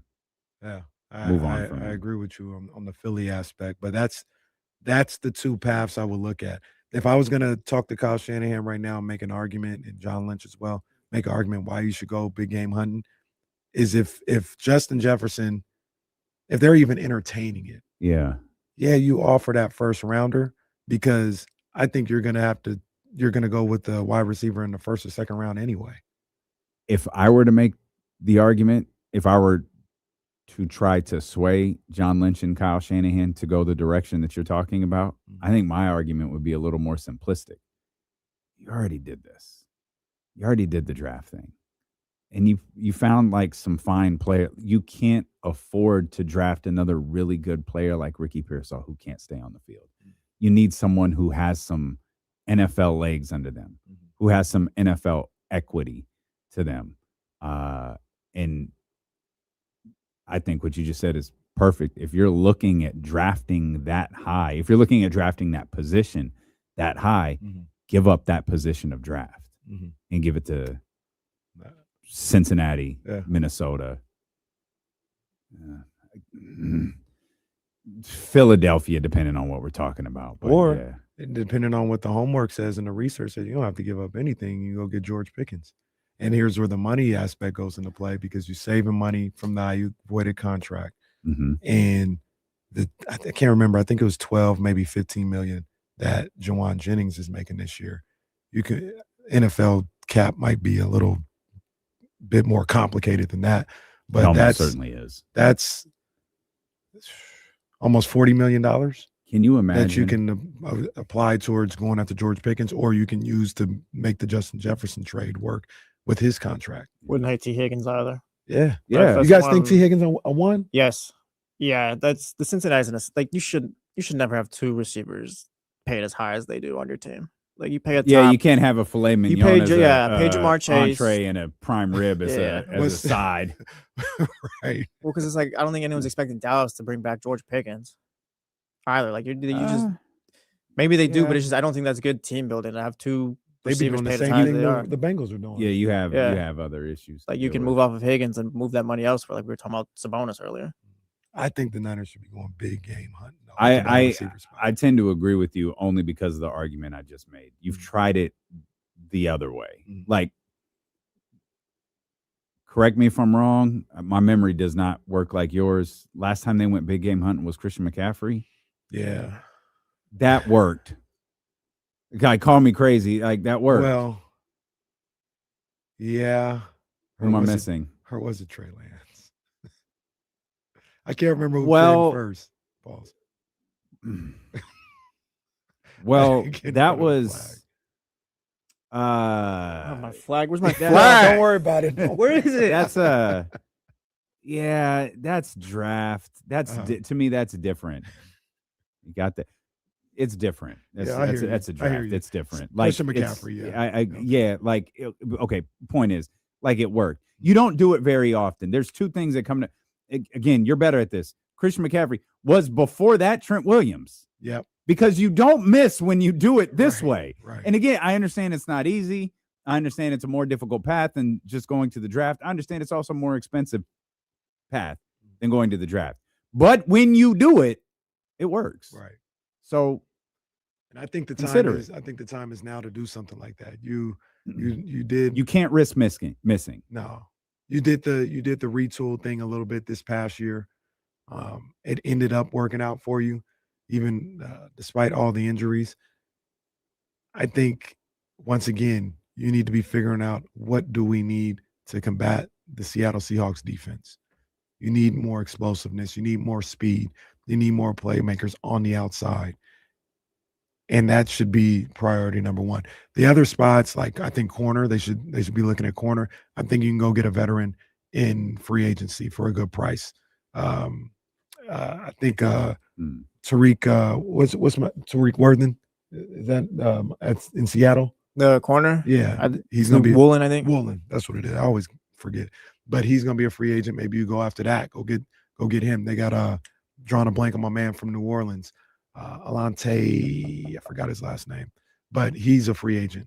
Maybe you go address the corner spot because I think you need to address that in free agency. But you go big game hunting on these wide receivers, and then use your draft to go get an edge rusher. Go get another offensive lineman or something like that. But priority number one for me is wide receiver for the San Francisco 49ers. And speed, just overall speed and explosiveness on the offensive end. I think you're talking about Alante Taylor, but I'm not sure. Yes. Do you have any thoughts real quick on your new head coach? I'm going to be honest, not going to be the most popular take, but my team has been bad for all my life. So it's just kind of, I hope they get it right this time. Former Packers defensive coordinator Jeff Hafley, the new head coach for Jesse's. Yeah, the Miami GM, Dolphins. new GM, John Eric Sullivan says that, the draft, all the picks and all those moves are going to stop at him. It's all his decisions. So the way I see it, if you make the right picks, the coach should be fine. John Eric Sullivan sell cars here? John L. Sullivan. Yes, John L. Sullivan, yes. John Eric was selling cars in Green Bay for the Packers. That's it. It reminds me, there's something that I saw kind of related to this that just baffled me. I'll talk about it when we come back. Okay, a couple of other football notes that we'll talk about as well. We'll get back to the Kings for sure, as the Kings got a back-to-back coming up tomorrow here to close out this homestand with Miami and then Toronto. Good news for the Kings regarding those games. Both of those teams will be on the second night of a back-to-back as well. And, of course, our insider from the Insiders, James Ham, will be with us at the top of the 3 o'clock hour here on Sacramento Sports Leader, ESPN 1320.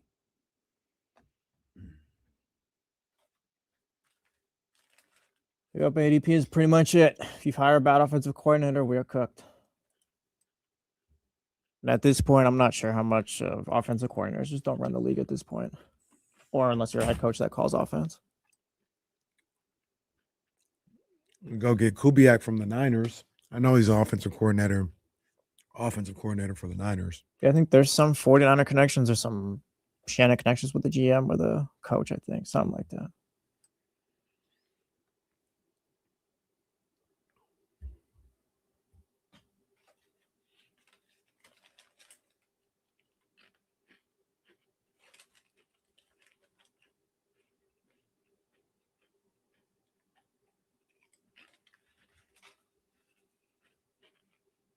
I'll take Kyle Shanahan, though, if you guys don't want him.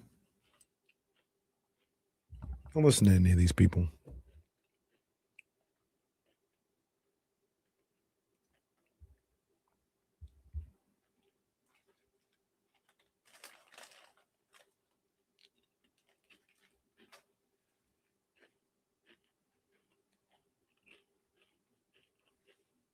Mr. Tappy, I appreciate you, man.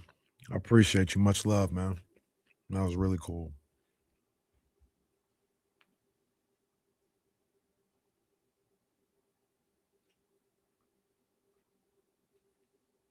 I'm not going to lie to you. I wanted Robert Saleh. I mentioned him last night on Sports Sundays. That would be maybe a landing spot for him. I heard he's Tennessee looks like the spot. Yeah, I've seen that. Or Lizzie, I'm not sure. It seems like he's got options or teams want him, so we'll see.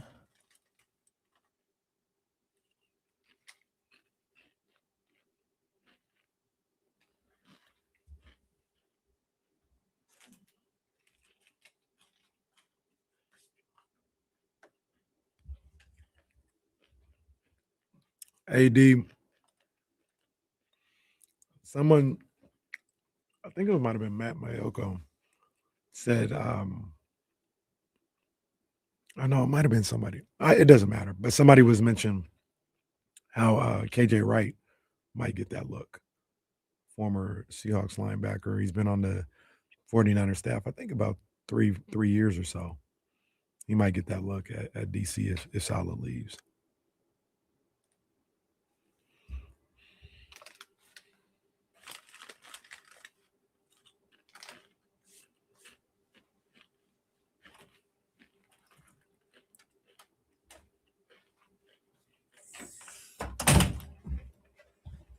It's sad, Lizzie. It's sad. But if he doesn't care, why should I? I only say that because he's always crapping on All-Star Weekend.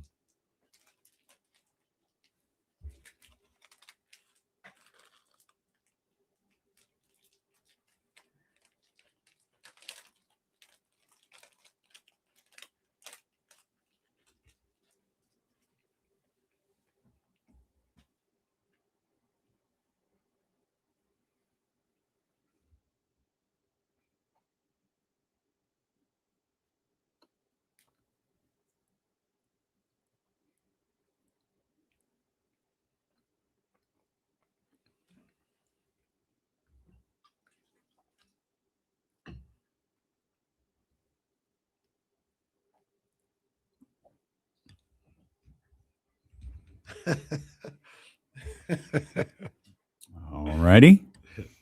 Because he's good. This is only Jason Kidd's 5th season as the head coach of the Mavericks. You can't tell me he ain't been there 10 years.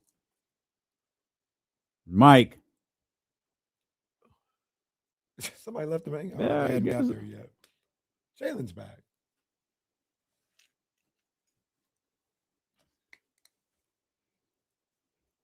Here's a good thing about working on Dr. King Day is we can hang out, talk sports, and watch basketball all day. That's right. Howard and Morehouse, it's 47-42 with 15:31 to go in the second half. I meant more than Knicks and Mavericks. Oh, my bad. I thought you Yeah. was, yeah. I thought Cooper you Flag, turned it to Jalen that. Brunson. That's all. Yeah. Shout out to Howard. Shout out to Morehouse, too. And shout out to Mitch. Boy, those were different things. 916-909-1320. The Stars are out today. What's up, Mitch? How you doing, D-Lo, Casey, Jesse? Hope everything's well. Yeah, man. Yeah, what's going on, man? Hey, Kyle Shanahan, you keep him. You draft Micaiah Lemon. I repeat, Micaiah Lemon. Lemon is good. He's going to be a star. And Dale Williams, I think this is his year. Dale Williams. I know what I mean. What is happening right now? Yeah, Mitch, are you got us on speakerphone or on a Bluetooth? Because you're going in and out. We can't keep up. I can't win. I can't win.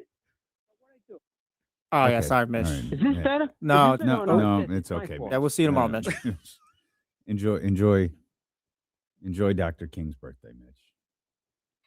I love that he gets mad at us like we're doing something wrong. Does anyone want to guess what school Micaiah Lemon plays for? USC. There you go. He's a hell of a wide receiver, right?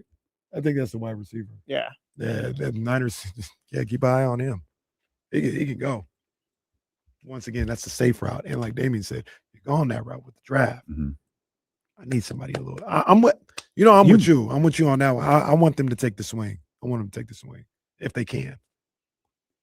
I mean, you never know what the market looks like and what all this costs, but sometimes you see trades after the fact and you go, you can do that. And it feels like this could be an off season where there is a lot of movement. I mean, look at the coaching, cycle we're seeing right now. We're seeing, Sean McDermott is a good head coach. He's probably a really good head coach, but he's definitely a good head coach. He's fired. John Harbaugh, one of the longest tenured coaches in the league. Him and Baltimore part ways, whatever that looks like. I chuckled earlier as you were talking about the 49ers. I'm sorry, I shouldn't chuckle because it's not funny entirely. But you talking about the 49ers position, you got the wide receiver position for the 49ers. You got to think a little bit about Brandon Ayuk. And you talked about, having money available because of the voided guarantees in the Brandon Ayuk contract. And I thought, man, imagine being that young man 7 weeks ago or whatever it was, thinking, yeah, go out and void those contracts. Mike Tomlin loved me. Mike Tomlin loved me. I already know I'm going to Pittsburgh. Then the day after the wild card, or the day after week 18 or wild card, wherever it was, it's like, What Kanye say on the college dropout? We tell him the story at the end of this. Mm-hmm. Can we still get that deal with Rockefeller? Yeah, man. Can we still get that deal with the 49ers? Yeah, man. How is it too late for me to say no? They can't void my. Oh man. Oh brother. Tough. Yeah, I don't. That's gonna be interesting too to see what happens with Brandon Ayuk. I have no idea. I guess what that I don't like. mean this. I got kind of tired of that story. I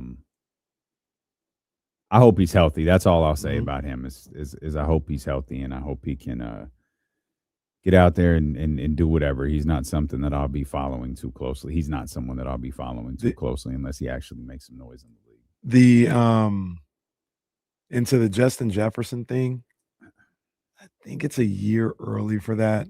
Like, I think he will eventually get traded. I don't think he's spending his career in Minnesota. I think if I had to guess, just an NFL observer, I think that's next summer, not this summer. And that's the move. Yeah. Like, damn, man. Because I think he's never said he wanted to leave or anything like that. And I think he'll give it one more year with how things have been going on and try to work it out with JJ and just give it one more chance before he really starts to think about making a move. He's been in the league. Next year is going to be his 7th season. Doesn't feel like he's been in the league that long, but 7 seasons of Justin Jefferson coming up. 29.2 due to Justin Jefferson next year. He'll be 28 years old, and there is an out for the Minnesota Vikings after next season. Which means there would be an out for whoever, the San Francisco 49ers or whoever. In that case, if you're the Vikings and you're just having any type of doubts now, like with the way your franchise is set up, man, there is a world where we don't have Justin Jefferson. So the out, as always is with the NFL, is strictly for the team. Mm-hmm. There's only 1 year after that. So you're talking, you say it might not be this year, it might be the next year. You have 1 year left of Justin Jefferson at 33.4, or 33.2 in that final year. I could be wrong. What do I know? I think you could get more for him when he has more years on his contract. Like right now, right? Yeah. So if I'm Minnesota, like, I don't know if he's going to be here. I'm I'm having that conversation. Let me get a second rounder right now. Let me get a third round. Another thing about the 49ers too, that, I was 100% against for most of this season. Everybody's like, oh, you can trade Mac Jones. He might go for a second. I'm like, no, Mac is staying here. I still want Mac to be here, but if you're trying to like go big game hunting, I might have to use that Mac Jones asset and get another draft pick from I got you. You're okay. I'm sorry. Because in a separate contract. In a separate transaction. Transaction. Because I had been against that. I was like, nah, I want to keep him as the backup. But now looking at it, like if there really is like a second rounder there for you for Mac Jones, and you're trying to maneuver and get some guys, even if you're not trying to trade, like you're trying to add to multiple positions, wide receiver, corner, all that. Yeah, you probably got to move Mac Jones. If that second round, that's probably where. Now, third rounder is where I'd stop it. Second day, if I'm getting offered a second day pick for Mac Jones, I probably got to move on if I'm the 49ers. Tennessee not looking for a quarterback. No. The Jets. Yes. The Raiders. The Browns. Oh, that real quick. That was the other. Just a quick answer to the tease. How's Stefanski get another job that quick? He got a job really quick. I ain't saying he should never be in the league, but that quick, really? All right, man. Well, but, you know what it might be. It's Cleveland. Mm-hmm. It's Cleveland. Yeah, Man, you got that Sacramento stupid vibes. ass. Yeah. Yeah. Yep. But to your point, But with the a lot Browns. more heritage. To your point with the Browns, I'm gonna say no. As far as You're like going making, Shador. yeah, as far as like drafting or making a move. Nah. Okay.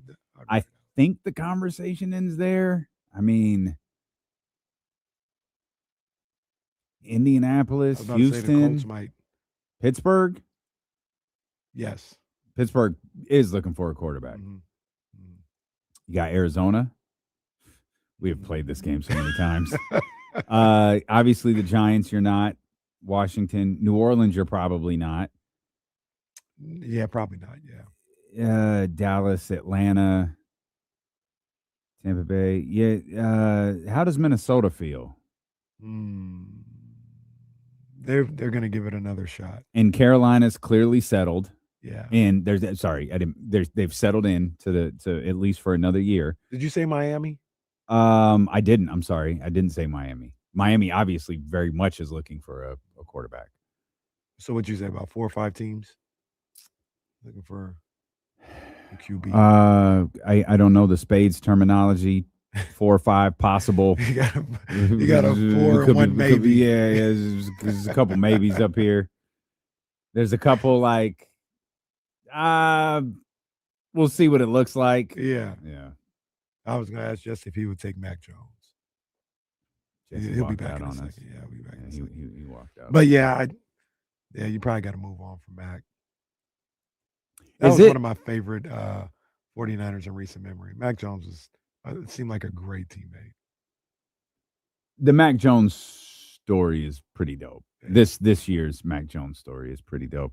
And then the Kyle Shanahan stuff and the rumors from that draft cycle and everything that followed and and you talk about quarterbacks, coaches, that's often looked at as the foundations of these teams. And I'm not the biggest Sean McDermott fan. Like I did wonder if his time was ending. I was wondering that last year. But he didn't turn the ball over 5 times. And Josh Allen, like it's normally something crazy that causes us to get in the group thread on the weekend. Yeah. And that Josh Allen turnover at the end of the first half was so offensive. I get it. Like, I get it. You're Josh Allen. You've got a big arm. You feel like maybe we could do something here. There's a reason no one ever does it. And it's like, if you do it, fine. I'm all for being, aggressive play calling. That's fine. But you also have to be guarded. You have to be protective. Bro looked like he literally just threw the ball on the ground. That was awful. You lost that game in overtime. I know it's too simplistic to connect the dots and all of this stuff and say, well, if you hadn't done that, this wouldn't have happened, that wouldn't have happened. That was one of the dumbest plays I've ever seen an elite quarterback make. Interceptions happen. Bad reads, whatever. Great play, whatever. That play before half was stupid. Absolutely stupid. Careless, man. Just being careless with the football. That so can't bad. Happen. That right there in field goal range. Yeah. So bad. That can't, if you're gonna run a play, all this other stuff, you got to make sure you're not turning the ball over. You know what I mean? And Josh got unbelievably careless. That was old Josh Allen, right there. I thought we had got rid of that guy last year, but that was back to just kind of doing whatever. That was bad. What'd you think of the interception call in overtime? That was tough. I don't know. I don't either. What happened? I've watched it 50 times. Yeah. And my gut when it happened was ruling on the field. Yeah. Like, to me, ruling on the field was going to mean everything. I don't know, like, it's still being debated today. I don't know what the right I don't know how you call that. Yeah, whatever. And to your point, whatever you call it that, you can't overturn it. So if they would have called it a completed pass, I don't know how you turn that into an interception. And this is the thing, when you create terms like surviving the ground, this is one of the things you run into, because I understand the purpose of surviving the ground is, you hit the ground, can you hold on to the ball and all of that. But if a defender has, any sort of possession of the ball as you go to the ground, and the smoothness in which he got to his feet, it's like, oh, that was an interception. Like, wow. And then they're running the replay, and they're, I don't remember if it was Tess. I don't remember who the analyst was, the rules analyst in that game was.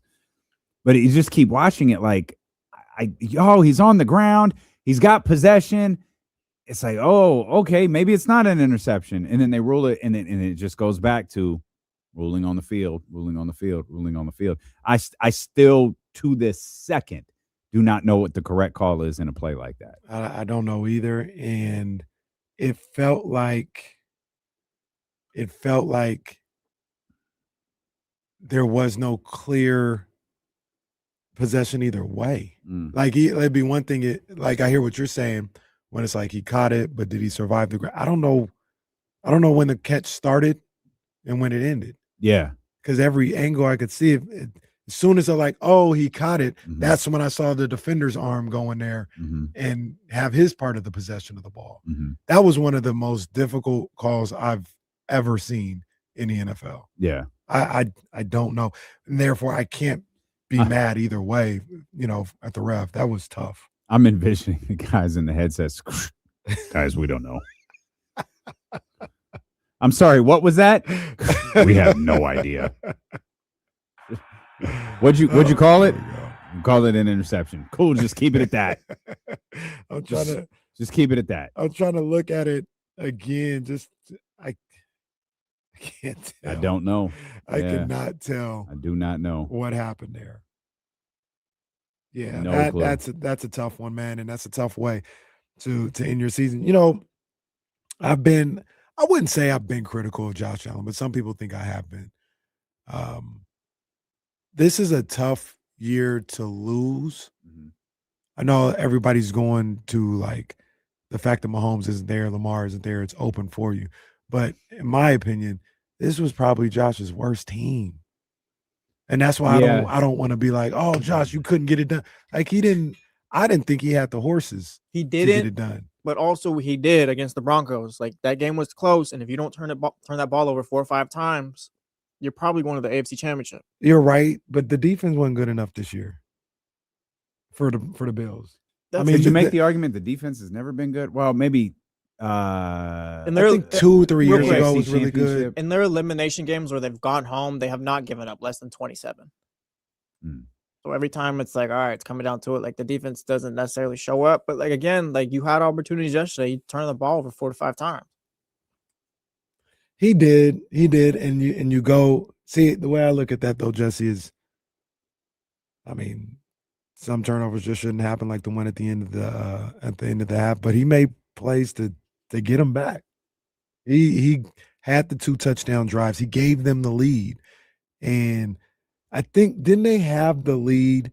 They got to stop, got the ball back, and then the Broncos had to drive again to try and tie it. Like, the defense let that one, they let them down in that one. But it wasn't his best team. It wasn't the best Bills team, best version of the Bills that they've had in the last few years. I think about offensive weapons wise and everything like that. And it sucks that it coincides with the time when those other guys aren't around for him. Yeah, no Lamar, no. And this was ultimately probably Sean McDermott's undoing, was the fact that Patrick Mahomes wasn't out there. If Patrick Mahomes had beat them, if Lamar Jackson had beat them, he still would have lost his job.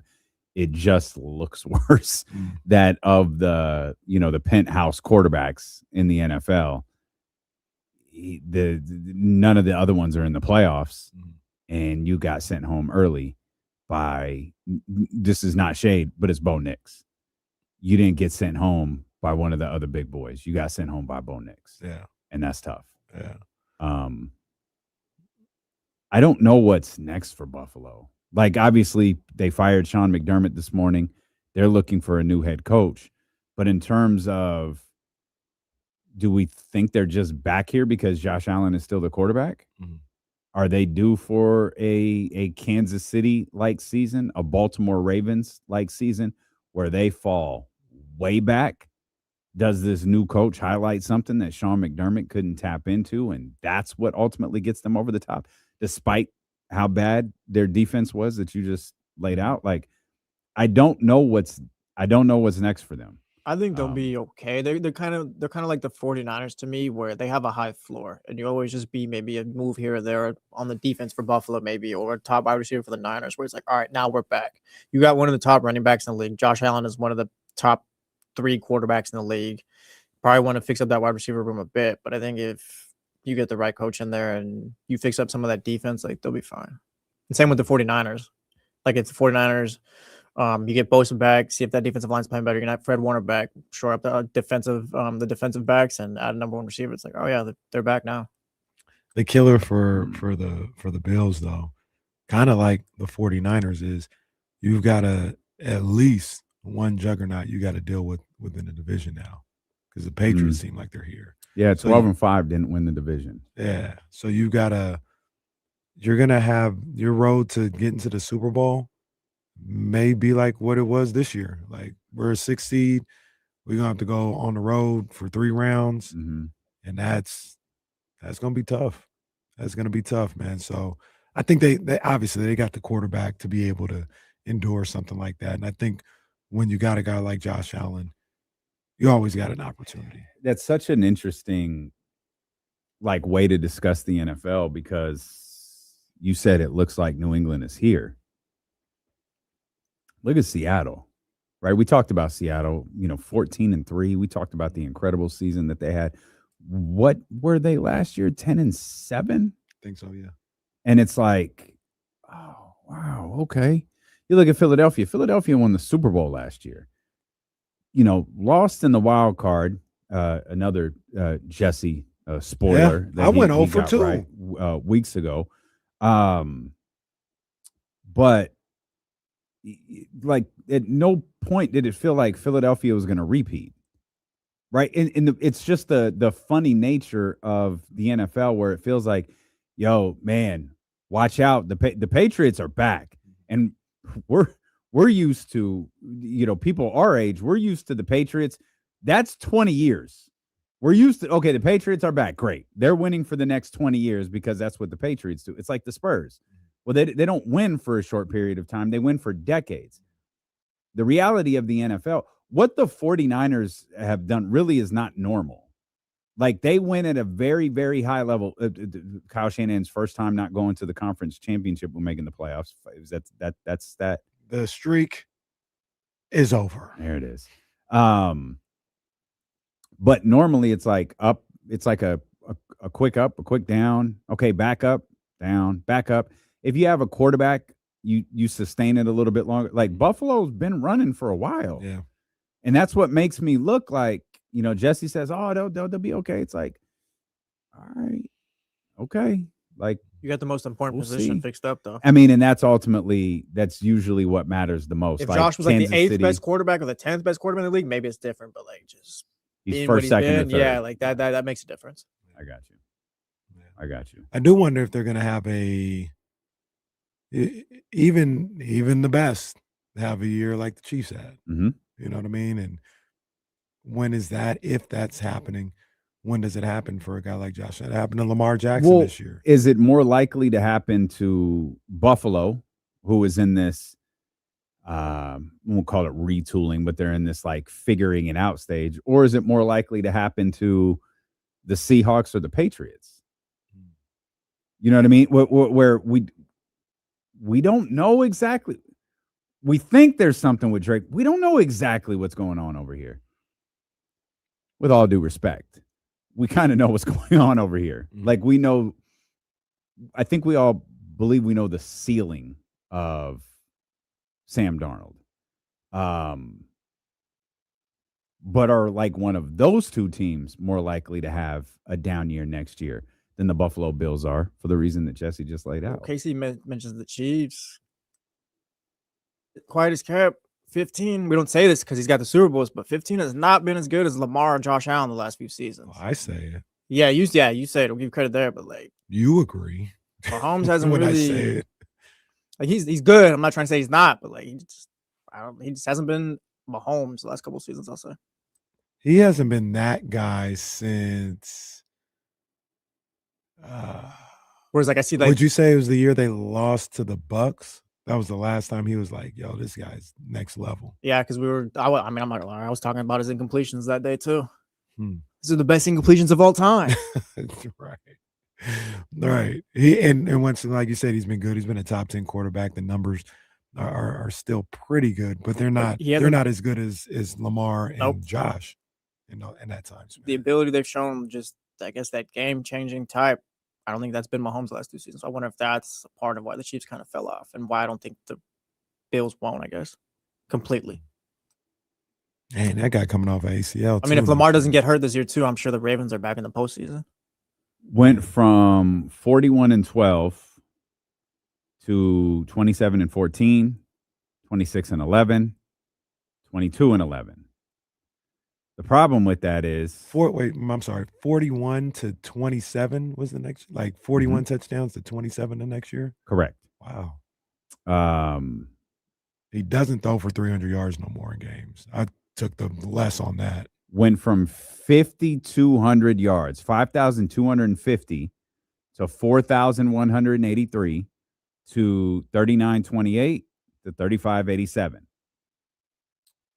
The problem with all of that is he was 10-6, and then he was 15-1. He was still top level. They went to the Super Bowl both years. He was still top level for sure. It's not like he was carried or anything, but that defense transformed over. They did a fantastic job of having a top 3 defense in the game during those years to kind of offset losing a Tyreek Hill. Well, that's what I was going to ask. There's no denying the numbers change. The result didn't. Did they take those steps on the defensive end at the expense of Patrick Mahomes' weapons? Yeah, maybe so. I mean, that's one of the reasons why they and it's like Tyreek, huh? He's good enough to get us enough. We have to be better over here. His numbers dip. Oh, we gotta go to break. We do. I think we'll come back. It's Stilo and Casey on ESPN 1320. His numbers have dipped, but it's like he doesn't have Tyreek Hill, but like Josh Allen's been throwing to Khalil Shakir the last 2 seasons. Like those guys just make it work, I guess. No. Yeah, I mean, Brandon Cooks was getting his name thrown out there this year. Right.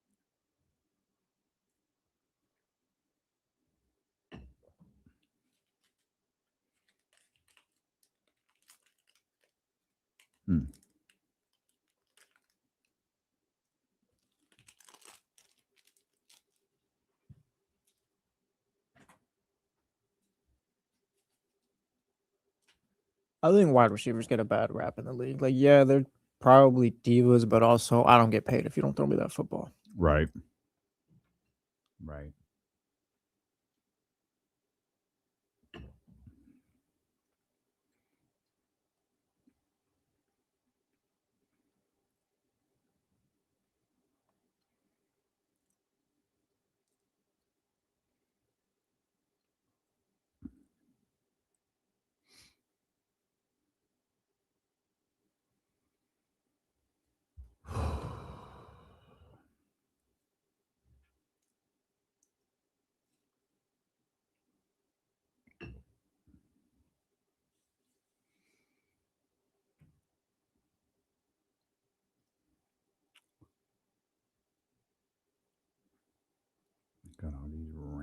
tabs open.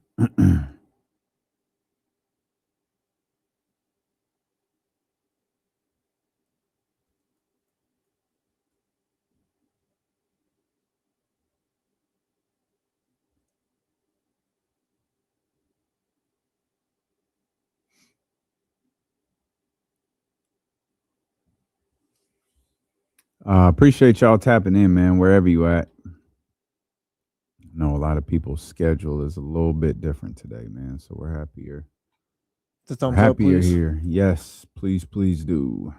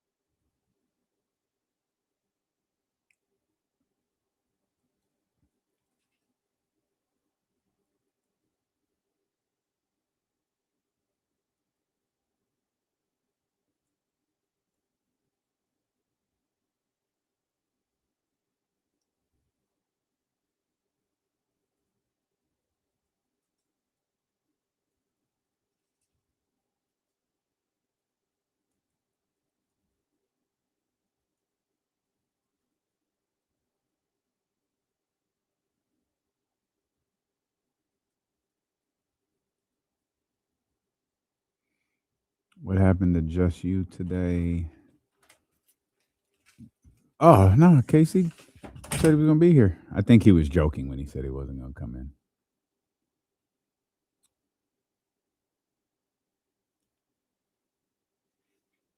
Honestly, Kyle, it's like cool, I guess. Like,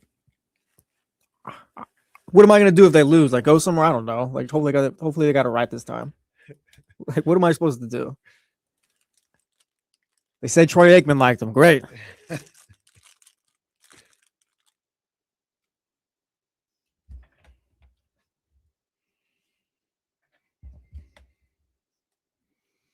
Our man James Ham going to join us at the top of the 3 o'clock hour. We'll talk Kings basketball.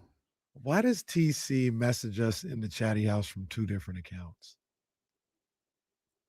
Like, does he switch over? There's Terrence, right? That's TC, right? Is there another TC? And there's a green TC. Yeah, there's a TC where it's like TEECEE. But he'll do it. A green TC is funny. He'll do it like. Oh, there he is. That's TC too? Yeah. He'll do that, and then 4 minutes later he'll be in the pink TC. Yeah, there's not really a time difference. It's all that sounded inappropriate. I'm not sure, but there's the other TC. Maybe is that TC or is that the real TC? Maybe is he switching phones in between? Like, how is this happening? I don't know. Maybe phone versus iPad. I don't know. Maybe TC. I have no clue. What did I just see? Says to make them both do a fake trade and find out which one's real. Oh man! Shout out TC, man. Shout out my guy. Your boy Cat is wild. Look at him, hustling back after a bucket. Going to that Sac State game the other day and seeing Bear in person. That bro really looks like Carl Anthony. Yeah, that's Cat's doppelganger. Yeah, he absolutely looks like Cat. Hornets did win, overtime win on Saturday night. Yeah, I think we're up to what, 3 in a row? 2 in a row, 3 in a row? 2 in a row. Because they run Thursday, yeah. So they won 2 in a row. Okay, 2 straight. Overtime, they were down 18. I was watching the game. I was literally watching the game. They got to 18. I said, I'm going to fast forward about 15 minutes before I decide to turn this off. And I stopped the fast forward, and they were down 5. I said, won in overtime.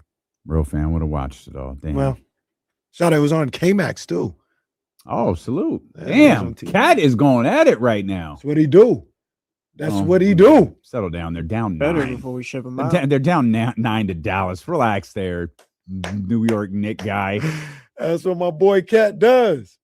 If Mike would let him eat, he'd be doing that all the time. You can't hate Mike. He's not here no more. I don't leave Mike alone. Him and Cat ain't seen eye to eye. wow. gotta get that Who rebound. has Cat seen eye to eye with? Whoa, who is Mike seen eye to eye with? Well, that's Hey, I'll talk about Mike sees eye to eye with he the got media. slapped in the face. This is what happened. NBA can't do this every day because we'll just watch the games. Cat's funny. Like, your eyes are drawn to him. Like, Cat's hysterical because it looks like he has no coordination. He literally looks like look at it. He looks like a big goofy kid he almost got stuck by the rim. He's 7'7" and almost got stuck by the rim. He's like a big goofy kid that plays basketball. I love watching Cat, man. That dude's no, he's entertaining as hell.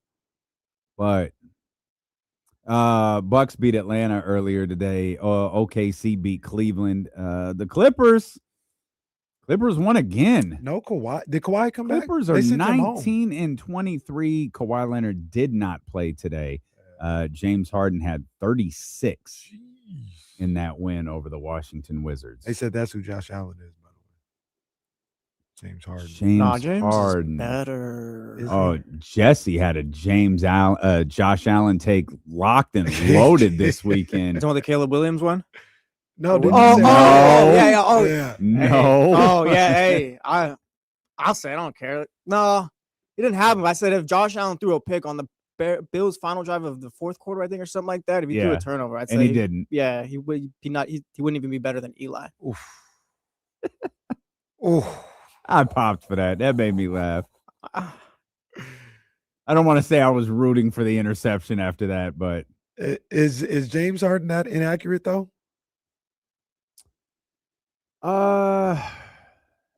He hasn't played his best in the playoffs. Not.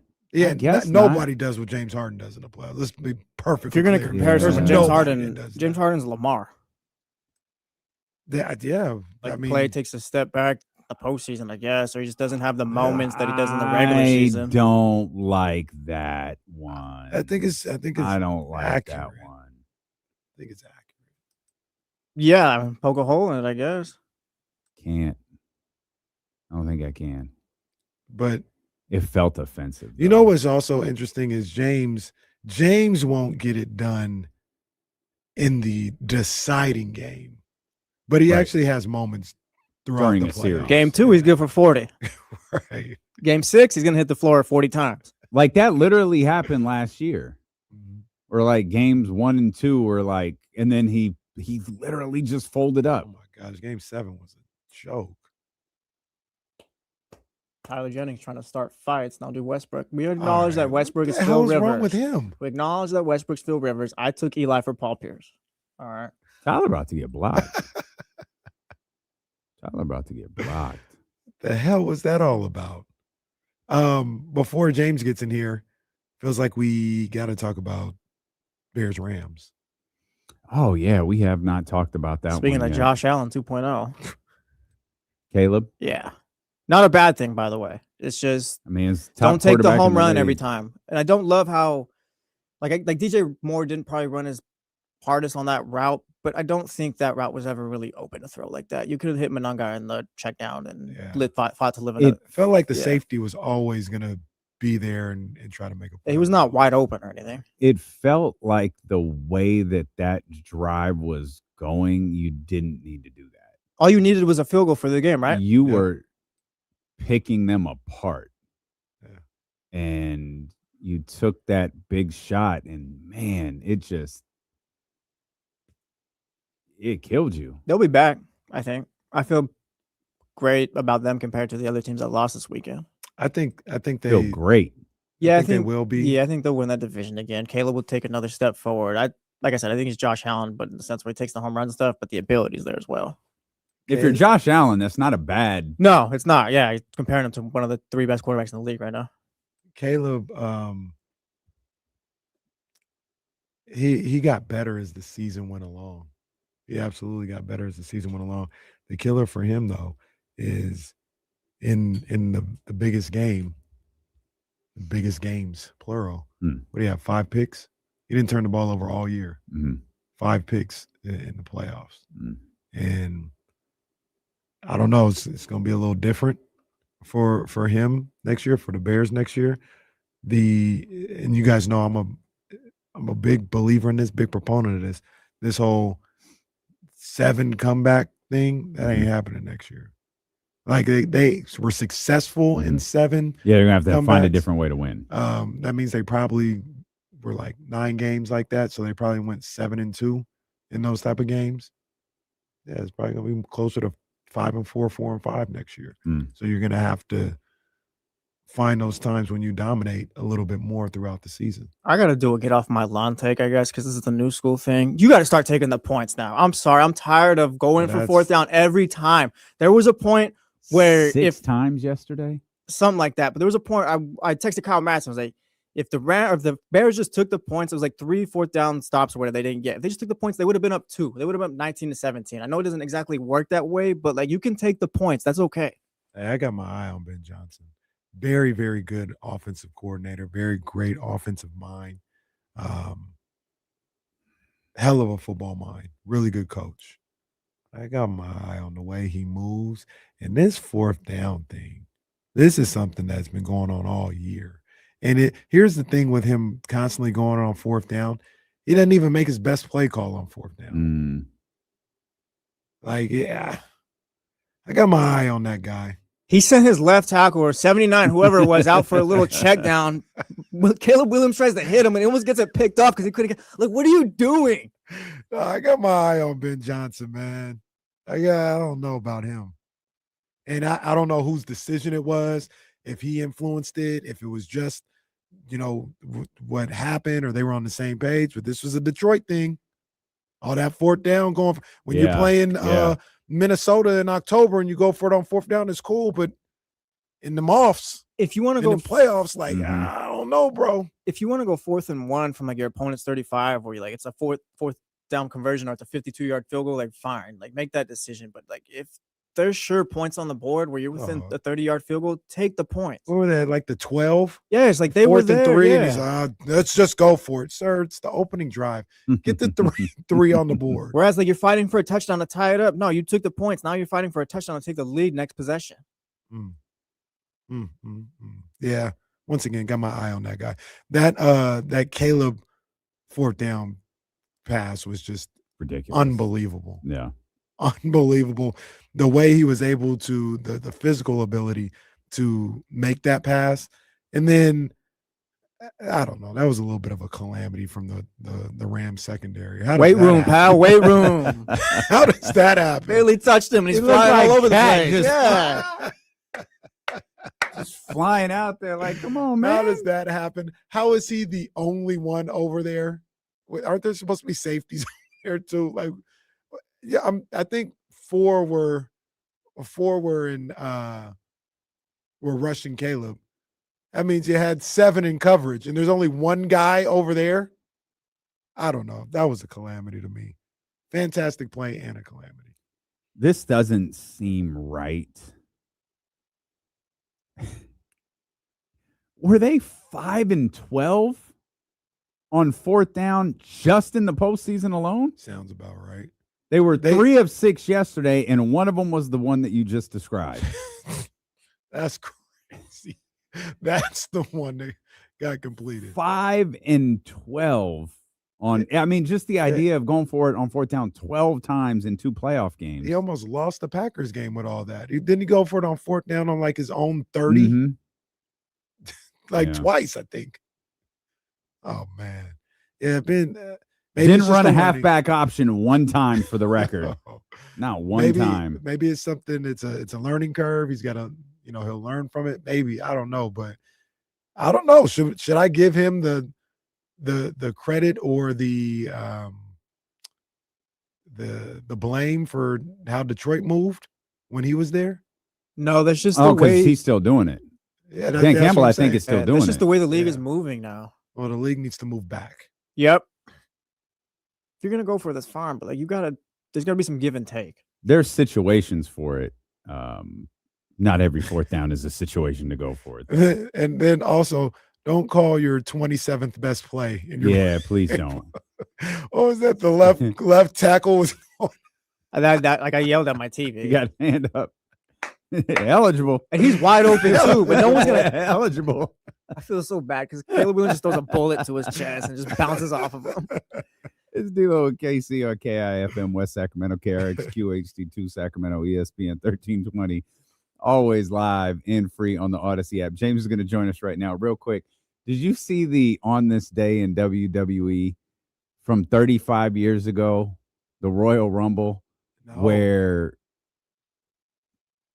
Sergeant Slaughter beat the Ultimate Warrior to set up the match with Hogan at 7? No. Macho, and I guess I just don't remember this as a kid, but he was Macho King. So Sherry comes in, does her thing first. Warrior gets Macho Man when he makes the run in. Slaughter gets Warrior, sets up Macho Man to hit Warrior with that scepter he used to walk around with. Go look at the clip. He knocks the hell out of him. Like, I can't, like, I remember it because it has the glass and it's shattering. He hits the hell out of him with that scepter. And then Sergeant Slaughter does like an elbow drop and pins him. And it's like, oh my God, this is trash. This is such garbage. We welcome in our man, James Ham, our Kings Insider from the Insiders here on MLK Day. James, nice little day off for you. You got a tough stretch coming up with the Sacramento Kings playing Miami tomorrow and Toronto on Wednesday. But let's start with the games over the weekend. We saw Domantas Sabonis return. It's been kind of the talk, at least of the Kings portion of today's show. What do you make of Domantas Sabonis in his return? And do you think we're going to see some adjustments from Doug Christie moving forward, meaning more time on the floor for Domantas Sabonis as games start to add up? Yeah. First up, I don't know what you mean by a day off. I already had a radio show. I just did a podcast. Now I'm back on with you guys. So not quite sure. That's a good point. Yeah. That's a good point. Yeah. At least you don't have to drive to the Golden One Center today. No, that's true. That's true. Look, I think that there's going to be. Sorry. Oh my gosh. You just saw it? Sorry. And I was going to keep it quiet when I saw it, but I wouldn't expect it. Yeah. He hit him with a baseball bat. Crap out of him. You know that was real too, because they all hated Ultimate Warrior. Yeah. Right. Sorry, James. That's my. At least I know who the Ultimate Warrior was. And Even James knows. They were a lot of fun to play the video game with the Ultimate Warrior and those guys. The arcade game was it Royal Rumble? That was the game. Well, Royal Rumble came out on the game systems. Oh, okay. I think it was WWF is what I played on. Maybe it might have been Royal Rumble, but I don't think so. I have eyeballed that stand-up arcade joint for a long time. I've never do it. I know I won't, but it's so dope. Yeah, I've got two of them. I've got the Rampage with Joust and Defender and Gauntlet down here because Gauntlet was my game. And then upstairs we have the in the game room we have the Street Fighter one. I've never been to the game room. You ever been up to the pool table? Nope. All right. Yeah. No. Next time you're up here. I didn't have security clearance to get up there. True. There we go. Gotta make sure. Look, I think that when it comes to Domas, it's going to be a bit of a process here. Like, again, we have a back-to-back coming up tomorrow and on Wednesday. I have no idea if he's going to play in both of those games. He could play in one. He could play in both. He could play in neither. I think that's where we're at. You're going to give him little bits at a time to test that knee and see where it's at.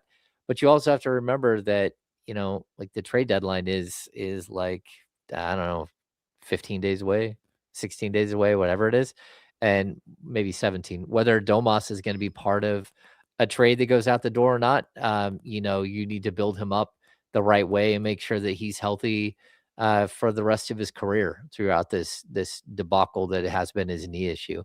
So, I think that they're going to slowly bring him along. I think there's a very distinct possibility that, if they could get a day of practice in, which I don't think they got a full-fledged day of practice in today, but if you can get a little bit more practice time, you might see him slide back into the starting lineup pretty quickly. But, again, it looks like he's on a minutes restriction, whether it's 20 or it's 24 minutes, whatever it might be. And usually you progress like that. If he is on a minutes restriction, and the only reason I bring that up, he's played 20 minutes, 2 games in a row. I wouldn't be surprised to see him play 24 and then 26 or 28, and then start to get more towards what we've been used to with him. But they've got to take it really slow just to make sure that they don't have a misstep and a setback, and that could change a lot of things with the Sacramento Kings, whether it's him as a player or him as a potential trade chip. James, when I watch Domantas Sabonis play, it looks like a guy who hasn't played full court 5-on-5 basketball in a long time. It doesn't look like he's necessarily trying to compensate for being hurt. It's just like, man, I haven't gone up and down the court for a long time. Why do you think they brought him back without having that type of practice interaction? Like usually you see, he's on the side court doing 5-on-5 or 3-on-3, unless it's just something that, the reporters weren't privy to. It seems like they brought him back without having those moments. Is that unusual to you? Yeah, I think it's a bit of a couple of things here. Number one, like I don't think they really knew when he was coming back. Like they had a plan. That plan got extended. Again, remember, he was out a month, and then they told us, we'll reevaluate him in a month, right? We get to the month mark, maybe a week after or 4 or 5 days after the month mark, and they put him out an additional 4 to 5 weeks. That was like 3.5 weeks ago. So they've been waiting for his knee to respond and for whatever to happen that they need to get him back on the court. And then the problem is like the home games, right? So like this has been a stretch. I was just talking to my guys over the Kings beat just a second ago, and like I don't remember a grouping of games, this many games at home over such a small amount of time. And so when you per NBA rules, you're not allowed to have practice after back-to-back. So last Sunday, Monday, the Kings played the Rockets and the Lakers, so they can't practice on Tuesday. Then they played a game against the Knicks on Wednesday. You had a day where maybe you could have got in some practice on Thursday, but then you've got Friday, you've got Sunday. Like the games have just been nonstop, and even before that, I remember they were at home a bunch all the way through the beginning part of the month. So there just hasn't been a bunch of practice days. And I'm going to throw something else in that is very unusual. And that is that typically in these situations, when you're trying to get a player back on the court, you take a group of young players that aren't playing very much and you have them beat those guys up for like 3 or 4 days. Well, it just so happens that all your young bigs are playing. And so they're not going to practice and then go get beat up by Domas and then have to play a game. And I think the cycle of what's happening here is just a little off because of that. So, I mean, I guess it's possible he could have gone out and played against Drew Eubanks and Doug McDermott and a couple of your like training staff guys.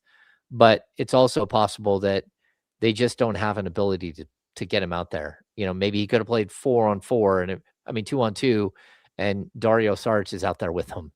But yeah, I think it's more about the practice time and everything else. And there is usually like the Kings have a very distinct like return to play. We had heard a little bit. We'd seen Domas come out and do a little bit of warming up and stuff like that. But him like showing up out of nowhere on last Thursday and like, hey, I think he's going to play on Friday was very bizarre. But hey, sometimes it happens. Is there a chance? Do you think there's a chance that maybe we don't see a big increase in Domantas Sabonis's minutes? Maybe there is a point where he returns, probably relatively soon, where he returns to the starting lineup, but you still see something. And I'll give Doug some leniency here and say this could be, game dependent, maybe similar to what we saw with Dylan Cardwell last night. But maybe the approach being, James, that, yeah, Domantas Sabonis is back in the starting lineup, but he's still living in the 20 to 25 minute range because we still want to play Dylan Cardwell and we still want to play Maxime Reynaud.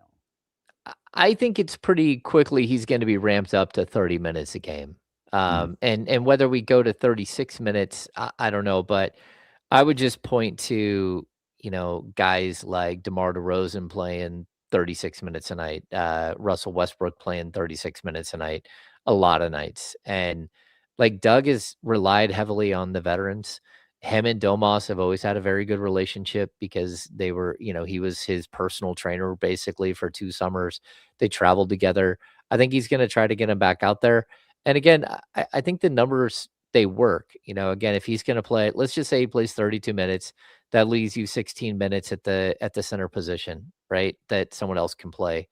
And then you have the other 48 minutes at the power forward spot. So we're looking at 64 minutes. Like I think Precious and Max and Dylan can share those 64 minutes pretty easily. And especially while Keegan's out, where Keegan's not going to be playing the 4 at all. I think the real question will be, what does Doug do when Keegan gets back? And what does that mean for DeMar DeRozan? Or what does that mean for Zach LaVine? Or, does that mean that Nick Clifford doesn't get to play at all anymore? But I do think that there's going to be sort of a smoothing out here where you start seeing some of these other guys lose some minutes. And that's why I also think that we're probably going to have a little bit of fireworks around the trade deadline, because I do think there are going to be veterans on this team that you don't want to play in the second half of the season. And you're going to want to go to young players like Nick Clifford. You're going to want to give, a guy like Keegan Murray every opportunity at that small forward spot.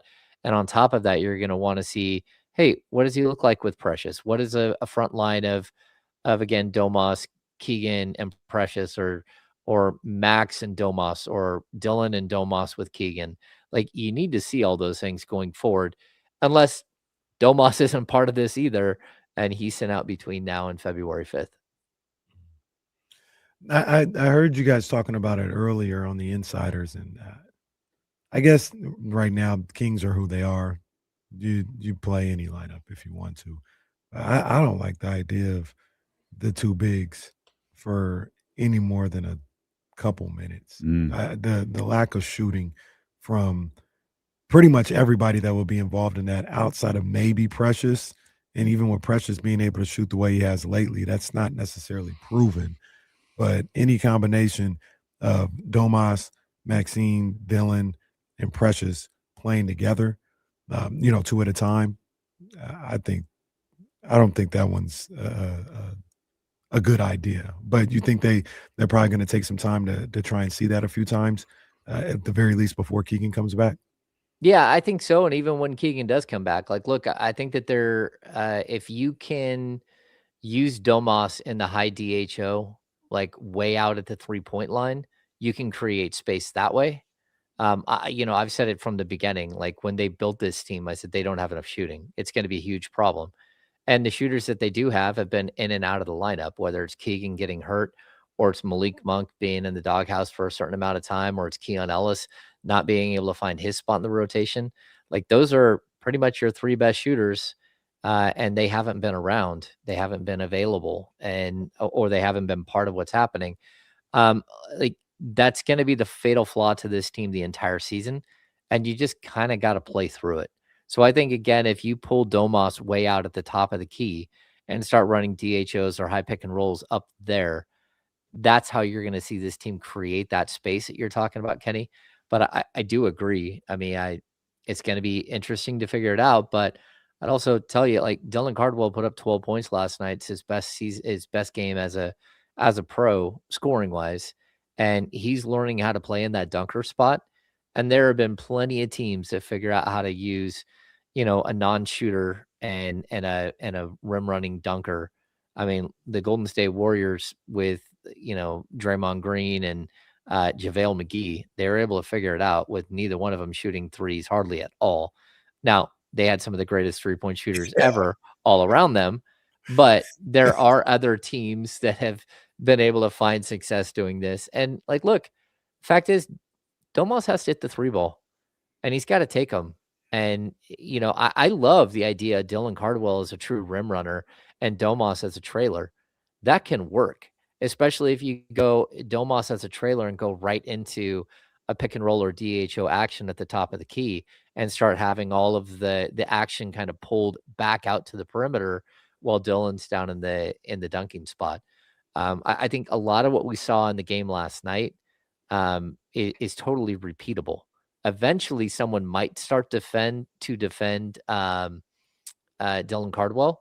But remember last season when the Kings played the Dallas Mavericks and the Mavericks had no players and they were horrible and they couldn't sign anybody because they had reached, they were hard capped.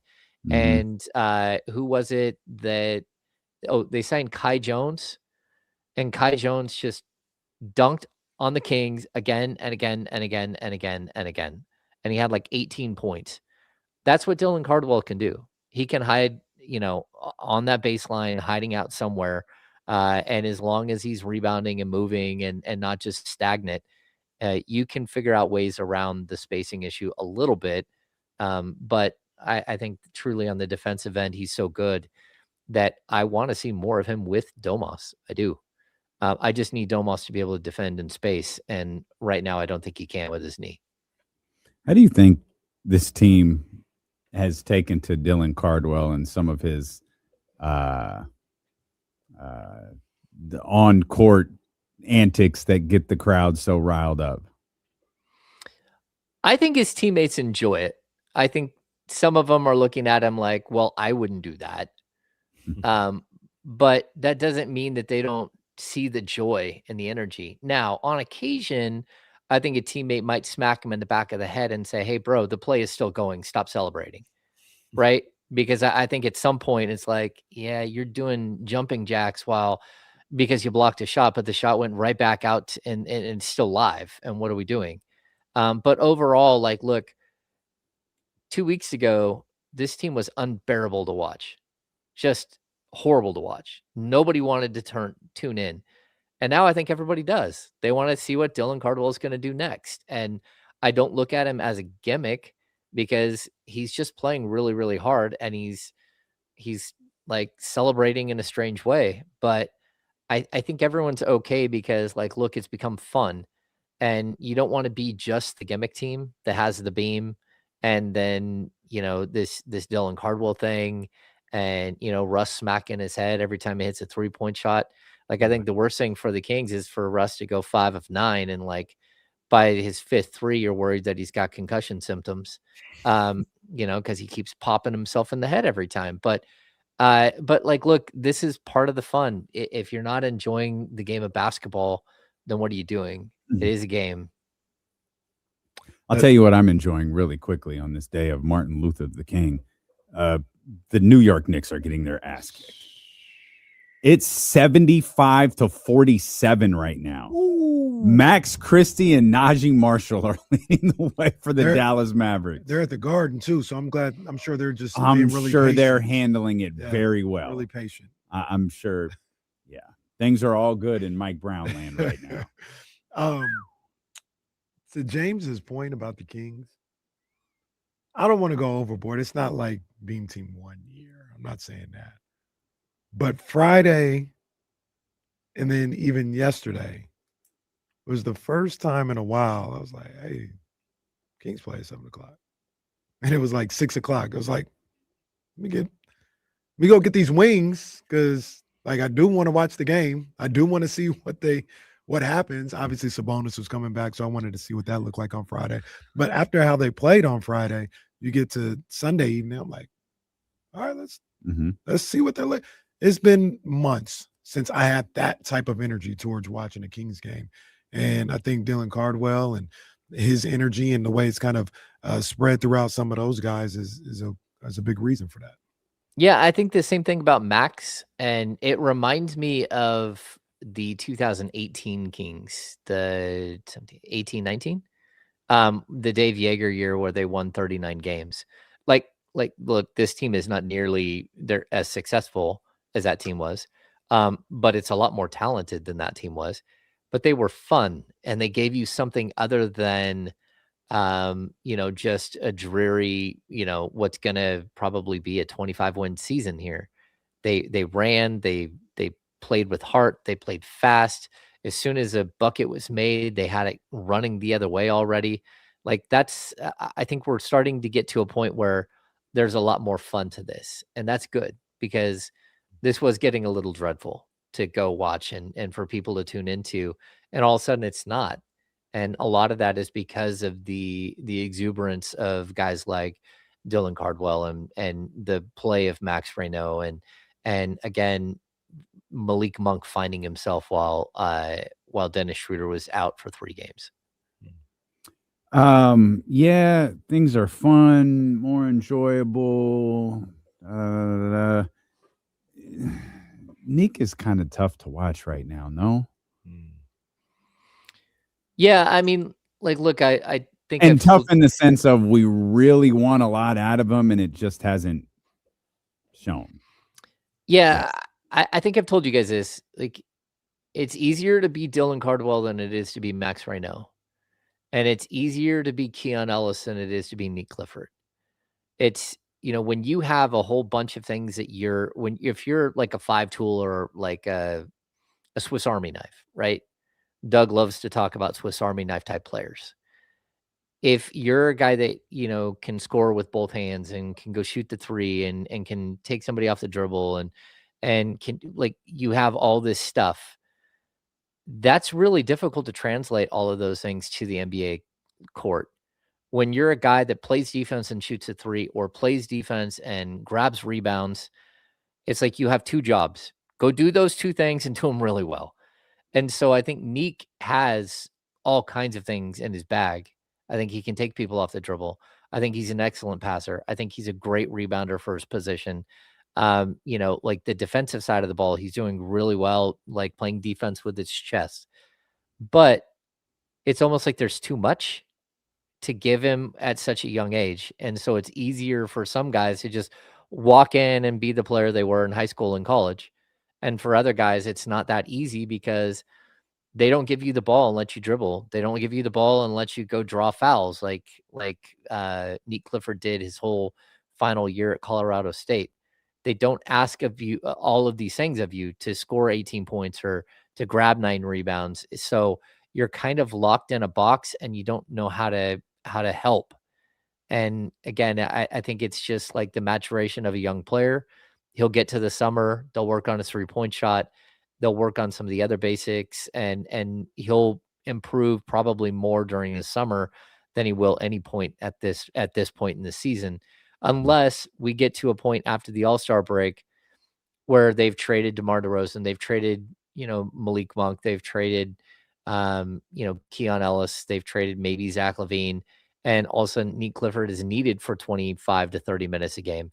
And that's going to be when, again, it would be a scaled down team without all of these players that do lots and lots of things. And so he might be able to show more of his game, but I wouldn't be too concerned right now. Like if we're still talking this way next season, then we're also starting to compare him to Colby Jones and to Justin James and to that group, that type of player that isn't able to make the transition to the NBA level the right way. And I would probably say if I was Doug Christie, Bobby Jackson, anybody on that staff, I don't need more of your bag. I need you to defend, and when the ball swung to you, knock down the open 3. That's it. I'm not looking for anything extra. You slash, a little bit. You do a really good job on offensive rebounding here and there, but like if you're waiting for the invitation or the opportunity to show more of what you got offensively, I'm not looking for that. Let's start with hitting an open 3, which I feel like I haven't seen him do in weeks at this point. So somebody in there should be simplifying the game for him. Defend, hit the open 3. That's your job right now. And we'll see if he's able to do that. Yeah, but remember, there's a big difference between a scorer and a shooter, a pure shooter. And so I think Nick is more of a scorer than he is a pure shooter. So again, you're kind of asking him to limit who he is. And again, that's what you have to do, right? Until he's able to develop and show you that he can handle, task number 1. But still, it's like as a basketball player, you're fighting internally the whole time. The ball gets swung to you, and for your whole life, you're used to grabbing the ball and going right to the rim. And all of a sudden, you're asked to just stand there and shoot the 3. And so it's complicated. It's not super simple for some of these players to come into the league and find instant success, especially on a team with a ton of high usage players. So just like the opportunity is not going to be there. He needs to adapt for sure. But I think it's one thing to tell a player, hey, you need to adapt, but then you get him in summer league and you have him run the point and have him do all this stuff. And then you get to training camp, you're like, oh, look at this. He's playing this and this and this. And then you get to the actual NBA game, and it's like, nope. You don't get to do any of that. Go stand in the corner and shoot the three. Yeah, and James, that's the story of the NBA and people who make it who don't a lot of the times. You know, two guys that come to my mind off the top of my head are Matt Barnes and Trevor Ariza. They were their whole life scores all over the place. And to Neek's credit or to his defense, these guys didn't figure it out right away. It took them a couple years, but once they realized this is how I'm going to stay in the league by being a 3-and-D guy, being able to defend multiple positions, and being able to catch and shoot and knock down a three, that's how they both were in the league for 10, 12 years. Other guys like a Dennis Smith Jr., who didn't figure out, like, this is how you got to do it, they're gone. Like, that's just the case. You're not – the majority of these guys, you ain't going to do nearly half of the things you were asked to do in college or that you think you're able to. You need to figure out what is going to keep me here, what's going to keep me on an NBA roster. And right now, for Nick Clifford, his job is to be a 3-and-D guy. Stand in the corner for a few possessions. And when it comes to you, it gets swung to you, knock down the corner three. That's your job. If you can't do that, we'll find the next guy to do that. Like that's who you are right now.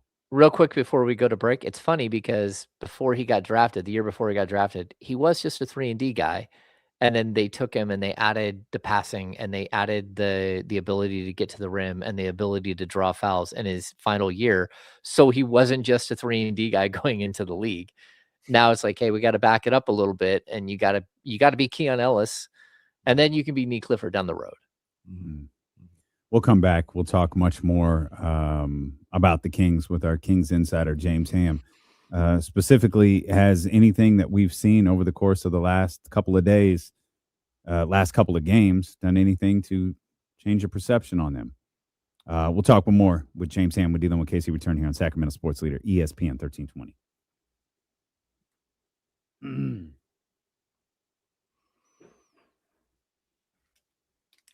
Macho Man beat the crap out of him. That was hilarious. I laughed That's funny. so hard when I saw that this morning. I was like, oh my God. Everybody really did hate that dude.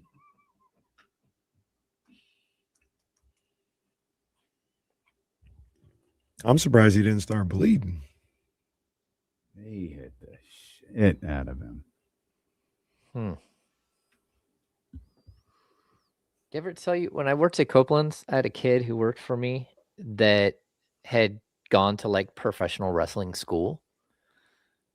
And he was like, he wasn't very big. He's probably like 5'6", but one of those dudes that can like do backflips and stuff. Like, super strong little gymnast dude. And he was there and went up against a big guy and did some crazy move. And then the dude was too clumsy and dropped him on his head and almost broke his neck. And so he's like, okay, I probably shouldn't do this anymore because this is probably going to end up with me getting paralyzed or something. Ahmed Johnson. I was about to say, did he train with Goldberg? We don't got to do all that, but like maybe D'Lo and KC take wrestling school for a day this summer. Oh man, them dudes when they showed on Tough Enough when they had to do the ropes. Yeah, we'll just have you guys run the ropes. All you guys will just run the ropes for like 30 minutes. We got to run the ropes and then take a bump. We got to hit the mat and take a bump. I'm gonna start making calls. I'm down. I'll go take some bumps for some social media videos. Leezy, you ask if there's, since we have more tape on Max, is there any player he reminds me of? I don't want to make a judgment yet. I know this sounds weird. I want to wait and see how the Kings develop him for next season. Like, do they add 20 pounds to him? Do they keep him lean and have him as a perimeter player? Because I don't know what the final product is going to be. Like, go look at Vucevic as a young prospect coming out of USC. And, they decided again to make him sort of a bigger center, even though I think Vucevic is only 6'9". So I want to see what he looks like a year in. And he's not very old. I mean, he's not very young. What is he, 22, almost 23? Like, he's closer to developing into like a full-grown man. I thought Big Booch was about 6'11". Let me see. How many shots do we get of Mark Davis watching Fernando Mendoza tonight? Is he going to be at the game? Mm-hmm. He is 6'9". Good call there, James. Mm-hmm. I thought he was taller than that. Yeah, the Kings tried to get back in that draft and draft him. He was a 16th pick in the 2011 NBA draft. Fantastic knowledge. Yeah. I remember watching him pre-draft workouts. I also remember Rudy Gobert coming in and being like a stick. Like his legs were like pencils. Like he had clearly worked out, so he was trying to like flex for us. And it was like, man, before you start flexing, you should probably hit leg day. Rudy at least been- once. Yeah. It's the day you walked into this league. It's crazy. He's going to be a Hall of Famer. Yeah. Yeah.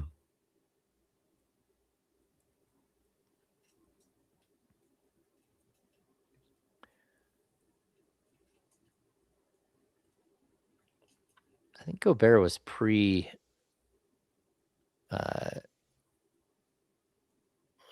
I want to say it's before Vivek on the team. I'm sure it's nothing, Michael. How long is he? Oh, no, 2014.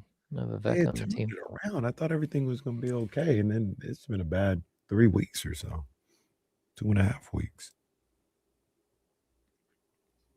Hang on, James.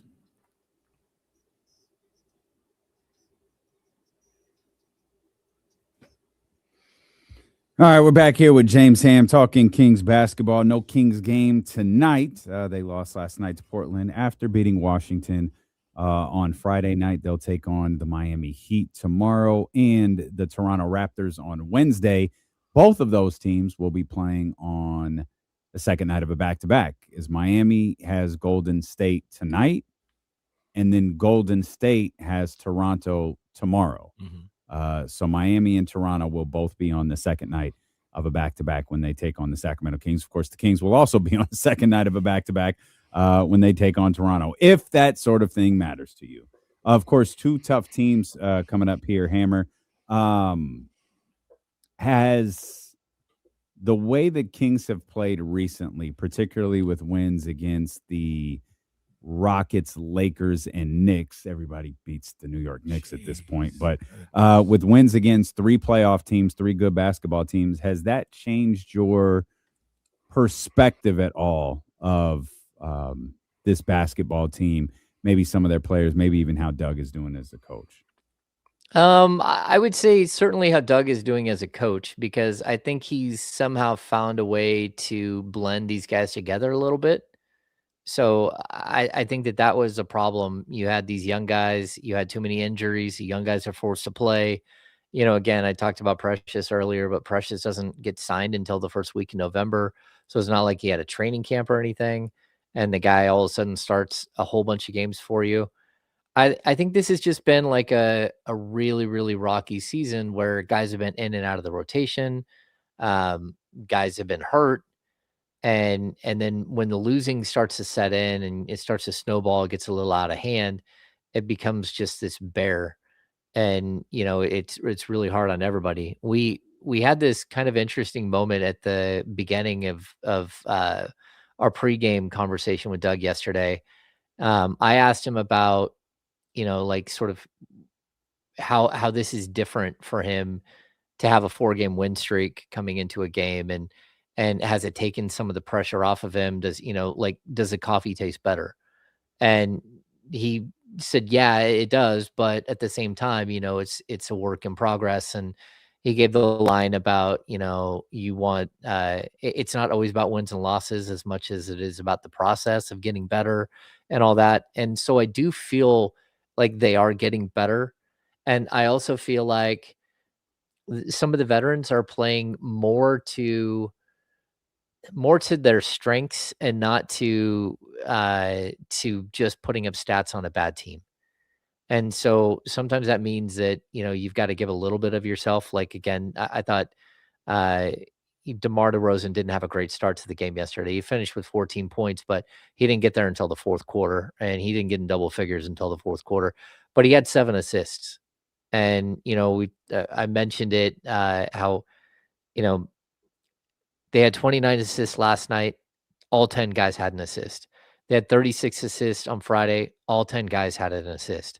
Those are weird stats. Those are stats you don't usually see where all 10 guys. And what that means is that they're starting to play for each other a little bit. And that's something that the Doug is always preaching, is playing for each other and trying to get better. So do I think that it's a good thing that they're picking up a bunch of wins right now? No, because that ship has sailed. You can't do that now. But I do think it's a good thing to not lose every game, because what you don't want to do is have your identity be that you're just losers, that you're losing every single game and that you're not good. And you don't want that like permeating the locker room. You don't want that getting into the young players' heads. But I look at this season as one that's going to very likely have changes coming.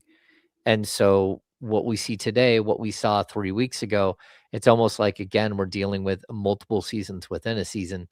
And I kind of want to see what happens between now and February 5th. And before we really just completely throw this team away. If not, if they don't do anything and they keep everybody together, I think it'd be the worst thing that they could do. But I could also see this team getting on a bit of a run, because the second half of the season is really bad. Like, it's easy. They have the easiest schedule in the NBA from here on out. And it's not even, I don't think it's going to be really that close. So yeah, lots to think about with this group. Do you ever think about seeing like Sabonis out there getting precious and the way that they played in the last week and a half, 2 weeks or so, and think that maybe this season could have gone differently? Or do you feel like it was always written to be how it is?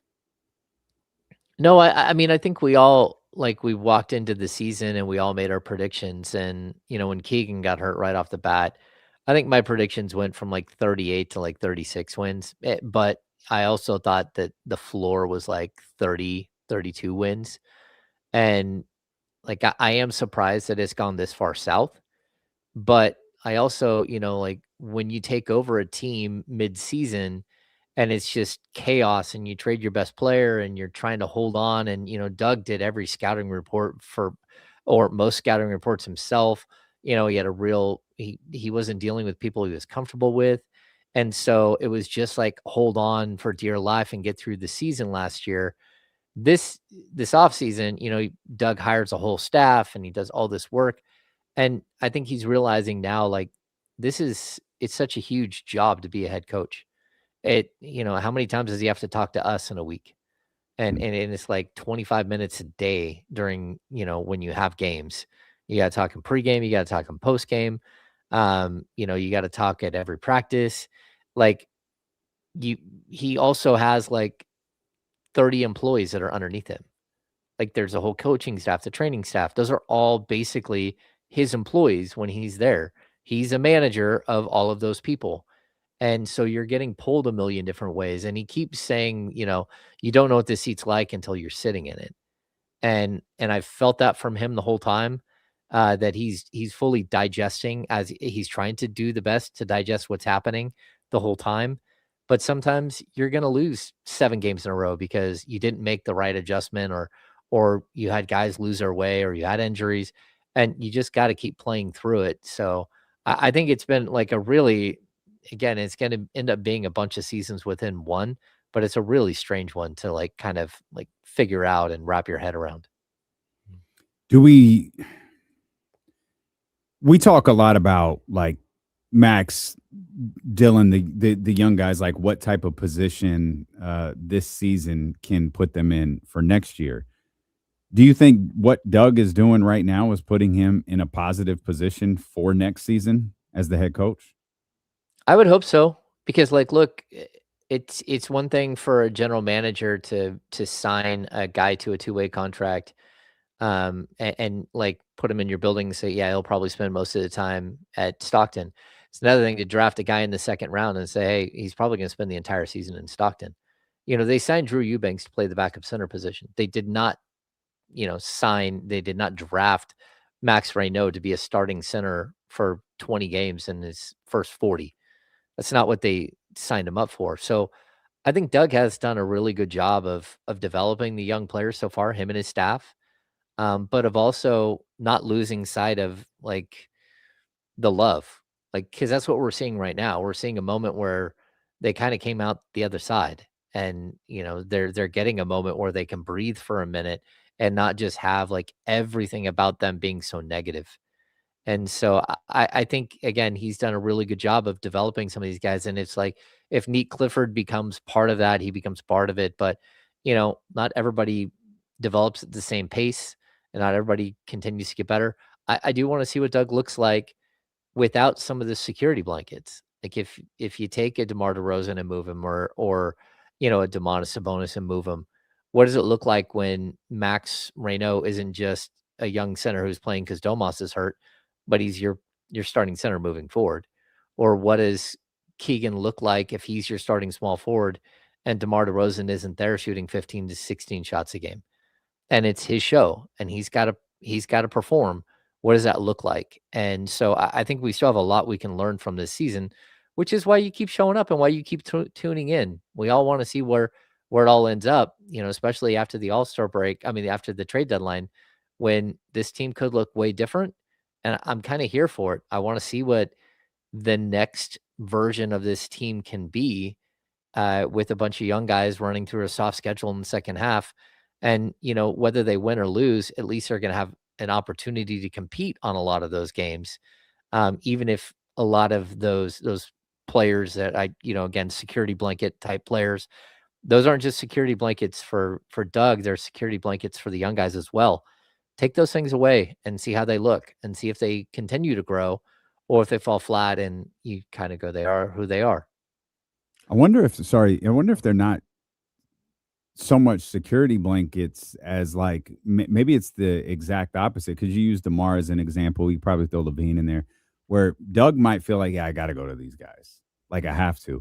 Whereas there could be a certain like freeing feeling, like if they're not here past the trade deadline, and it's like, yeah, there is no pressure to play DeMar DeRozan here in the final minutes of the fourth quarter because so and so is playing really good. There's no pressure to play Zach LaVine right here because he's not here anymore, and I've got someone playing with, like, I can run through that. I wonder if there's a certain like, okay, I don't have to worry about that anymore. Maybe I'm not as talented. Maybe my group isn't as talented as they were, but I don't have to worry about that anymore.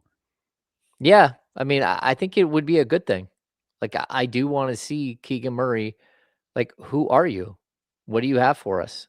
And, like, you're the guy. You're the number one option, the number two option. And again, if it doesn't work out, that's okay. That's not what this season's about. It's about discovery. And so I'm hoping we get to that point. But I also know if we get to game 65 and all these guys are still on the roster, it's going to be really tough for Doug to say, hey, DeMar, you're not playing tonight. It just is. Hey, Russ, you're not playing tonight. Zach, you're not playing tonight. And that's going to be very, very difficult. And so I don't know how it'll all work out, but it's at least interesting to like look ahead and see what the future might hold for Doug and for the rest of the squad. Friday night, it felt like it was a late scratch at Keon Ellis. I can't remember how that whole day went, but Keon didn't play the last two games, and with Dennis Schroeder coming back, that was one of the things we were wondering about with the minutes with the guards. Didn't have to deal with it in those two games. Where is Keon at right now? Is it something that's day to day, game to game, or is he possibly out for a longer period of time? It doesn't look like it's anything long term. I did see him Wednesday after, I can't even remember, was that the Knicks? I don't remember who was Wednesday. I saw him after. Yeah, that's right. Yeah. Okay. I saw him after that game walk out with his knee wrapped in ice, a huge ice bag on his knee, and he was limping to the elevator going to the practice facility for treatment after the game. So I say that because I want people to know that this isn't some mystical, they're holding Keon out because of injury. Because he's about to get traded. He's legitimately banged up a little bit. He's just, got a little bit of looseness in his knee. So I don't know if that's going to be, like if it were a quote unquote playoff game, I think Keon could have played. But also like there's no reason to rush him at this point because you're already facing an uphill battle to get him minutes, especially with Schroeder coming back. But it is a legitimate injury. It's just not a major injury that's going to keep him out forever. He did have an MRI and it was clean, if that's the question, sort of. Probably hasn't been discussed enough, but you said last week on the Insiders I think it was Friday. I can't remember what day it was. I think it was Friday though, that you're pretty sure Keon Ellis isn't going to be here much longer for Sacramento, be it trade deadline or off season. Like Keon's future isn't with Sacramento. Yeah, and I don't like it's not animosity or anything. It's not that like they hate Keon or Keon hates them. But I think the relationship was slightly fractured during the offseason when they picked up his $2 million option as opposed to paying him like the $10+ million a year he was going to get on the open market if he were a free agent. The Kings just didn't have the money to do it, right? And they chose to spend their money on Dennis Schroeder what money they did have. And then, we've gone 40 something games into the season and Keon just hasn't like etched out his spot in the rotation and, sort of been able to get a guaranteed 24 minutes a night or whatever it might be. And so he's had a very up and down season. He's has stretches where he's shot the ball well. He's had stretches where he's turned the ball over more than you're used to. He hasn't been good in transition. There have been plenty of blow-bys on the defensive end of the ball where he's letting his player get to the basket. And like, look, I think Keon's got a lot going on in his head because the last thing you want to do going into a free agency year is have a season like this where you're in and out of the rotation. But I also know that there are teams around the league that love Keon Ellis, and they're more than willing to give him like a long-term contract this offseason. I think the Kings are looking at it and they understand very much that like, look at $2 million. It's okay to be in and out of the rotation. If you paid him 10 or 12 million bucks and he can't earn his way onto the court and beat out other players, then all of a sudden it's on you. And you're the one who looks bad for signing the contract for a player like that. And his value goes down considerably when all of a sudden he's making 10 or 12 million versus 2. So I expect him to be either traded for like a late first round pick or a couple of second round picks, or I expect him to be as part of a bigger trade and to sort of act as a first round pick if you have to get rid of, if you're trying to move off of a bigger contract in the coming weeks. And, there's always a possibility he's still on the roster. And there's always like a slight possibility that, February 9th rolls around and they have a conversation and maybe he signs back. But I think it's pretty far down a road at this point. And so I would be surprised. James, before we get out of here, get away from the Kings just a little bit. We got a prediction on the national championship game going on tonight in Miami. Miami versus Indiana. Number 10 seed Miami taking on number 1 seed Indiana. I'm going with Indiana because I think their quarterback is straight up a winner. And I think a team like the Las Vegas Raiders, more than arm strength or, height or weight or speed or anything else, they need a winner. And that dude just like, he's impressed me so much. He's very respectful. He seems like he's a good kid. When they ran over the last team, he ran right over to the other sideline and shook the coach's hand. And, he seems like he's got his head on right.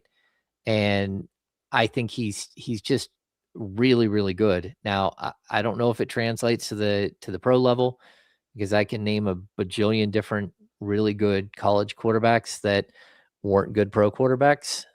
But he just seems to have that it factor, and that makes me think that he's gonna be able to get them through this game tonight. Over under on shots of Michael Irvin. What's the number?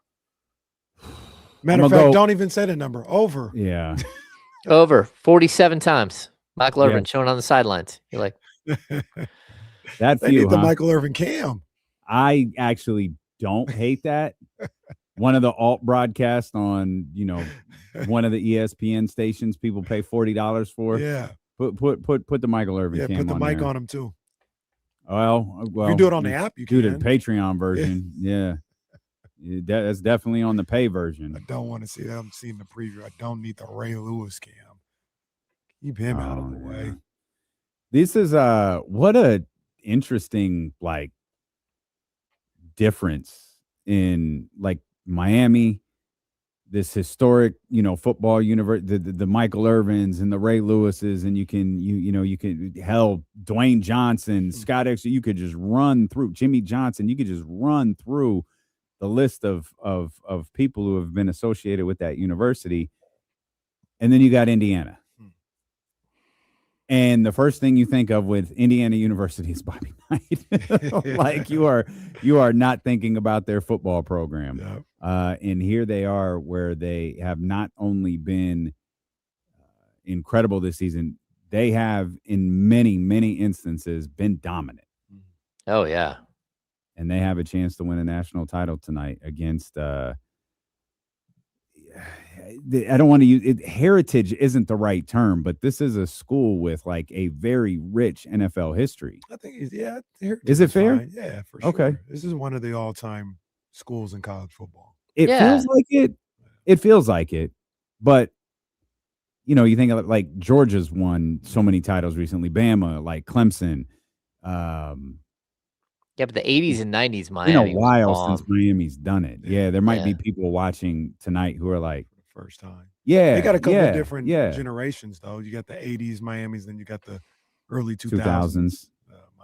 These are some of the great teams in college football history. I think the 30 for 30 might have helped with that, too, as far as people remembering who they were. Or learning who they were. That's right. Yeah. I'm just I'm so impressed with is Fernando Mendoza, right? Because, I mean, this is a kid that was at Cal and left Cal last year. Indiana's never been on the stage. What are they doing there? And not only does he have them on the stage, they're the number one team in the country and probably favored to win this game by at least something. I mean, really, really. Half or something like that. Yeah, it's super impressive because what he did to Oregon was just crazy. Yeah. So, yeah, I'm excited to watch a little bit of it. I got the U. I think the U wins tonight. All right. Yeah, I was 2 for 2 over the weekend. There's no point in me even making predictions at this point. Sit this one out, kid. Well, the Knicks are within 22 now, so things are looking saying up. There's a chance. An epic comeback. And this is this the? Oh no, there's a whole slate of games tonight. This is the last of the marquee games tonight. Well, I think Warriors Heat is on NBC. I don't think it is. I think Boston and Detroit. There's the game. There's the marquee game. Boston and Detroit. They're on NBC tonight. Two best teams in the East. Not wrong. Who would have thought? Yeah. It certainly isn't the Knicks right now. It is not. We will be here tomorrow morning, though, at 10 a.m., beginning with James Ham and Kyle Madsen on the Insiders on Sacramento Sports Leader, ESPN 1320. Vamos 49ers. I'm going to miss you. Now, speaking of, here's Michael Irvin entering the... Of course. Oh, he's getting the walk-in video. Well, it's a camera somewhere in the stadium that has seen him walking onto the field. Oh, onto the field. Oh, got you. Okay. Is he going? Because it's in Miami. Yep. Is he? Man, there's so many Miami people here. Oh. Yeah. Yeah. That's funny. They've already shown 7 of them, 7 old kids. They showed Jimmy Johnson. I was like, who's that old guy? Oh, man. That's Jimmy Johnson. That's disrespectful. Come on, man. You didn't know that was Jimmy? What's up, Jess? We see you. Welcome back, buddy. Jess, what's up, man? Prayers up, man. Welcome back, Jess. Prayers up. Oh, shut up, Tyler. over your little joke earlier. All right, man. You guys have a good day. Oh. Good evening. I'm going to tell this guy it's a very, very, very educated opinion.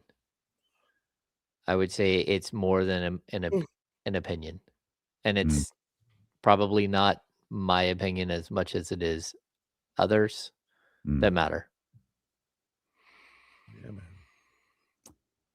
That's why he's our insider. We'll see you guys tomorrow.